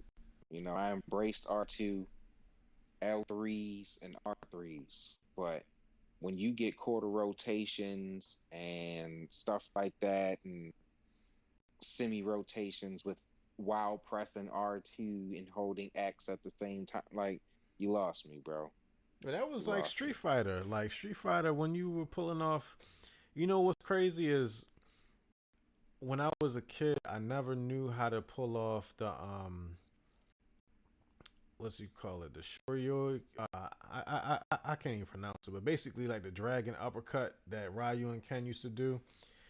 Oh But yeah. but now I know how to do it. You gotta press forward, then down, and then half rotate back up to forward, and then hit punch, and then you can pull off that uppercut. See, I mean, half rotate. What? When we was kids, it was all D-pads. Like, how did you have Nah, even rotate? on the D Did pad, you well, you had to press down, then down, diagonal, and then forward. You had to like, like hold it in the side? yeah. Okay.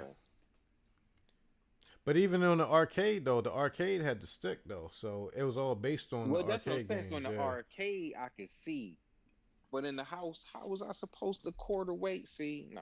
And then I wasn't really good at those type of games either when they got a little bit too, more advanced. Like I was a little bit used to just basic controllers: high kick, low kick, high punch, low punch. Yeah, That was it. Street Fighter. It started getting more and more technical. Which Street Fighter was it on 6 now? I think that's on sale for like $30 on Steam right now. I'm thinking about copping it. Yo, I didn't know what Steam was until like maybe like 3 months ago. Mm. And I'm being dead serious because you used to say that shit all the time. I'm like, what the hell was that? And then I finally got hip. Yeah, it's just the online. It's just the online store for where you buy PC games, but it's like It's like integrated. almost everything on that bitch. Yeah, it's integrated into the Steam Deck, which I have. So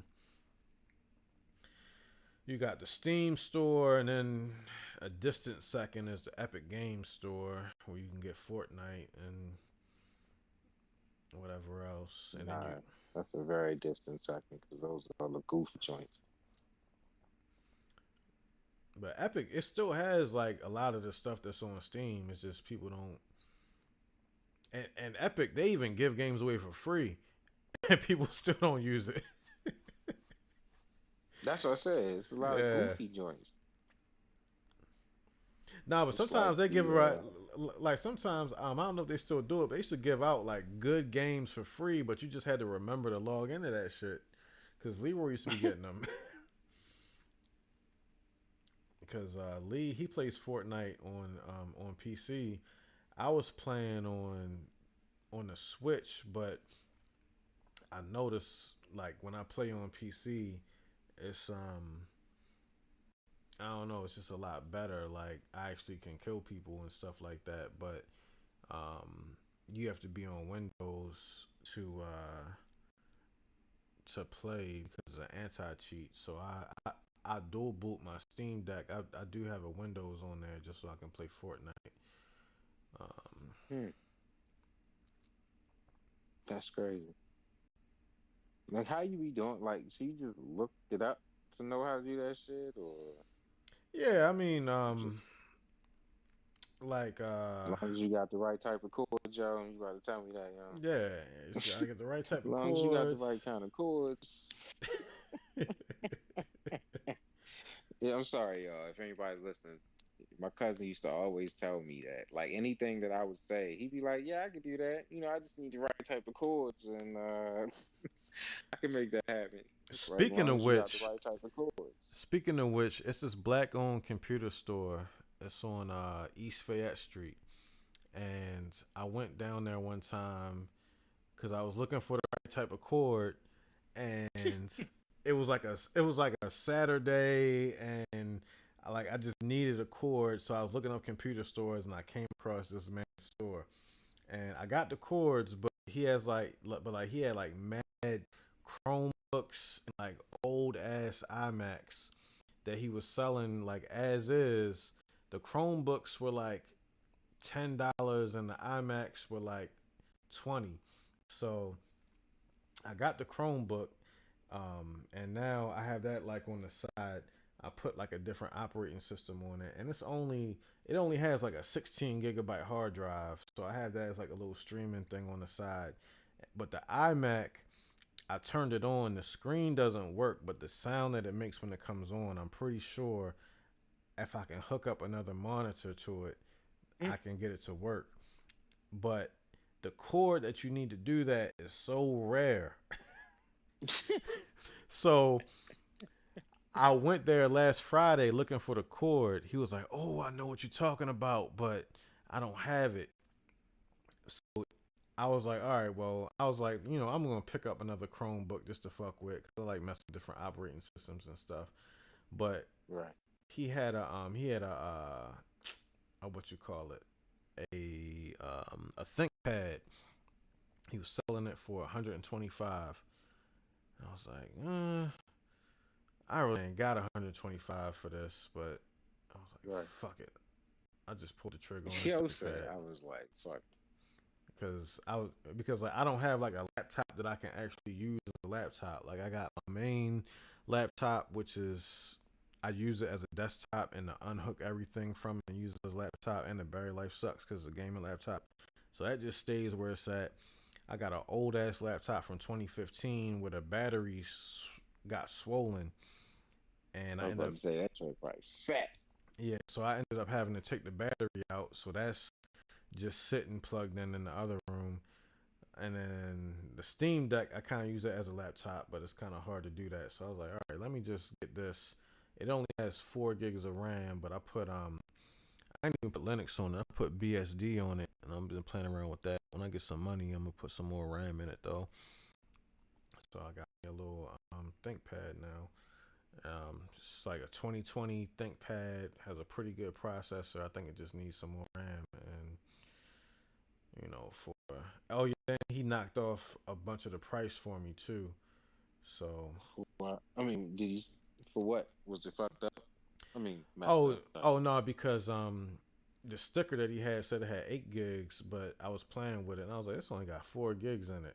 Like, what the hell am I gonna do with Oh, four okay. gigs? So he was like, all right, well, Well, that's what's up. he was like, you can wait till Monday and I can have a guy put some more gigs in it, or I can knock off $15. I was like, I just want something right now to play with, so let me get that, and I'll just get my own RAM and put it in there. So And you said, where was this place? it's on East Fayette Street. East Fayette Street, It's in the hood. 15. That's what I'm trying to think. Like, with 15, was that a good deal or no deal type situation? Um, Like, nah, he people probably save could have. that $15 for that Nah, extra space. nah, he could have knocked off more because it's probably gonna cost me more to get the RAM to put in there. But um, either way, that price for a pretty decent laptop is still pretty good. Because anywhere else, Okay. they probably be selling it for like 300 still. Now, the one where the screen don't work, can't you just swap out the laptop screens? Like, I feel like I've seen that. Well, it's not even Like, if a you get them matched. it. Yeah, it's not even a laptop. It's the actual Oh, iMac. So it's the like the oh, damn. yeah, I got that for like $20. So I'm just looking for the right cord so I can just plug it into a different monitor.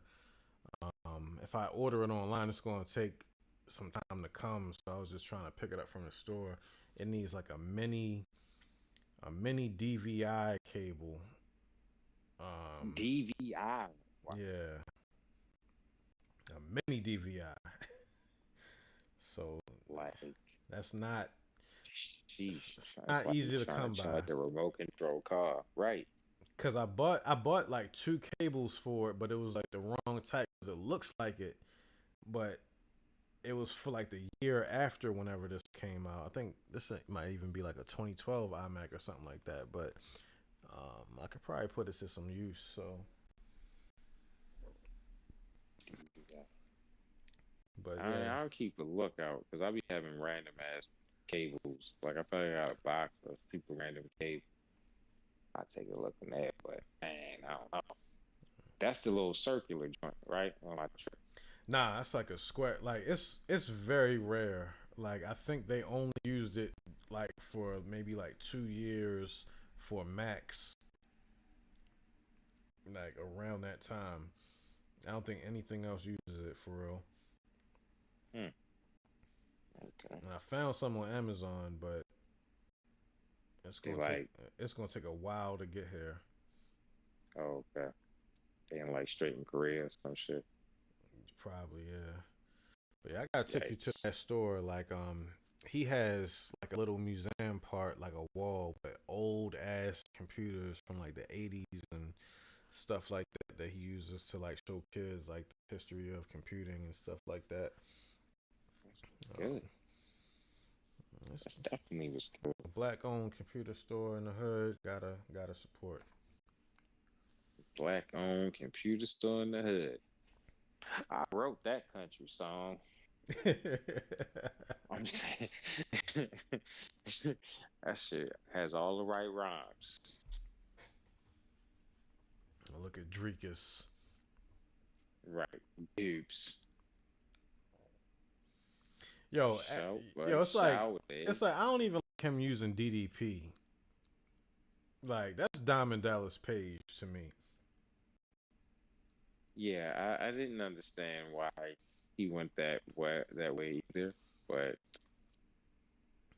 I'm guessing it's because nothing about him is menacing, and DDP sounds a little more intimidating than the fact that his name looks like it says "Do please." So, like, I understand that that's not what it is, but it looks like your name says "Do please." So let's Yo, toughen he that up just a bit. yo that little jump. He did look like he jumped and clicked his heels. Mm, Just because he be playing into the whole everybody saying he a little Nancy. Yeah, I don't think he is. I think he just be playing into it. Because Who the fuck cares? I mean, don't he have a wife, supposedly? I It's like, don't man, know. I feel like you had a wife and kid, if I'm not tripping. I But mean, here we go, ladies and gentlemen. The champ is in the ring, facing the challenger, a Mr. Sean 70 Stash Strickland. Sean Will Strickland looks like challenge. somebody you do not want to get pulled over in the county. Mm, But, right. No, for real. He definitely gives off angry father vibes no matter yeah. what's going on. He is mad. Nah, but I did see a video of him. He was like wrestling with some kids on this, like in Australia. They were on like this beam in the middle of the water, like knocking people off of the beam like American gladiators, and then like doing backflips off of it. It was very wholesome. Mm, I'm at the peak. One stash. Yo, with that mustache and the way that he fights, he looks like Queensberry Rules, like the guy, Right, like nah, for real, yo. Stash, yo. Like he about to put his hands up in the rotating fashion. yeah. Come on. Like throw out his shots one at a time. hmm What ho, you fiend? Like it looks like he want to be a firefighter after this. Like I'm about to go be a volunteer firefighter. Him and Stipe. Right. He going to Ohio. Like Steve retiring was also another good move. Hold on, let me go to the bathroom real quick before this starts. But yo, these niggas still announcing. I turn the lights on them and stuff.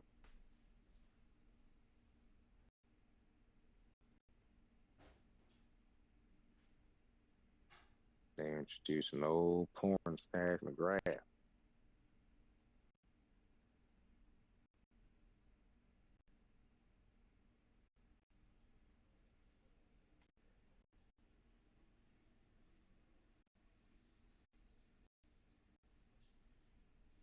Right? Still announcing. Still announcing.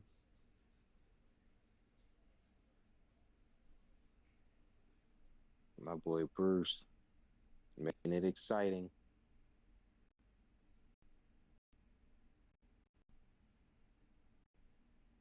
Now he's announcing the dupes.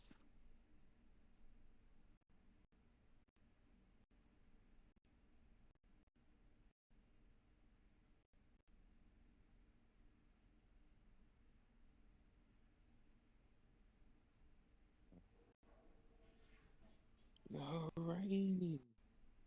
Defending undisputed bitch ass motherfucker. Oh, they still basking in all the glory. Yeah, his dumb ass. Dupe. Dupe and smirks. You alright? You heard my instructions in the instruction room. Protect yourselves at all times. Listen to my command. That's close or get fight. Why is he holding the cage like he John Jones or something?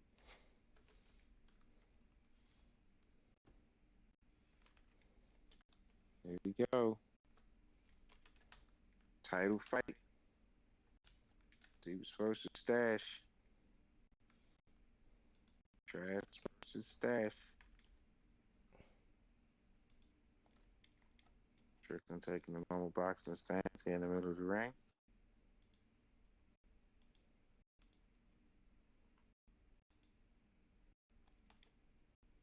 Good kick by Dupes.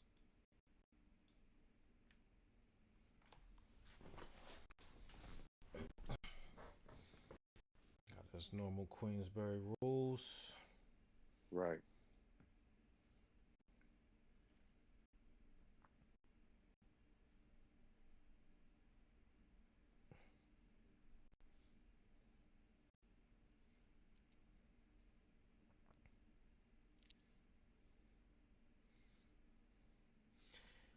Duplessis looks. It's like I feel like you can train all you want, but when you get in front of Strickland, that shit that he does is still confusing. But I think that head kick Well, that's helps. going to be his X factor, I think. Duplessis' ability to generate a really quick and efficient high kick, I think, is going to be his best tool in this fight, and he should probably execute that like he's been doing kind of early and often to establish it, because that's going to help control Sean's head movement, because he can kind of throw that kick high up. He's about to do it. He can kind of throw that kick high up from almost any position really quickly. Now he's threatening it, and now he's threatening it. And you got to worry about that, because then he can send it to your rib cage. But you notice I would, whenever I, whenever Sean feels threatened, he does that front push kick to get you off of him.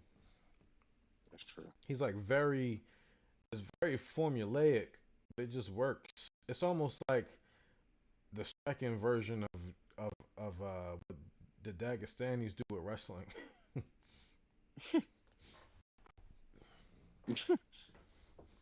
Oh, but Sheesh. Duplessis got that wild shit going on. Yeah, here you go. Just ducking his head down. Sean's just got to stay at range. That's all he's got to do. The trick about range is it's a mind game. However, the distance stays the same.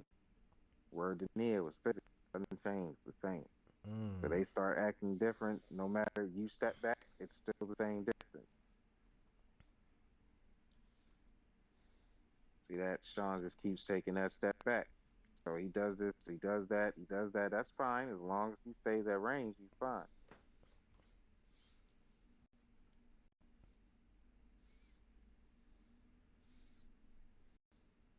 Because he's going to get sick of striking at distance and realize he's got to come in. Because, like I said, those kicks are going to be his X factor.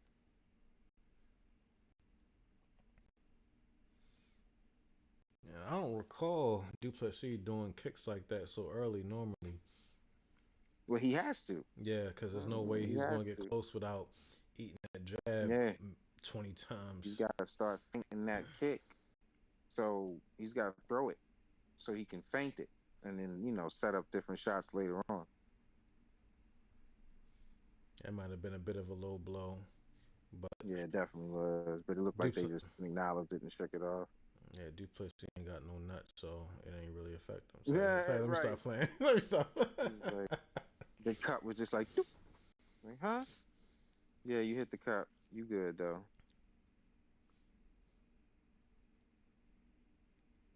Sheesh.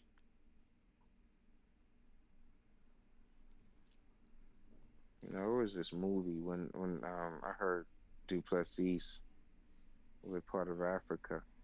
He was from when I heard he's representing that South Side.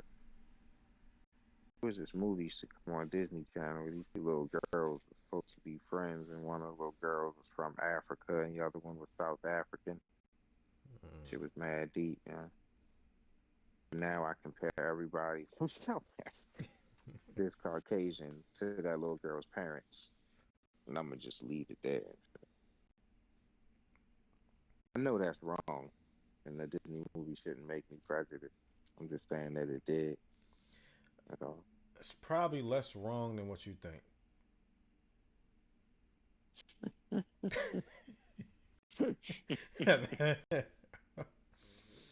And it's Okay, every it time like I see white people from South Africa, I'm like, part of that apartheid situation. uh, there's some stuff going on right now that's very interesting. With what? With South Africa, Where's your like water slip? I think Trump put some sort of sanction on them because of the white people stealing land, but the conspiracy theory behind it is he did that to get those white people to move here to get more white immigrants.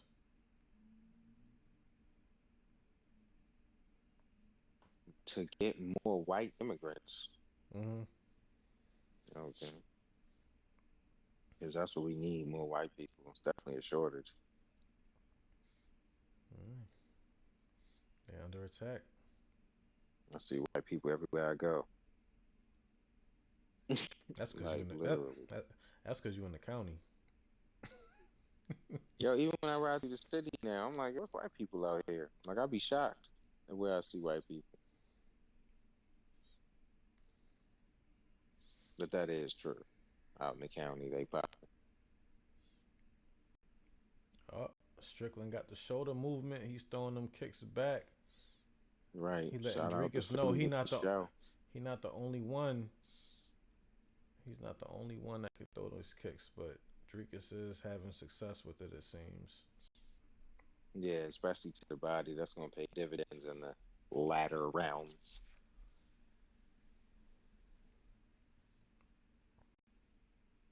They look like two kangaroos I was thinking the same kicking thing. up. Like that shit was weird. They're definitely rock'em sock'eming right now. Tit for tat. Yeah. Yo, did you know Kick, that kick, jab, jab. a kangaroo, if it kicks you, it has enough strength to disembowel you? Yikes. No, I didn't. I Yeah. guess I should have guessed that though. I went down a kangaroo fight rabbit hole not too long ago, and I learned that it's definitely something that you don't want to Go do. to sleep. My bad. Hold on real quick. I'm just Mm-hmm. gonna put on. So surprisingly solid, even matchup here.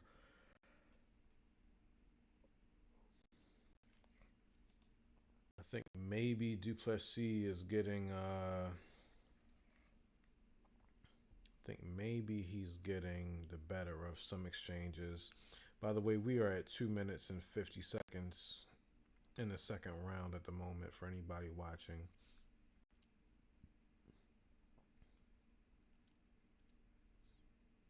Oh, Duplessis is making those head kicks count. I think that's another angle that maybe Strickland wasn't, necessarily used to. So I don't think Izzy He tried is that. landing it. He is landing efficiently. I said you can. And is Strickland bleeding? Is he bleeding on his chin? It's kind of hard to see. No, maybe not.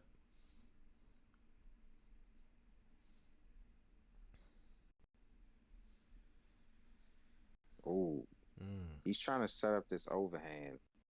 Duplessis is being very, and that's the thing. Like he's very predictable with what he's doing. Like they say, he's so tricky. Where I don't know. Maybe you got to be in there, because from looking, he sets up the 1-2s really easily. These kicks, when he's throwing the kicks in, that's the most he's unpredictable. Anything else, it's you see it happening. Spinning back fist was pretty That, sweet. yeah. Missed it though. Yeah, the kicks are his best shot. Sean's got to get closer inside. At some point, Duplessis is going to rush him like how he does. Yeah, And Sean's but going he's to gonna have to. have to. Yeah. Oh, that Because was a right nice here, punch right there. He yeah, hit right here he's square. getting hit, and that's why because he can't keep throwing kicks. And then when he's not throwing kicks, he's getting punched in the face, and that's gonna make him tired. But Sean may know that. Like you can't throw as many kicks as you're doing. You gotta maintain that. And every time you don't, I'm punching you in the face. And that last jab hurt him Mm-hmm. more than the last head kick. Sean needs to land those. There we go.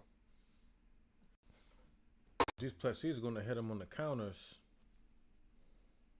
I'm liking what I'm seeing from Sean at the moment. I'm actually feeling very positive about this performance that I'm seeing from him right now. He looks very confident in his posture. I think he's standing too straight up, to be honest with you, with as hard as Duplessis hits. I always think that about Sean. Oh, he opened them up. Yeah, they both a little open, but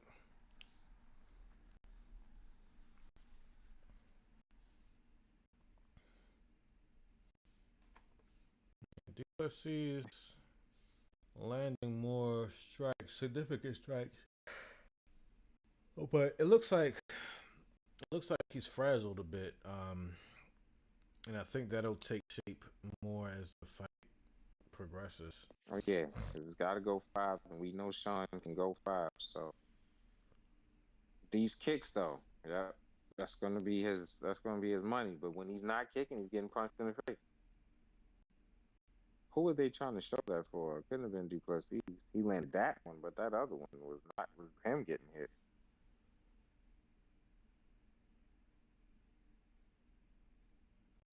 Top of round 3. I'd call it 1 even. I mean 1-1. I don't know. I think I'll probably give it a 2-1 Duplessis at this point. I said 2 Duplessis. 2. You tripping? You getting the first and the third? I mean the first and the second? Cause what's this, round 3, right? Oh, I'm bugging. I'll give it 2-0. Right. Okay. 2 Duplessis. You say you won the second round too? The kicks. Yeah.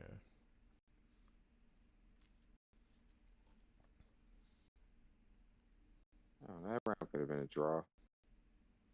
Yeah, it's not overwhelming. 9-9. Oh. He's reaching in heavy with these strikes though with his hands.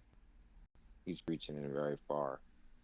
Yeah, he looks like he's like in a desperate situation in an action movie when it doesn't necessarily call for that. Right. Oh, He's tired though. Am I tripping? I don't know if that's just his normal look. Okay. Oh, That was nice.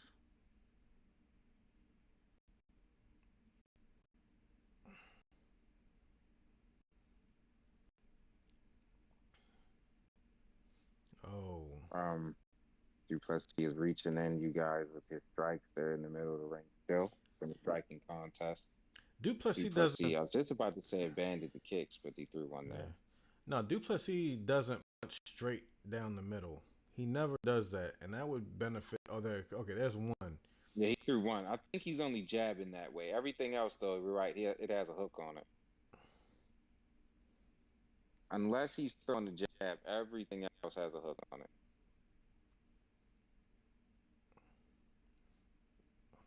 Yeah, that would probably be more to his benefit if he could throw more than just one down the pipe. Yeah. The ref's like, all right, do it again.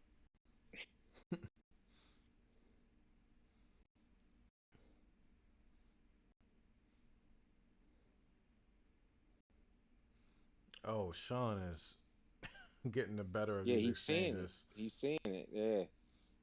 So far, this is his round. Duke's not kicking anymore.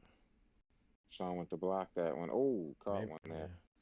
But maybe that Straight is down a the middle. testament to how tired Plessis is, and I think that nose is bothering him. Back fist again. I don't think Doesn't land. he's not skilled enough to do these spinning attacks. Like he looks off balance, and he looks like he's about to get caught. Like if Sean was a little faster or noticed what was going to happen, he could have knocked him out right there.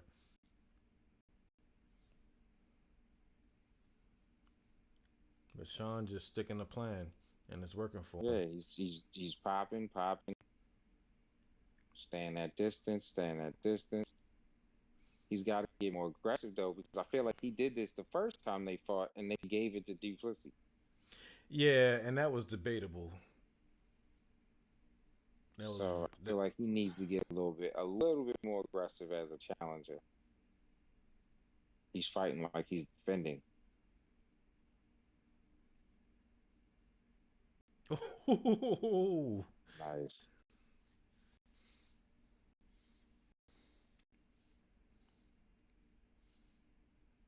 Oh, that spinning back elbow was about to be nasty.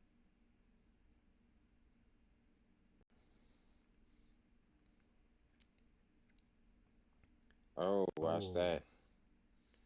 Sean got the counters though. He's ready for it.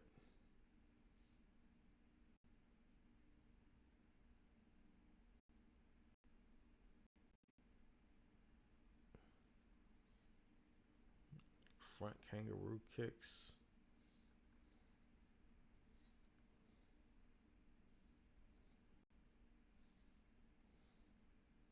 Mm. Oh, nice overhand. And then Another followed one. by 1-2. Strickland's opening up in the last 20 seconds. Eats a left jab, throws one back. Dupes goes for the first takedown of the fight, lands it up against the cage. 10 seconds, Sean right back to his feet. I think Duke just wanted to get some points at the end of the round. Yeah. Sean winked at him. Yeah, he wanted some points there. Top off the round with a little bit of points.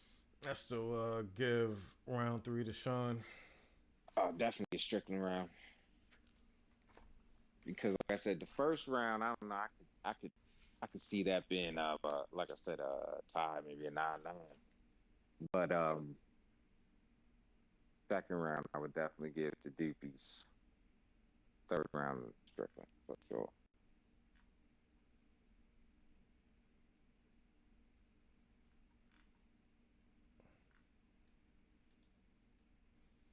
Let's try to see what the internet is saying. What the buzz about? Oh, they're saying. Oh, they're saying Sean Strickland's nose is broke. Where's the stream? Wow. Is it over? Nah. Oh, they're just in the corner. Yeah. It's a spinning back fist. They said one of those spinning attacks broke Sean's nose, but I don't know. Oh. Can't be that one. That was the side of his head. That was also the side of the head. Must have been something from an earlier round. Yeah. Breathing all right from it.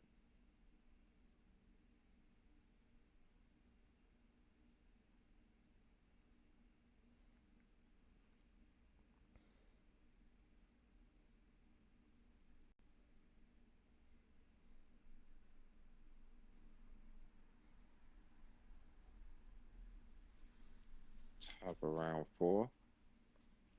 Strickland and Dukes over the Moss Energy Can. Striking. Dukes have thrown less kicks in round 2. Sean seems to be slightly more aggressive.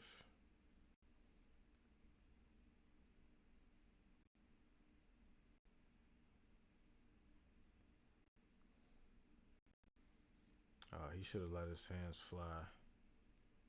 Yeah.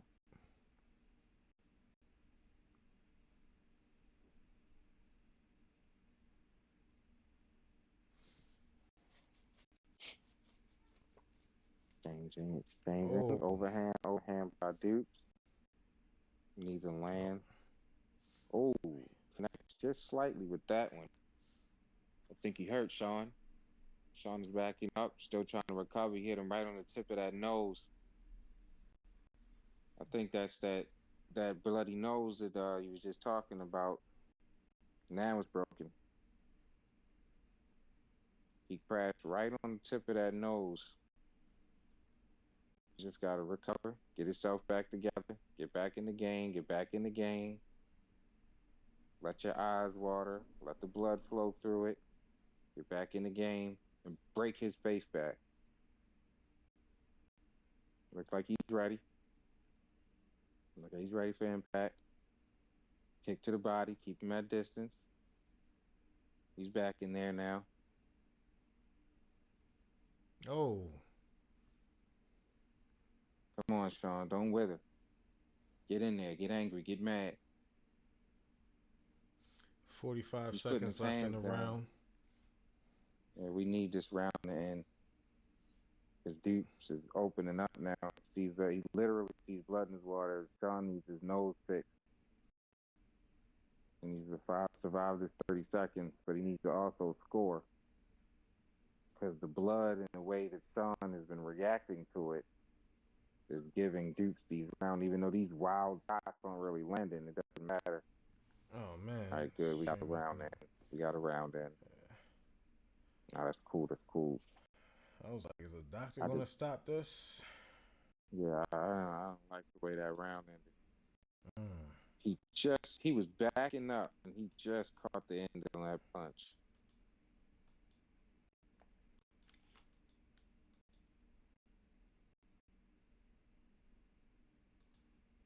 Round 5, folks. Championship round.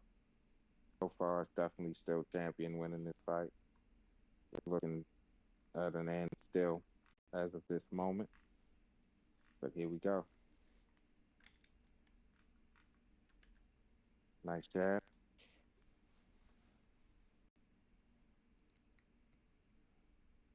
Low kick by the champ. By the duper.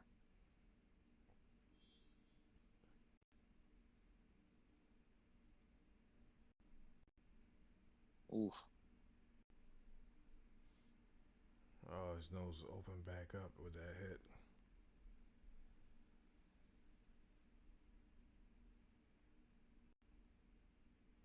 There we go. Nice jab by the challenger. Spinning back kick missed by the champ. Spinning back kick landed by the champ. To the body. Sean needs to go in. He needs to get in tight and box. She's showing nothing in the takedown department. She's showing nothing in the close quarter department. He needs to get inside and box. Throw like a nice 3 to 4 piece combination. And then pop back out. Your nose is already broken, Sean. Let's get in there and get busy. Or just go for a power shot, like set him up. Yeah, he's with a 2 he's jabs. He's still very reserved, dude. This is round 5 and your nose is broken. You got to get in there and get ugly. He's still fighting very reserved. Damn stream. Refresh. There we go. 3 minutes left in the final round.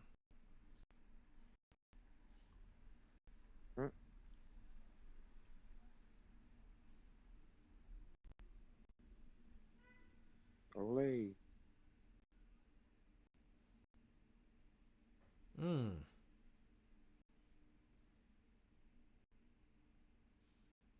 Sean breathing heavy out of his mouth.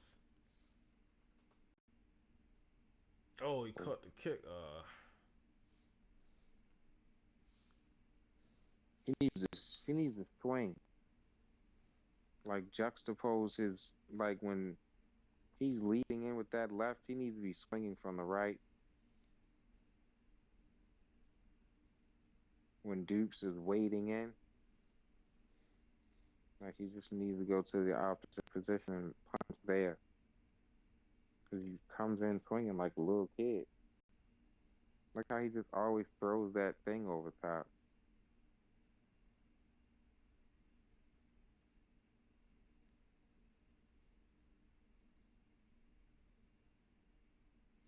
I like how Du Plessis grabbed the hand.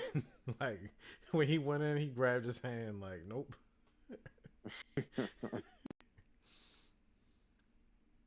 Like he's not winning this fight at all. Oh, hold on. The body shots. Those shots to the body. Those shots to the body. Those shots to the body. He needs to go back to those body shots. Yeah, Du Plessis did not like that. Shots. Go back to the body shots, Come Sean. on, less than 30 seconds. Knock his ass out. Come on. You got to swing for the fences, Sean. You're losing the fight anyway, Sean. So just go for it. Let him knock you out, There you go. Come on. Sean. Come on, Sean. Throw everything. And still. Oh.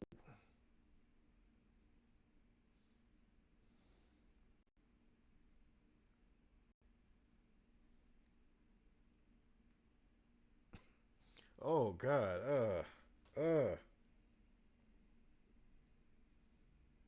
Man, very disappointing. All right, let me see if we can get away with this. I'm gonna turn the sound up. I don't want to. For another 25-minute fight, there is his fiance Basti. I don't want to hear this. I didn't You said what? really want to hear what Sean would have said either, probably. But I said I don't want to hear this. I said I wouldn't have wanted to hear what Sean would have probably said either if he won. But I definitely don't want to hear what Plessis has to say. Well, they might go. Call out.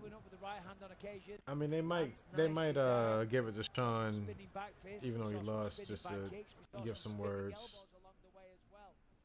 Nah, Sean definitely is not. There's no way he could win that fight. If they give the fight to Sean, yeah, they're gonna go crazy up there. No, I'm saying they might still let him talk. Oh, let him talk. Yeah. Oh yeah.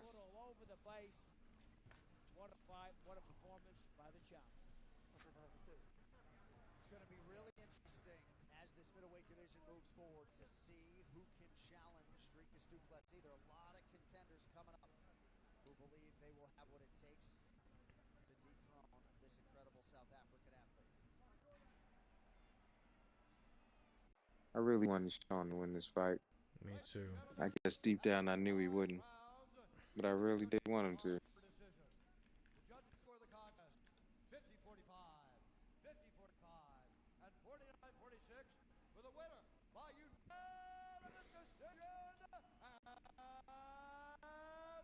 Not unanimous decision.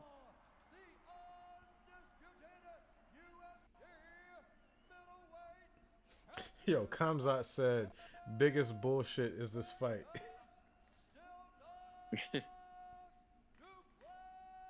I mean, it seemed like. Put it down. Hold on. Absolutely. I mean, I told you guys. When I come in here, I'm trying to knock this man out. He is, and I said it before, to knock him out is next to impossible. I would love another round, but that's not the game. I told you I want a submission, knockout, or an absolutely domination of a 5-rounder. It seemed like once Sean got hurt, he was just, kind of fighting. Yeah. When that shot landed, it pretty much just broke his nose. He was kind of fighting at that point, just fighting to stay in the fight, not to get knocked out or whatever. But I really felt like I just did not want this jerk to win. I wonder if he's gonna make a call out though.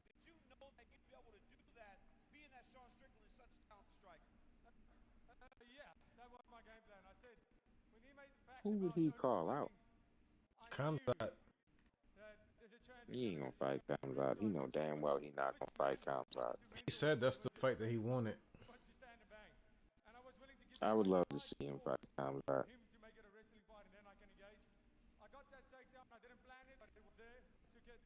I would love to see him fight Kamzat. When Kamzat broke, what you call his tooth, by just the sheer strength of force on his neck. Look at him yelling. He's raising his voice. Is there no one else? Wow. Oh, he's calling out Alex Pereira.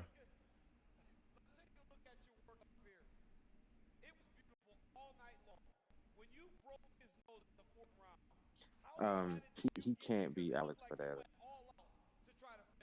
He couldn't beat Cahill Roundtree. different type of strength. know you can knock somebody out. You know what I mean? Those guys are that's a different type of strength. Once I saw it, grabbing his nose, it's like having somebody rocked. I got a bit overexcited and immediately went, go. The man Different type of strength. hard. Don't outpunch yourself. I don't even want to see him fight Alex, but to be honest with you, I'm not even interested in seeing that. Back to composure, and I felt great. But once again, this was a big proving point for me. I don't make a habit of these decisions, but against He's still talking. like that, it means the absolute world. South Africa, He said he don't want to make a habit of these decisions. It's incredible. Everybody here in Australia. You can't finish fights, punk.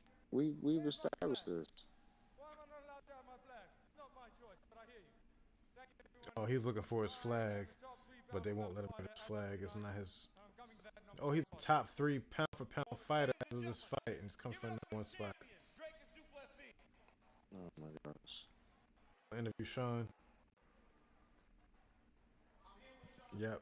Yep. Oh, here we go. Wow. About Dracus in his rematch that you didn't experience in fight number 1?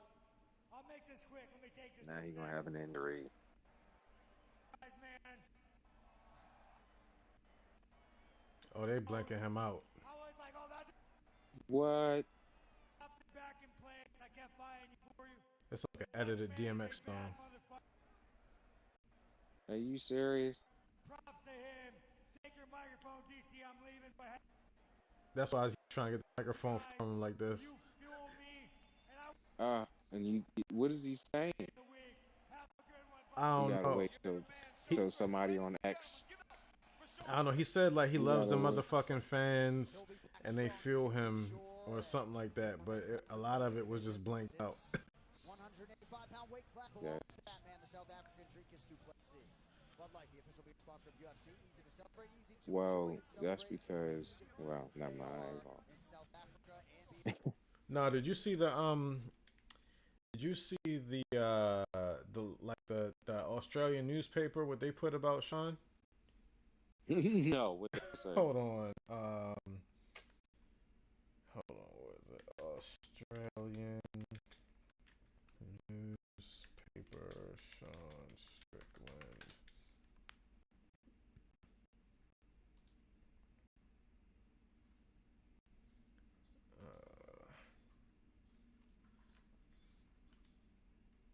Yeah, this was it. UFC's biggest imbecile. Oh, wow. In Sydney's yesterday, UFC fighter Sean Strickland said, Aussies are English white trash. Called out gun laws pathetic. Went on a racist tirade and dared our government to ban him. Will someone please knock this guy out? Now, when he said Aussies are English white trash, he was basically giving them a compliment, saying that he feels comfortable because they're white trash like him. Yeah, he meant it as a term of endearment. Yeah. But people just be mad sensitive when you come to that country and say something that sounds messed up. They gonna take it as messed up. Gun laws pathetic. Yeah, he did say that. Went on a racist tirade. I didn't hear a racist tirade from him. And dared our government to ban him. Yeah, pretty much. Yeah, he did that. Thanks. When did he say, I dare you to ban me? He said that during like the press conferences or something? It was like a press conference that they had. It was just Dracus and Sean. Interesting. And Sean just went off for, however long he goes off for. Yeah, that's what he does. Sean bitchin' Strickland. I'm just an American, man. You guys don't know how much I love my country. Rampage Dragon. He said this fight is boring as fuck. Yo, I mean, it kind of was. Yeah. You know what I'm saying? It had the element of at any moment one of these guys could drop, but in retrospect, yeah, it was kind of boring. It was kind of boring. And what makes it bad is that it was boring. So it's like one a little more effort from either, well, from Sean might have got him to win either way, just because the fight wasn't really that exciting. Just a little more effort.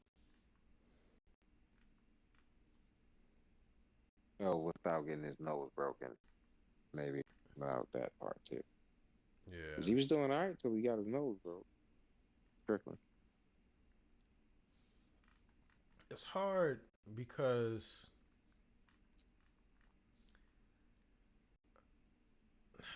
I, I guess the reason why I feel bad for Sean is because he only like he never had a successful title defense, and so That's true. I get secondhand embarrassment from that.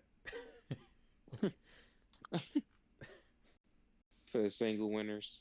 Yeah, like he's not going in the Hall of Fame because of that, you know. What about Holly Holm?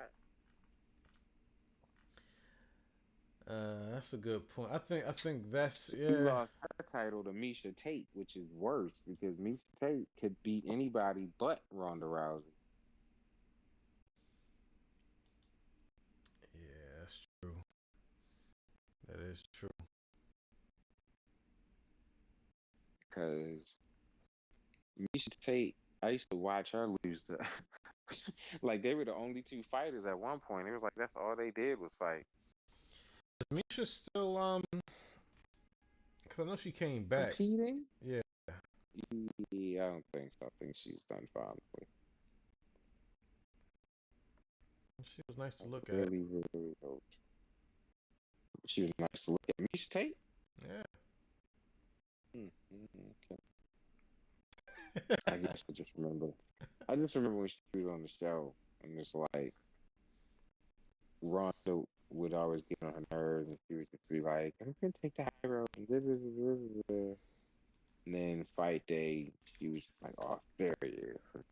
You know, trying to look super like angry, and Ronda went out there and did the same thing she always does.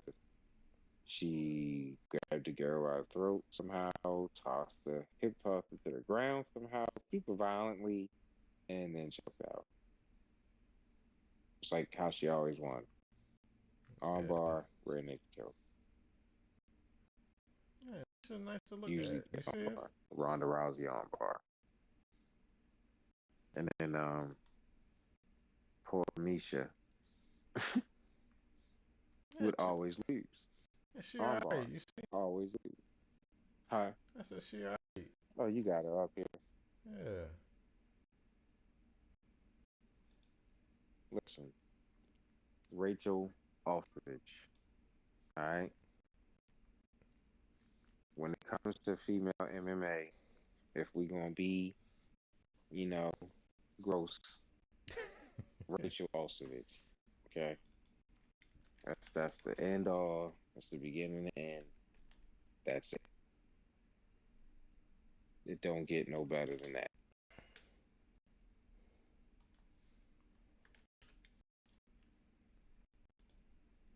Oh yeah. Yep, she was on Tough Enough House. I mean, not Tough Enough. What was it? The Ultimate Ultimate Fighter. Fighter House. Yeah, she used to do all her face-offs and like little underwear and stuff. She was on point. She was too fine. That's why she didn't stay. It wasn't just her record. It was like, nah, she's just so fine. She gotta go do something else. Nah, it was another I think chick. she did a slap thing or a bare knuckle. She did the bare knuckle thing. Yeah, yeah. I do remember that. Hold on. It was a chick who was in Bellator. That was in Bellator. One of them is like a big WWE star now. Um, hold on. Bellator, WWE. Her. Sheesh. Valerie Lareda. Yeah. How is that the picture that popped up? That's kind of funny. Yeah, Valerie Lareda.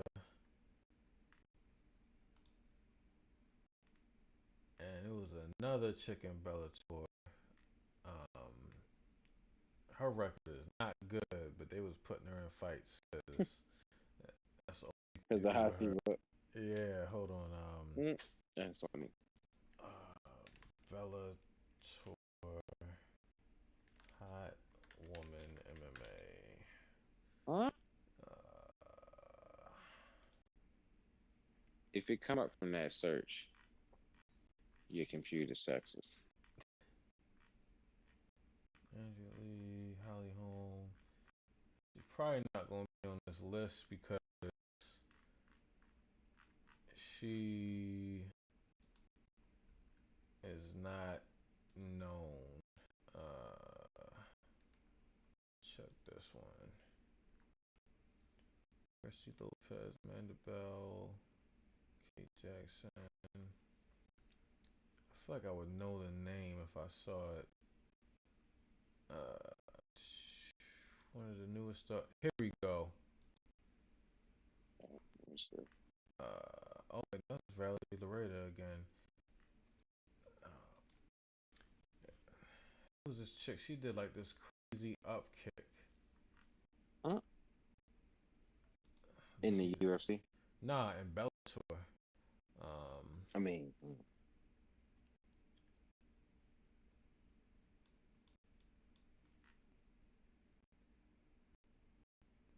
Mercedes and they JD. always show Paige and Ant. Did she come back? She supposedly is. Dana says she's not coming back to the UFC, but wherever she's going back to MMA, it's not here. So my guess is she's gonna be GFL in it. Oh yeah, the GFL is gonna be interesting. I don't even. Yeah. Hopefully they It's let gonna be a us- lot of knockouts. Yeah. It's gonna be a lot of knockouts that first event. It's gonna be a lot of people going down. I'm trying to tell you. Yeah, call it the Grandfather Fighting League, is that what it is? Yeah, Grandfather Fighting League and the CT League. Oof, that's rough right there. That's rough right there. You know what I can't believe? I can't believe that. What happened with the Canelo Crawford fight that literally hours after now he's fighting Jake Paul? I thought it was the other way around. Because I thought he was supposed. The first thing that I saw was you sent me the thing, Crawford confirmed. And I'm like, bang, that's going to be crazy. The next day or the next morning, I saw it's confirmed. Canelo is fighting Jake Paul next. No, I thought it was Jake Paul at first, and then it was Crawford. Hold on, Canelo, Crawford. I thought he was supposed to fight Jake Paul, but then, yeah, he was supposed to fight Jake Paul, but then it was switched to Terrence Crawford. But now, according to the AI, it says there are rumors that he may instead fight Jake Paul in May. Hold on. Yeah, that's what they're supposed to be fighting. They're supposed to be fighting in May. I thought he was supposed to be fighting Terrence Crawford in like the fall. But Canelo, all right. So he signed a 4-fight deal with Riyadh season. Yikes! He about to retire.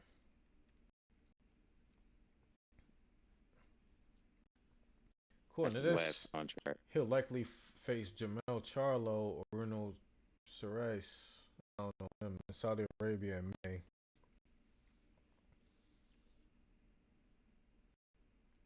I just saw a $200 million deal for him to fight Jake Paul. See, that's the rumor mill. He just going out and getting all the money. He's some mad Southern right there. Yeah, I didn't mean to. That's the rumor mill. Janae Harding, that's who it was right here. Yeah. Shorty spoke. Okay. Hold on. Hey, Harding. Okay, she's from New Zealand. That makes sense.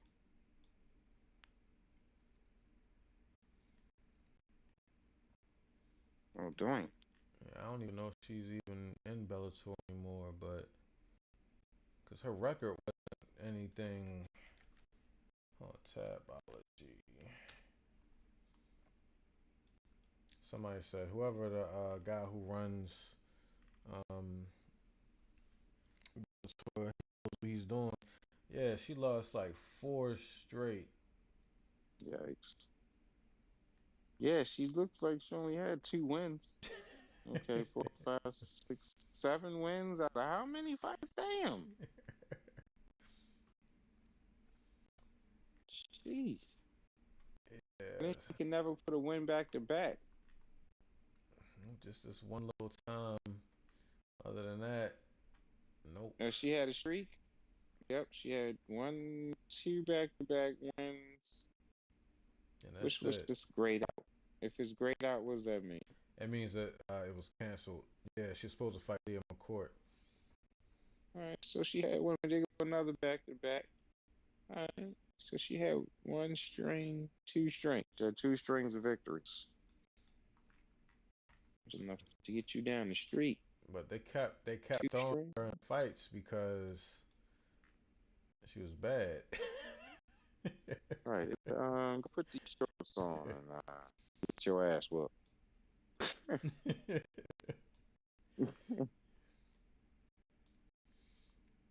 Damn. She's still even Like, in I the think, Janae Harding I UFC think watch party. Oh yeah, she ain't even part of Bellator anymore. I don't think.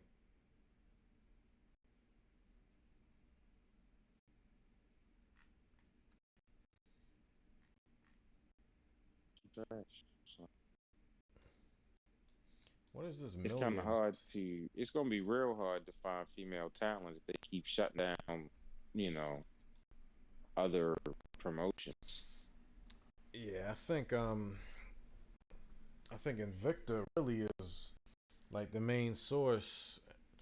Um, I see LFA does have some women's division. Yeah. Some women's division, but I don't see a lot of women's fights there. I know they had Hmm. their I know they had their 201 card. I think that was Hey, yesterday. 201. That's a big deal.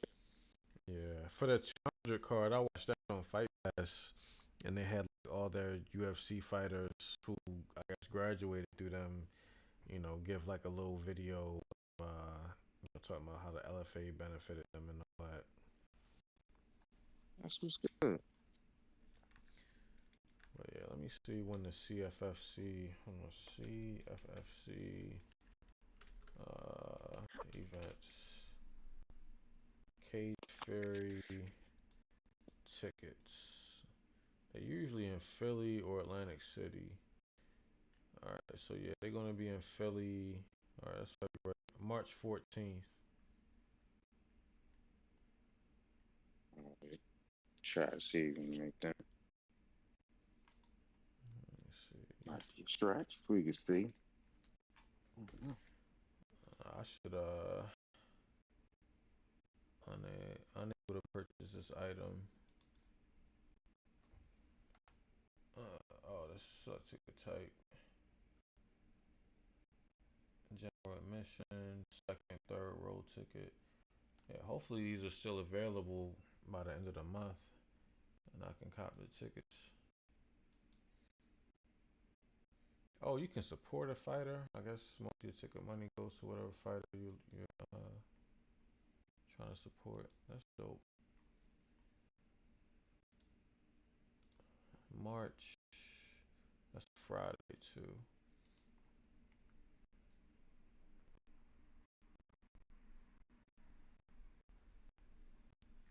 Yeah, we'll try to make it to that. But yeah, good event, I suppose. The prelims did a lot better than the main card. Yeah, Got they a were a lot of little bit more exciting than that main card was. Other than, I think the with Zaylee and the Zaylee fight and I mean Whaley, sorry. Whaley fight and right before her, Sarah. Those Yeah, were probably the better fights of the main card this evening. But the prelims, those are pretty much all on point. yeah, we got a good. It's looking good for the future. Just gotta let them develop a little bit more. But Yeah, this new round of UFC people though, as much as their personalities, they don't really bring that. They're just personalities. You know what I mean? Like it's not like that old day, star quality. It's just a lot of personalities clashing and stuff like that.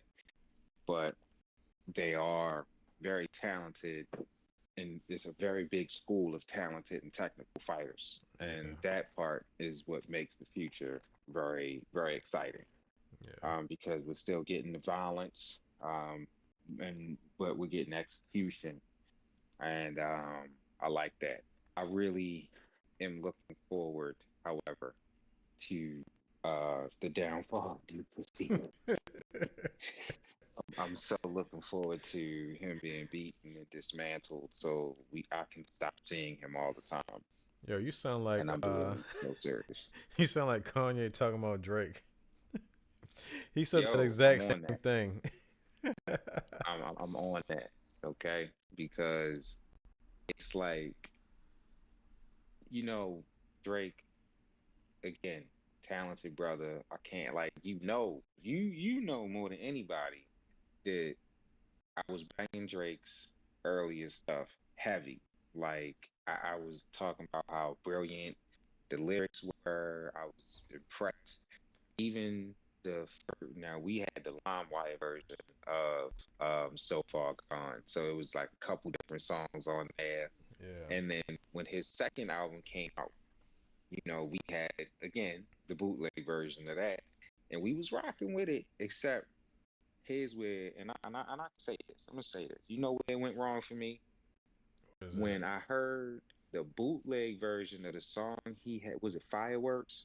Yeah, yeah, yeah, yeah, yeah, yeah. When I heard the bootleg version of Fireworks and how much Alicia was on it, and then when you heard the album version of Fireworks and he took her off of it, I kind of I kind of was like, I don't know if I bang with that. You know what I'm saying? And then from there, the next album, which was Thank Me Now or whatever, that I think that was the last one for me. Thank Me Now was the last Thank one. me later. That's Then just all the classic.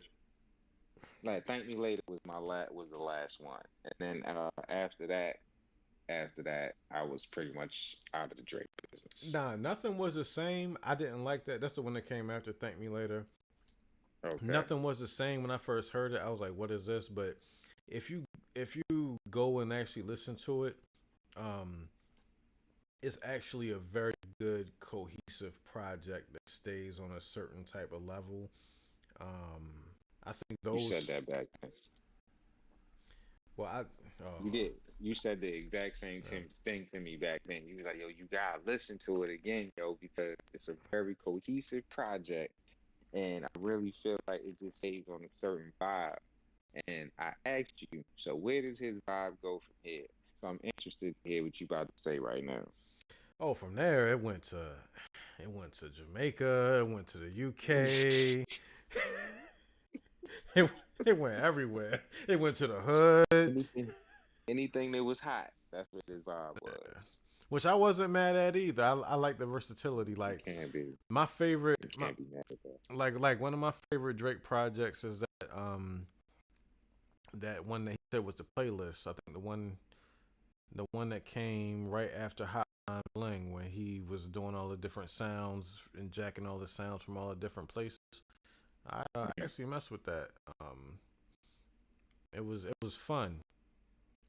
I don't know any Drake music. Like I said, after Thank Me Now or Thank Me Later, whichever one that was, um, I was out of the Drake business. I heard the album after that, but I didn't like it, and it never grew on me. It was like maybe two songs that kind of grew on me. The one with Wayne, um, the one with Jay-Z, and there was another one on that. It was just great. That I was like 3 songs on that, but I couldn't get with him anymore after that, you know. No, And it wasn't his versatility or how he was trying different things. To me, it didn't feel like he was trying anymore, actually, at all. You know what I'm saying? Like after that album, it all started like he kind of got into this emo phase and the whole Marvin drum thing, and it's like you complaining and you in love, like you Mary J. Blige thing, like you in love but you complaining and you don't need nobody but you alone. You don't want nobody but you by yourself. Nobody understands you but you need somebody to listen. Like I wasn't really feeling none of that type of stuff. And then I'm the hottest nigga in the hood, but you from Canada, like it was just so many weird things to me because he came out like you from Degrassi. Like, how is this? Like, it was just so much stuff to me that just didn't make sense. And like, he was just so openly welcome. And honestly, being light skinned from my neighborhood, like, it kind of made me mad. Like, how the fuck is y'all letting this nigga do this? Like, I'm from Round, and y'all ain't letting me act like this. You understand what I'm saying? Like, I had to earn for every little piece. You see me like niggas was fighting me outside, bringing the gloves up. Like we was walking, like you know what I mean. Like this nigga just dancing around, looking all dumb in the back of niggas' music videos and shit. It's like how y'all let this skate? Like how was this nigga allowed to do this? You know, when so many of us light skinned niggas had to really put on to get on, to get accepted. You know what I'm saying? Like y'all just letting this clown ass nigga bring money through. I guess money lets you do a lot of wild shit. nah, but you know what you would like though? Um, his last album was trash, but then he dropped the deluxe, and it was like an extra 6 songs. So you like look the last 6 songs that's part of the deluxe of his last album you would like, because that was when All right. people said he couldn't rap and his album is trash. So then he put out those 6 songs to let people know he could still rap. I peep it. Just those six You know, songs, not the rest of it. just those this I bet. Nah, I peep it. Because the I'm rest of always it gonna is, give it a shot. yeah, it's horrible. Cause like I said, the nigga Yeah, like and like they say that. So I don't know. This might be like Drake fan conspiracy, but they say that he's throwing out trash just to try to get out of whatever deal he's in, which rappers have done you in know, the past. So here's my last take. I really hope that, and I mean it honestly, I really hope that whatever he does next musically, if he comes back over to the hood music side, try to get back that audience, I really hope he does it in a humble space. And I'm being serious. I hope he doesn't come back over after that whole, because seriously, like I know Kendrick said, Battle had gotten soft, so he wanted to, make it hard again, you know what I'm saying, do all that. It wasn't really so much about like whatever, but we all know the truth. You know what I'm saying? Like that's why he had the whole hoods on stage, yo, like you he gotta say, hear Glasses Malone did an interview. I forget who was with. It might be Bootleg Kev. It just came out, but he was like, um, yeah, Kendrick is fooling y'all with this whole good kid, Mad City thing. He's not a good kid, and certain things he says in his song let you know what side he's on. Like he was like he's a mean guy, and and he's working on it, yo, but he's a mean person, and yeah, he's not to be played with. He's not this good kid that he portrays himself to be all the time. yo, That's something that this song, he said that the good kid Mad City is something that he strives towards, but it's not necessarily him. yo, all right. I thought that he was just like a good rapper that was just like from around the way or whatever. Gan was playing some shit from Dot that I had never even heard of before. And he was saying all this on Pyru type shit. I never heard him say that in songs before. And I was like, oh damn. And the more I listen to it, it's like Vince Staples.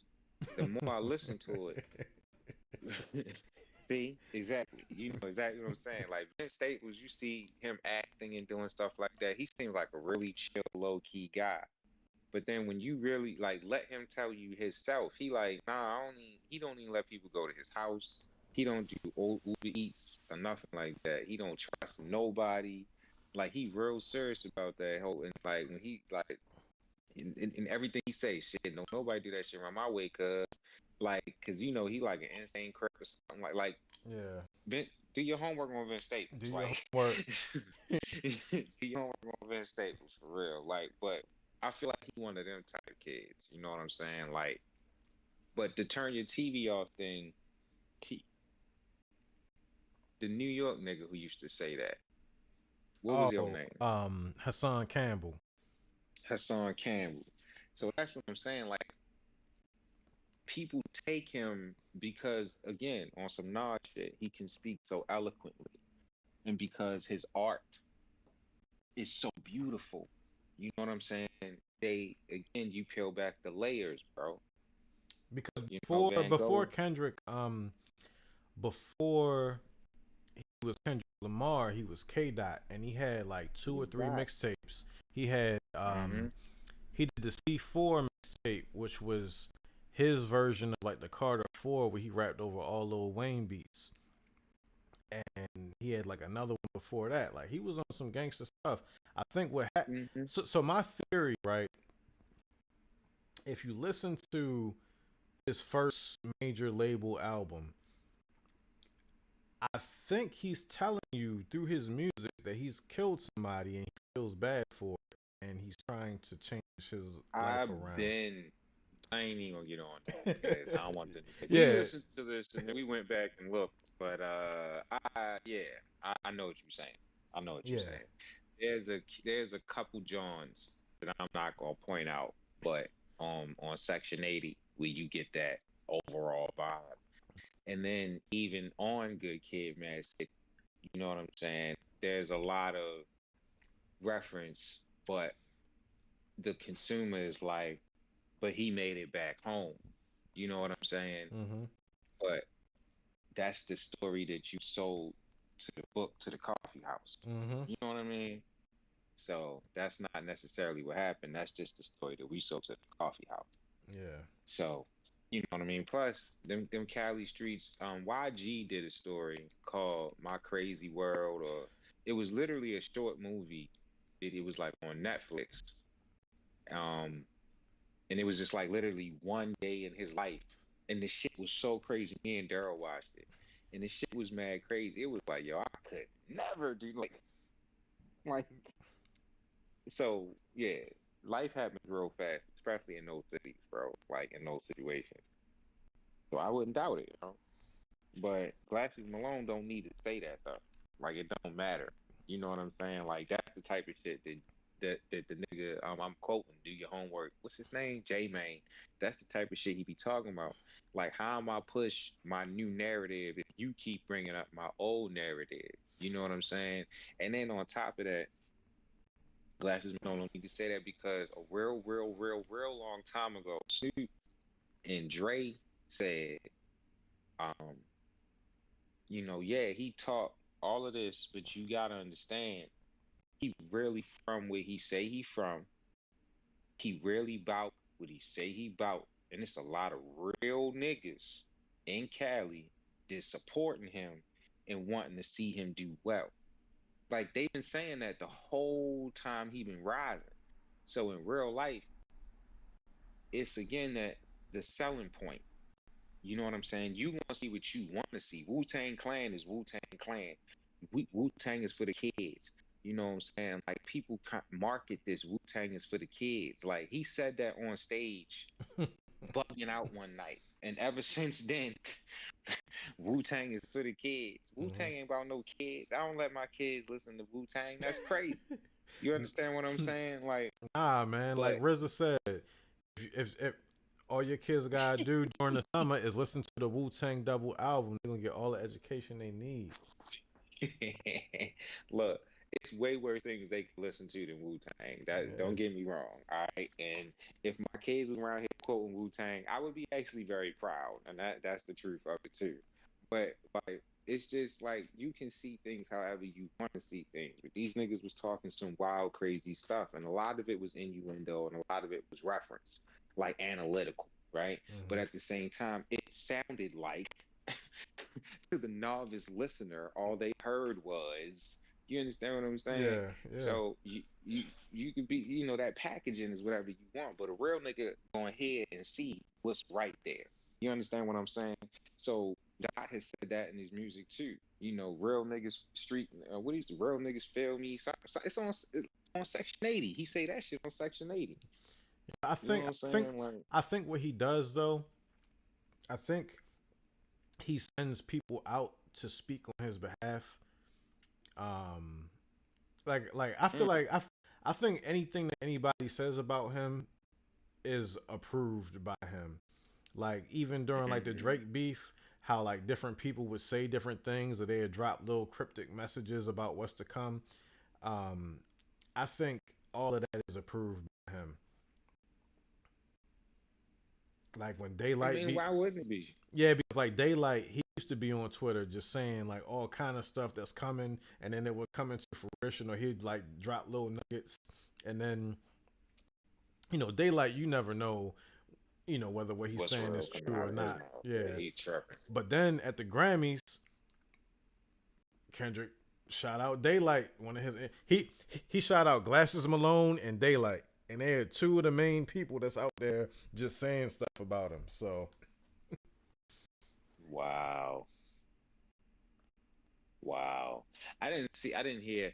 I don't really bang with the Grammys. Like, I don't really, you know what I'm oh, I saying? just saw the clips Um, after, but yeah, his speech that I he just looked gave, up. he was like, people who inspired me, Glasses Malone, um, somebody else, Daylight, and then of course, I Scoob. don't believe, I don't believe Glasses Malone inspired him at all. Daylight, I can see, but Glasses Yeah. Malone, hell no. Like, you know what I'm saying? Like, he don't rap nothing like Glasses Malone. And they two different, you know what I'm saying? They got two different flows. Glasses Malone had one hard song, maybe two. Oh, you crazy? Yeah. Nah, two. I would say two. Two hard songs. And not the one with Wayne. He had I don't know if it was an album. I don't know what song it was. To be honest with you, I don't know what song it was, but I heard this song Glasses Malone had, and I'm gonna say it was with Mac 10. It was hard as shit. It might have been with Mac 10. And that shit was hard. And then he had another joint that was hard as shit. You talking about the So Tupac like joint? two joints. It might be It that. was like 'Cause the it was like it was very controversial because he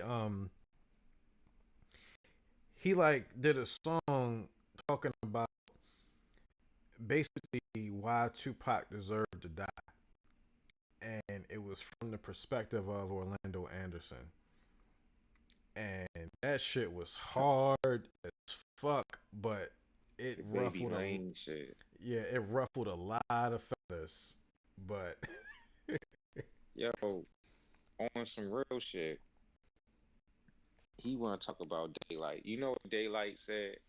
That wasn't Daylight, that was Bosco. Never mind, never mind. I'm about to quote the wrong nigga. Because Bosco said, and I really feel like it might have been Daylight though. But one of them niggas said that what happened to damn, I'm bugging. Now I'm talking about scrap all that. Scrap all that, never mind. Because first I made a connection between the perspective of Tupac's killer to a comment that I thought Daylight made, but I'm confusing that with Bosco about the nigga that killed um Nipsey. oh my God, Nipsey Hussle. Yeah. He was saying on some real street G shit, that's exactly what was supposed to happen on some street code shit. Niggas smack you and violate you in public. You supposed to go get back. I That's what you're supposed to do, yeah, you know. but But as far as the Baby Lane shit, I mean, as the Tupac shit, a lot of people have said that that's what happens. You know what I'm saying? The whole problem with Tupac getting killed is he should have never been fighting this nigga in the first place. Yeah. Like, it should have never happened. Like, when him and the guy started arguing, the bodyguard should put him back, put the focus on them, let them just go ahead and pack him out, and then get Pac out of there. But they let Pac fight, and he walking around all cocky and shit. Yeah, I just whooped his ass, and he ain't leave, he ain't do nothing. Them niggas went and squatted up and like shot him up. Like, I don't know why people keep calling that. That don't seem right. That don't seem. What seems wrong about it? Because That Tupac, shit happens every day. because Tupac made Dear Mama, and he made Brenda's Got a Baby, and he made Keep Your Head Up, and he Right. made, all these And impactful songs. he made a lot of stuff. He made a lot of stuff, including a mistake. Like, Yeah. it's okay. It shouldn't have cost him his life, but he made a mistake. It shouldn't have cost him his life though, but he made a mistake. He shouldn't have. He should have left. He was George Jefferson strolling around that joint. We all seen the footage. He should have left. Why they were still there afterwards, it still doesn't make sense. Yo, the custom Mike Tyson song for Mike Tyson to walk out to, like, that was his And that's night. probably what happened. That was his night, right? I was like, that's probably what happened. That's why he ain't leave. He was feeling so good. I'm on top of the world. Ain't nobody getting in my way. And that's exactly when something come get in your way. It's sad though, man. Yeah. Pac had to really die a few. Like, you don't get a lot of chances, yo. Like, you know what I'm saying? Like, you get chances, but you don't get a lot, yo.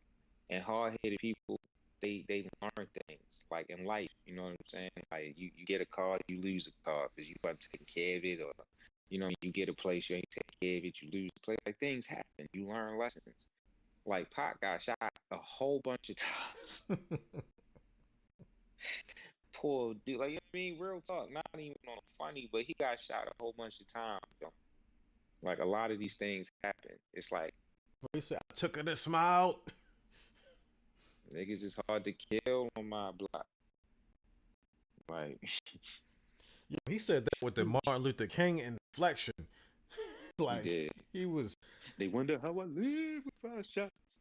Niggas is hard to kill kill on my block. Like, Joe, the original saying it with his chest right there. yeah, like, and that's why 50, what he say? Tupac got shot on that passenger side. Big got on the passenger side. So, what he say? I forgot what he said, but he's basically referencing like how he got the bulletproof, everything. Right. Everything, yeah. You gotta bulletproof the whole car. Mm-hmm. Like 50, when you hear people talk about 50 Cent, like 50 Cent is he worrying me, bro. Like, I think I need him to chill out. Nah, yo, like real. that's nah. He's overdoing it right now, Yeah, that's what I'm saying. He need to chill out, and yo. it's He because worrying me, yo. he's too old and too successful He acting like to this, be. yo. Exactly. Yeah, Exactly. Like, it's getting to the point where I am concerned he not dealing with his peers no more. You dealing with young niggas now. You understand what I'm saying? Because you not rapping no more. Like, he's smart enough to know to change his lane, but at the same time, everybody that you encountering, they're not getting older like you. They're getting younger. And this way that you interact with people and stuff like that, it is not sustainable. Because like anything else, somebody will learn the game and they gonna supersede it. It always happens. It always happens. and it's like he's not following his own rules. Like, Nope. he's cool with Robert Greene. He did the 58 law, but the 48 laws of power. One of them is, in victory you stop. Like you don't go further than what you intended to get. And the shit he posted about Irv, like, yo, you won over a decade ago. Why are you still doing this? And then, like, the big meat shit, like, I don't even understand that situation. Like, he took a picture with somebody and 50 got mad. Like, I don't understand. Rick Ross, yeah, yeah, like Rick, Big Misha's doing a coming home concert with Rick Ross. Why? Uh, he need money, Well, so him and Ross was cool. I think big Meech. yeah, and Ooh, he ain't feeling it. not his business. I mean, it's not his business at all. You don't own that guy because he allowed you to tell his story and you put his son in it. You that nigga can go do whatever he want to do. Like 50, that's some wild stuff. Like people gotta stop with Mhm. that mentality. Well, Like you 50, owe he, me something now because this is happening. That's ridiculous. well, Big Meech had a lawsuit. 50 had to take them posts down, calling him a rat.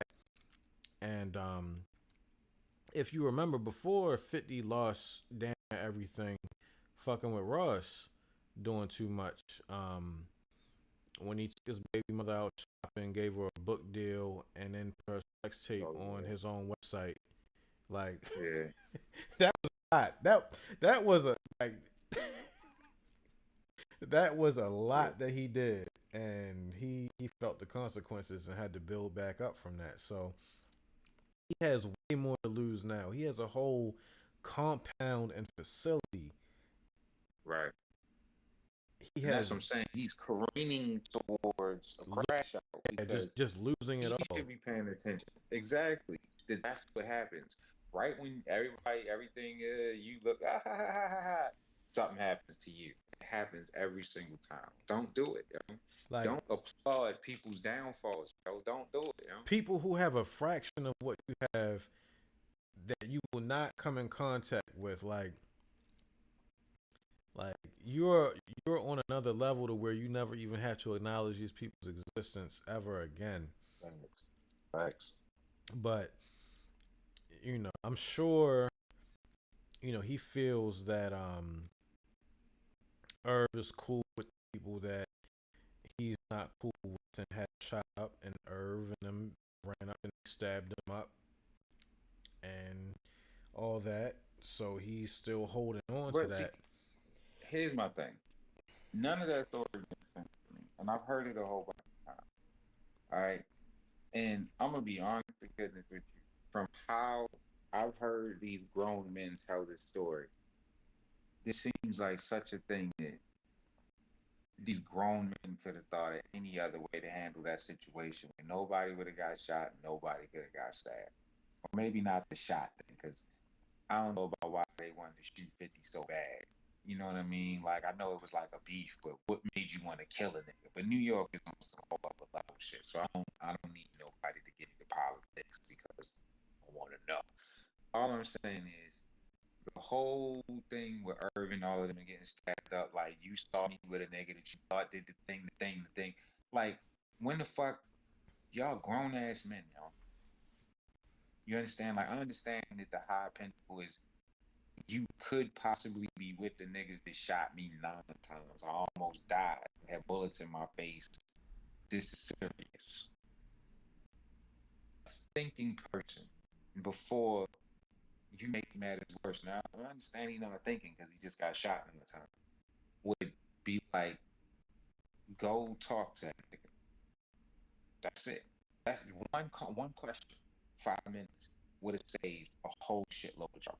Hmm. Because he was going. He knowing 50 how we all feel like we do at this point, he would have felt how he wanted to feel anyway. But at least go seek information instead of just looking at something and then y'all beefing forever now. This nigga dead and you still mad. Everybody fat at this point, everybody's dead, right? If I'm weighing it out right, the nigga that shot you supposedly dead. The nigga that y'all got into it with in the whole stabbing situation, them niggas, two of them niggas is supposedly dead. You know what I'm saying? Hmm. No, Irv is now dead. It's like there's no reason for you to still be salty about this at all anymore. It should be between you and your therapist, yo. Like yo, you And won. get rich and die trying. You Like you won one. Like it's over. Like Oh, let it go, you man. over one, and then another thing too is like through that whole situation, he put other people like he put Eminem's life in danger. Like Eminem had to wear bulletproof vests and all that shit.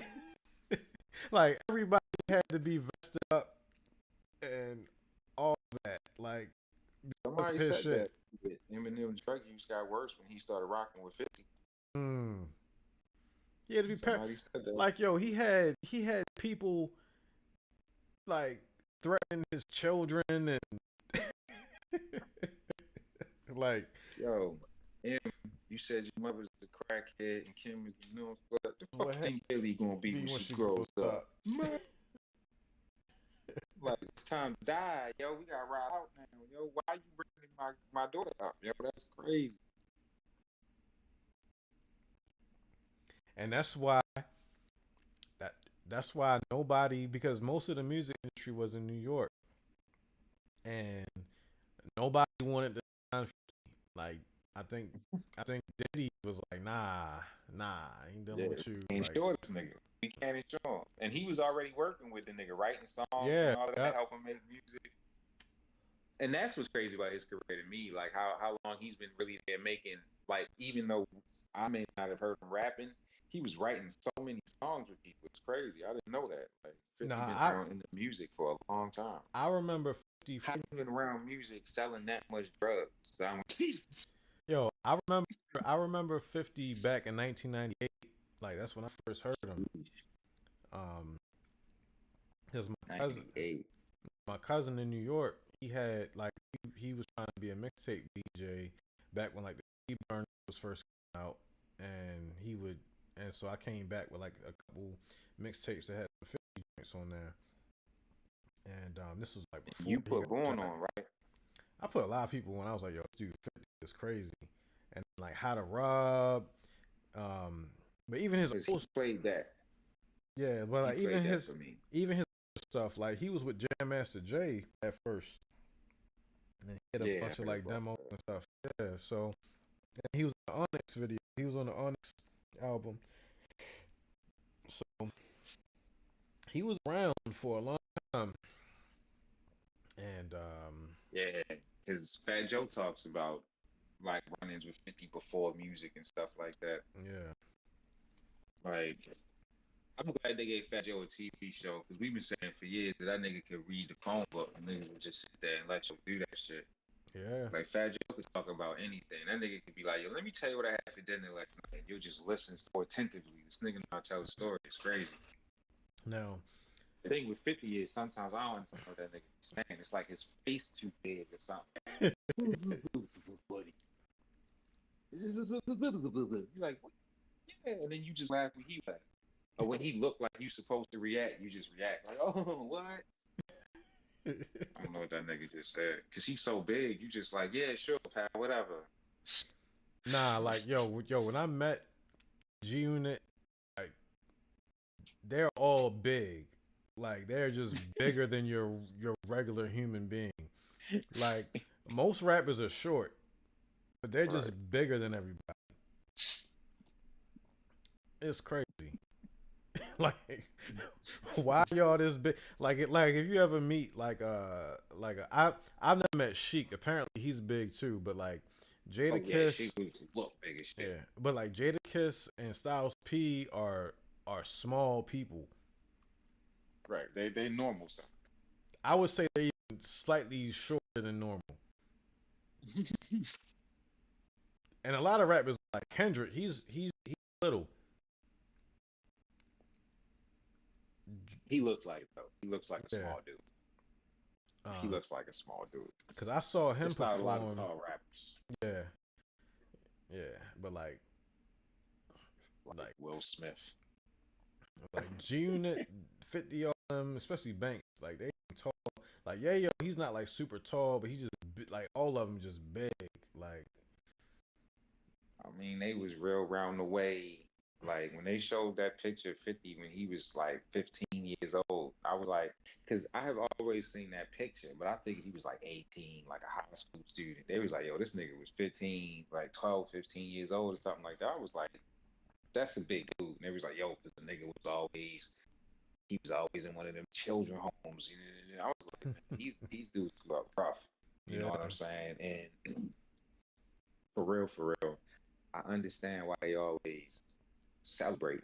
You know, I understand why they live so big because Hmm. when you really like we grew up kind, you know, we had our times and I mean shit still be going through stuff, but to go through that, we still it's still not equated to that type of not shot 9 times and sleeping on, you know, abandoned building floors and stuff like that. Like I mean, and your being mother had rich you. I mean, like that. well, his mother had him at 15 and was selling drugs and Right, died. yeah. Like, I mean she yeah. disappeared into the drug game, yeah. So yeah, yeah, Like he went through it. And it's just it's crazy. Like the fear that he put in people, like how all the Rockefeller people they say Jay-Z told them, like, yo, 50 is coming. Y'all need to put out music. Y'all need to do this and that because it's coming. And then when 50 came out, Jay-Z retired for 3 years. yeah, Waited for it to die down a little bit, then he came back. Like, then he came back. and 50 ain't no Yeah. lyrical powerhouse, but the strength of the songwriting. Like, sometimes I'll go on YouTube and I'll look at like young people react to like some of the music we came up on, and like whenever you Mm. see like young dude maybe in his like early 20s reacting to or listening to Get Rich or Die Trying for the first time, like the way they flip out about that shit Yeah. is crazy. It's an energy. Yo. Yeah. Get Rich or Die Trying was because the truth is I wasn't really not, but I never was really heavy into gangster like gangster rap. It was too hardcore. You know, I feel like to the degree where I don't even know if I ever said this stuff. The the most intense album that I had heard to a certain like my first intense album, should I say, was probably Flesh of My Flesh, Blood of My Blood. Yo, I was about to say. And like I'm telling you, when I heard Flesh of My Flesh, Blood of My Blood, it really was like that was probably the most intense album that I could listen to because it's an amazing piece of work. Yo, Um, I but ducked. I remember when there was gunshots in the skit, and I ducked because I oh, was used to everybody did. hearing. Yeah, Everybody did. Everybody did. Anybody that really has ever heard gunshots was like, "Yo, who is shooting in the house?" yeah. Like I'm trying to tell you that skit got the shit out of me. Oh my gosh, Flesh of My Flesh, Blood of My Blood was so graphic and vivid, and it didn't help that he's standing in covered in And blood, and blood. then in Yeah, the back it's a pool of blood. Like it was just yeah.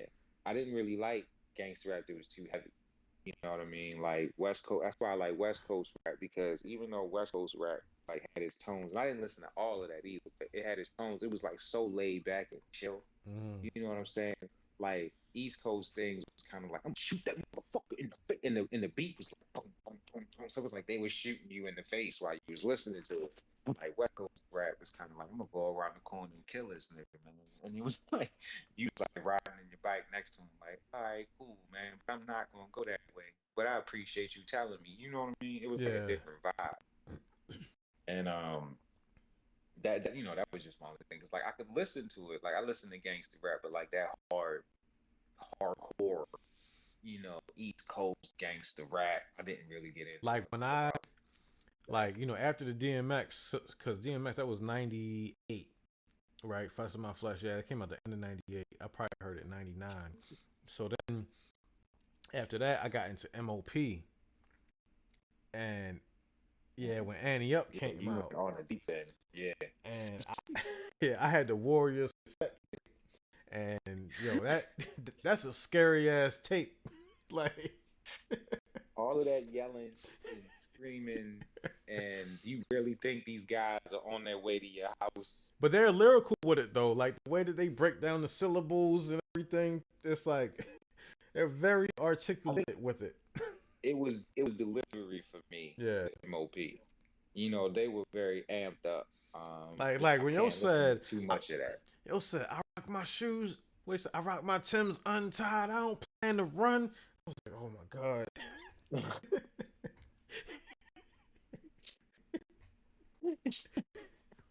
Buck up, buck up, buck up, buck up, buck up. Bow, it's them background niggas. Back down niggas. Murder my murder. Like, oh, kill him, kill him. I was like, oh my god. Right. Right. Listen. Listen. And then I remember one time, so years later, I'm in Brooklyn and I'm lost. And I start coming across the streets that I hear MOP songs. And I'm like, oh shit, I gotta get Right, I need to get up out of here. like Nostrand Ave. I heard that. It's like, oh man, this is MOP territory. The mash out posse That's is hilarious. gonna get me. Right. I'm about to get mashed out. Like, cause when I heard Annie Up, I was like, this is a song about robbing someone. Yo, And it was like, I don't know what it was, but I didn't understand how they played. I was an old soul. I didn't understand how they played certain things on the radio. Like, it just was so odd to me. me Like, too. and it's still to this day how Oh, the they stuff allow. now is way worse. I mean, but is it? Yeah. I don't know, yo. I came into the house singing. We play this radio station, the Groove station number 50 on Sirius XM, right? Hmm. And they play a lot of old school stuff. It's amazing. And it's this song that I have been singing since I was a child. That I started singing when we came in. When I walked through the door, you still humming something to yourself. And I was like, wait a minute. Did I just realize this song is disgusting? What is the song? Um, do it all night long. Do it to me. Let's do it. Oh no. I'm mad. But literally, the words are do it. Not give it to me, baby. It wasn't what you call it, because we knew what he was talking about. It was a female, and she was saying, she said the same. We do it good, do it all night. Oh my Tonight. god. Oh, no, let's do it tonight. Mm, Yeah, yeah, yeah. oh, Because yeah. like that's what this. Do it one more time, baby. Time, do Do it it right. right. We We can can do do it, it, baby. baby. Yeah. Do Do it it tonight. tonight. That song. Yeah. That's it. Yes. I was like, wait a minute. Has that song been gross this whole time? And then I stopped and I started thinking about it like, hold on, yo. And I was like, and then I look at that, I'm like, yo, they're not even covert with it. They just saying it. And we just been saying it this whole time. Like, Man, I'm about to flip that. I'm baby, gonna flip that tonight. we can do it. Take your time, do it right. We can do it, baby. We can do it tonight. There's no innuendo, there's no inferment. She's being very direct and clear. So it's like, is that something? Pull up to my bumper, baby. Have you remember this? They played that on radio. Nah, you Pull know, up to my bumper, baby. They played on the radio. That song is pure disgusting. And I'm like, play that song, and that's another challenge. Dead serious, play that song at some point. Just play that song, yo. And I'm being listen to that song, and they played on the radio. That song is pure disgusting because it's so graphic and detailed. It's disgusting. I'll give you some more. I'll give you some more. TLC Red Light Special and Adina Howard. Anything she Anything has. Adina Howard said, yeah, for sure. For sure. Anything Adina Howard did. What's funny is Adina Howard thought that it was gross when what's those two girls, Megan Thee Stallion and Cardi B was scissoring on stage. Oh yeah, She yeah, thought that yeah. was gross. She thought that was gross. She said that was too much. She said there's no reason they bumping pussies on stage. That's exactly what she said. Oh man, And that's Adina Howard. I got the Like man. Adina Howard. I got the biggest crush on Sheesh. Adina Howard. Goodness gracious. Everybody had the biggest crush on. I still have a big crush on Adina Howard. Yes. She's still fine. What the nigga said, I'm high power for a Dean Howard to sleep. Yeah. Pardon. She been on my mind All all week. week. That's Ghost. Exactly, yo. Trust me. Pardon. She been on my mind all week. And you know what's dope though? When you a rapper of a certain stature, you can drop a bar like that in a song Right. and know that she gonna hear it to let her know. Exactly. And that's why I used to think that shit was dope. Because they could say stuff like that. And I'm like, yo, Yeah. probably smash. Somewhere along the line, he met up with Shorty. And Yeah. I said, or he already smashed and he put the line in the song because he already beat. And he was Yeah. thinking about it all week. Yep. Because he could have just been telling us what happened. And we just thought he was trying to speak it into fruition. And the shit already happened. Yeah. That's the dope thing about being a rapper back in the 90s, yo. Because I'm trying to tell you, I wouldn't want to scoop none of these female rappers right now. But the Johns back in the day, yes, sir. Man. Yes, sir. It's... Maybe Doshi. I might holler at Doshi. Oh, so yo, Money Long. You ever heard of her? Yeah. So I didn't know it was a singer who I used to like, people on YouTube who was dope, Priscilla Renee. I didn't know, and like she's a songwriter. She wrote mad songs.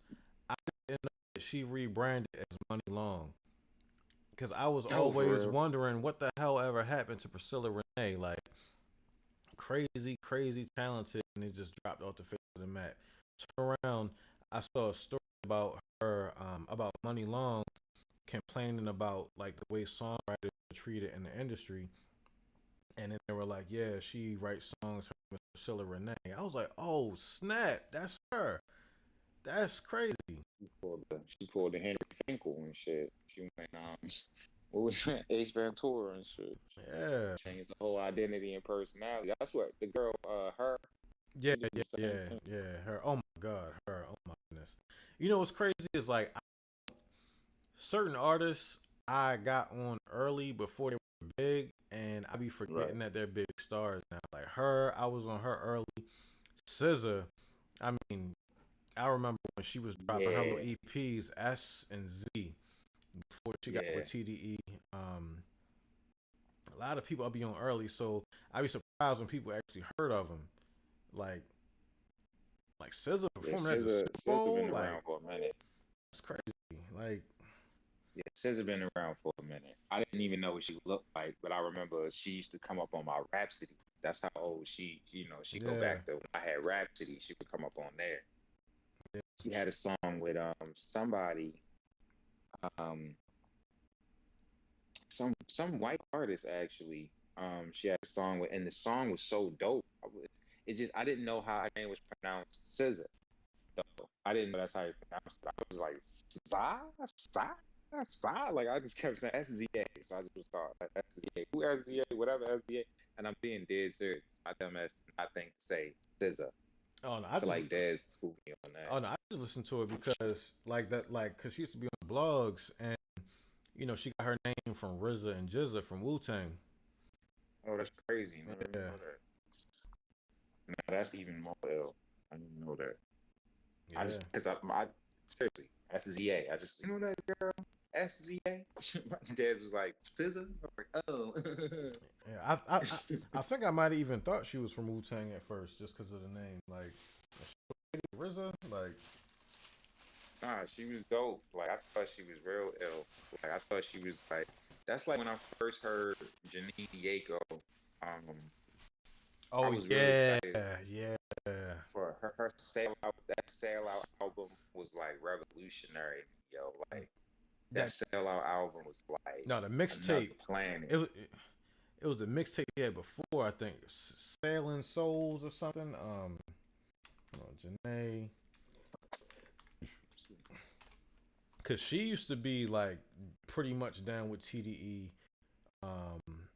Yeah, because she was on. She had Absol and Q and a lot of the dudes on that first album. Like I thought that's who she was. I thought she was like the SZA group, and then SZA was the SZA of the group.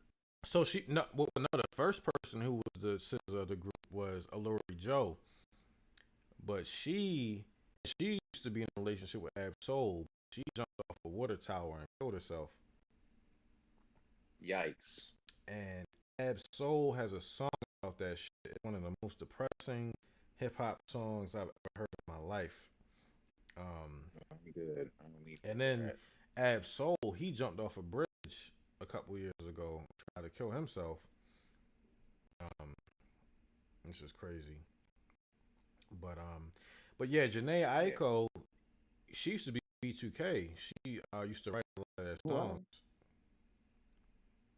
Wow. That makes sense. I can kind of hear that now. Yeah, matter of But fact, that Money Long chick, like, I did not like her first single. That yours, mine, ours. You still ain't heard that joint. I don't think so. It Hold on. First. that's exactly how it goes. Yours, mine, ours. Oh, I know what you're talking I about. can talk Yeah. to you for hours. We can take ourselves some showers. Like I hate that song. The rhyme scheme in that song is so rudimentary. It makes me irritable. Everything she's done since that song, I've it's been breath of fresh air. But when you used to say Money Long, I'd be like, yo, please stop. Because people were so in love with that song. And I just thought it was so basic and generic because it, yours, mine, hours. I can talk to you for hours. Like it wasn't like you trying to be clever, but it's not clever. Like Nah, she got this song. all of her songs since then though have been masterful. So I'm Hold glad I on. hung in there. Hold on. You gotta hear. Hold on. Where is it? Is this it? We used to be cool. That's not it. It's a song she had. It was like somebody was playing the piano. It was like a conscious. It was like a conscious song about like It was really. Cause I remember it was just on YouTube, and I remember I used to download it. Was it Rockabye Baby? I think that was it. Hold on, Rockabye Baby. Um, Rockabye Baby acoustic. Is she singing? Yeah, she's singing. She might be playing a guitar. Yeah, this is it. Can you hear it? Wait, Yeah. no. Hold on. This ain't it. And the buzz around town is you. Oh, man, where is it? It was like telling the story of like a girl who basically like a young girl who went the wrong way in life. Yeah, see, like 15 years ago, Rockabye Baby, Priscilla Renee.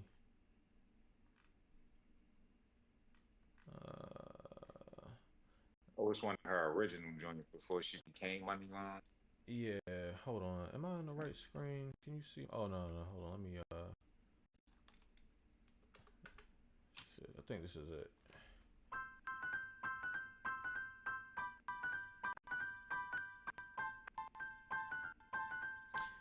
This ain't it, but this is the kind of vibe. I see you working. Do you often forget that you've That's got what a she queen look like. at That's home? crazy. I don't be knowing what people even look like. Yeah, she sits on her throne. She feels so alone. She's like one of the nieces. Buzz around town as you creep around. So what are you working on? There ain't Mr. that many Workbase. flowers in the garden. Mr. Workbay. What takes you from But yeah, dusk she till she used to just be on YouTube with her guitar. It worked out. That's how I found out about it. And then she came out with this album that was horrible. Like it was like some pop kid stuff. I was like, yo, what is this? And then she just kind of disappeared, and I guess she just came back as Money Long. I mean, they probably told her that it was a safer bet to do some type of music like that. Yeah. Oh my God, I cannot. What the fuck is this? Oh, damn, they got me.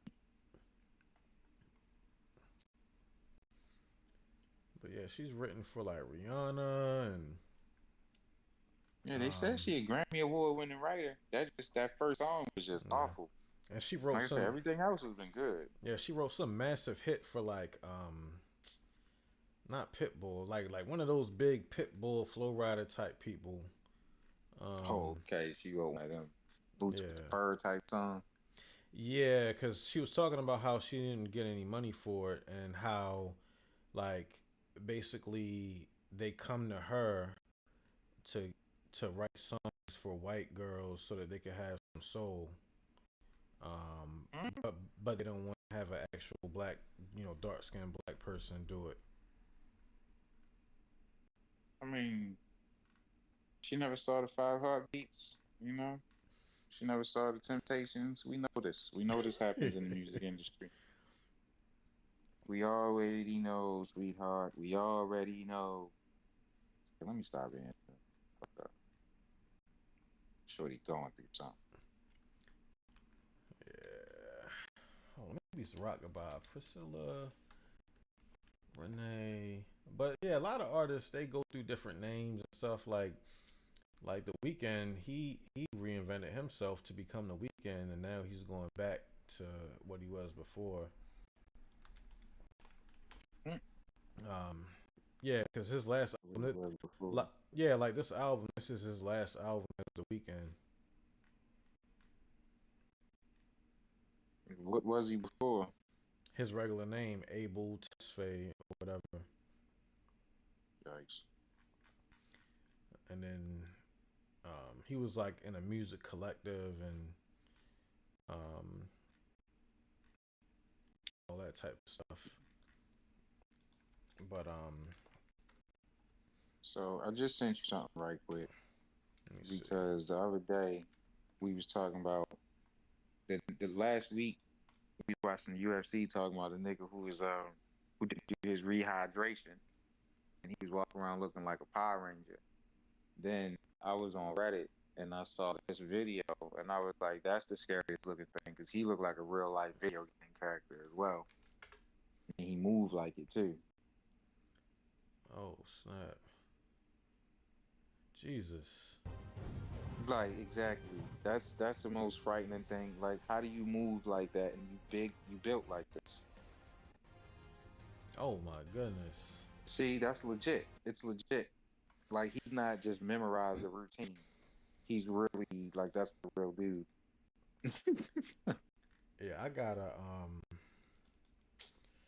I got this book, Yoga for Men. Yo, you gotta do it, yo. You gotta use it.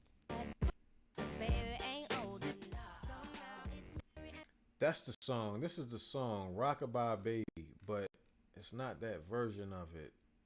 Oh my god. Is this... I'm gonna sing Rockabye Baby by them up and now her back. Hmm? Apparently she had mad people singing it. Mad covers.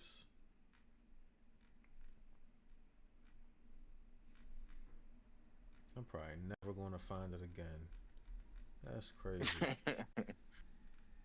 That's probably Yeah, on like a that's crazy. CD There's a lot of somewhere. covers. Damn. Who are these people? Like, what the fuck? So Renee Timber.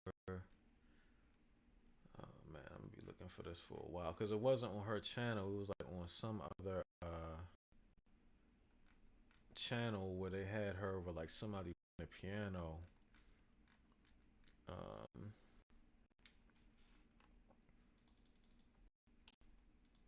yeah, it's crazy. Hold on, let me. I'm gonna cut the stream off. Thank you for checking out, everybody.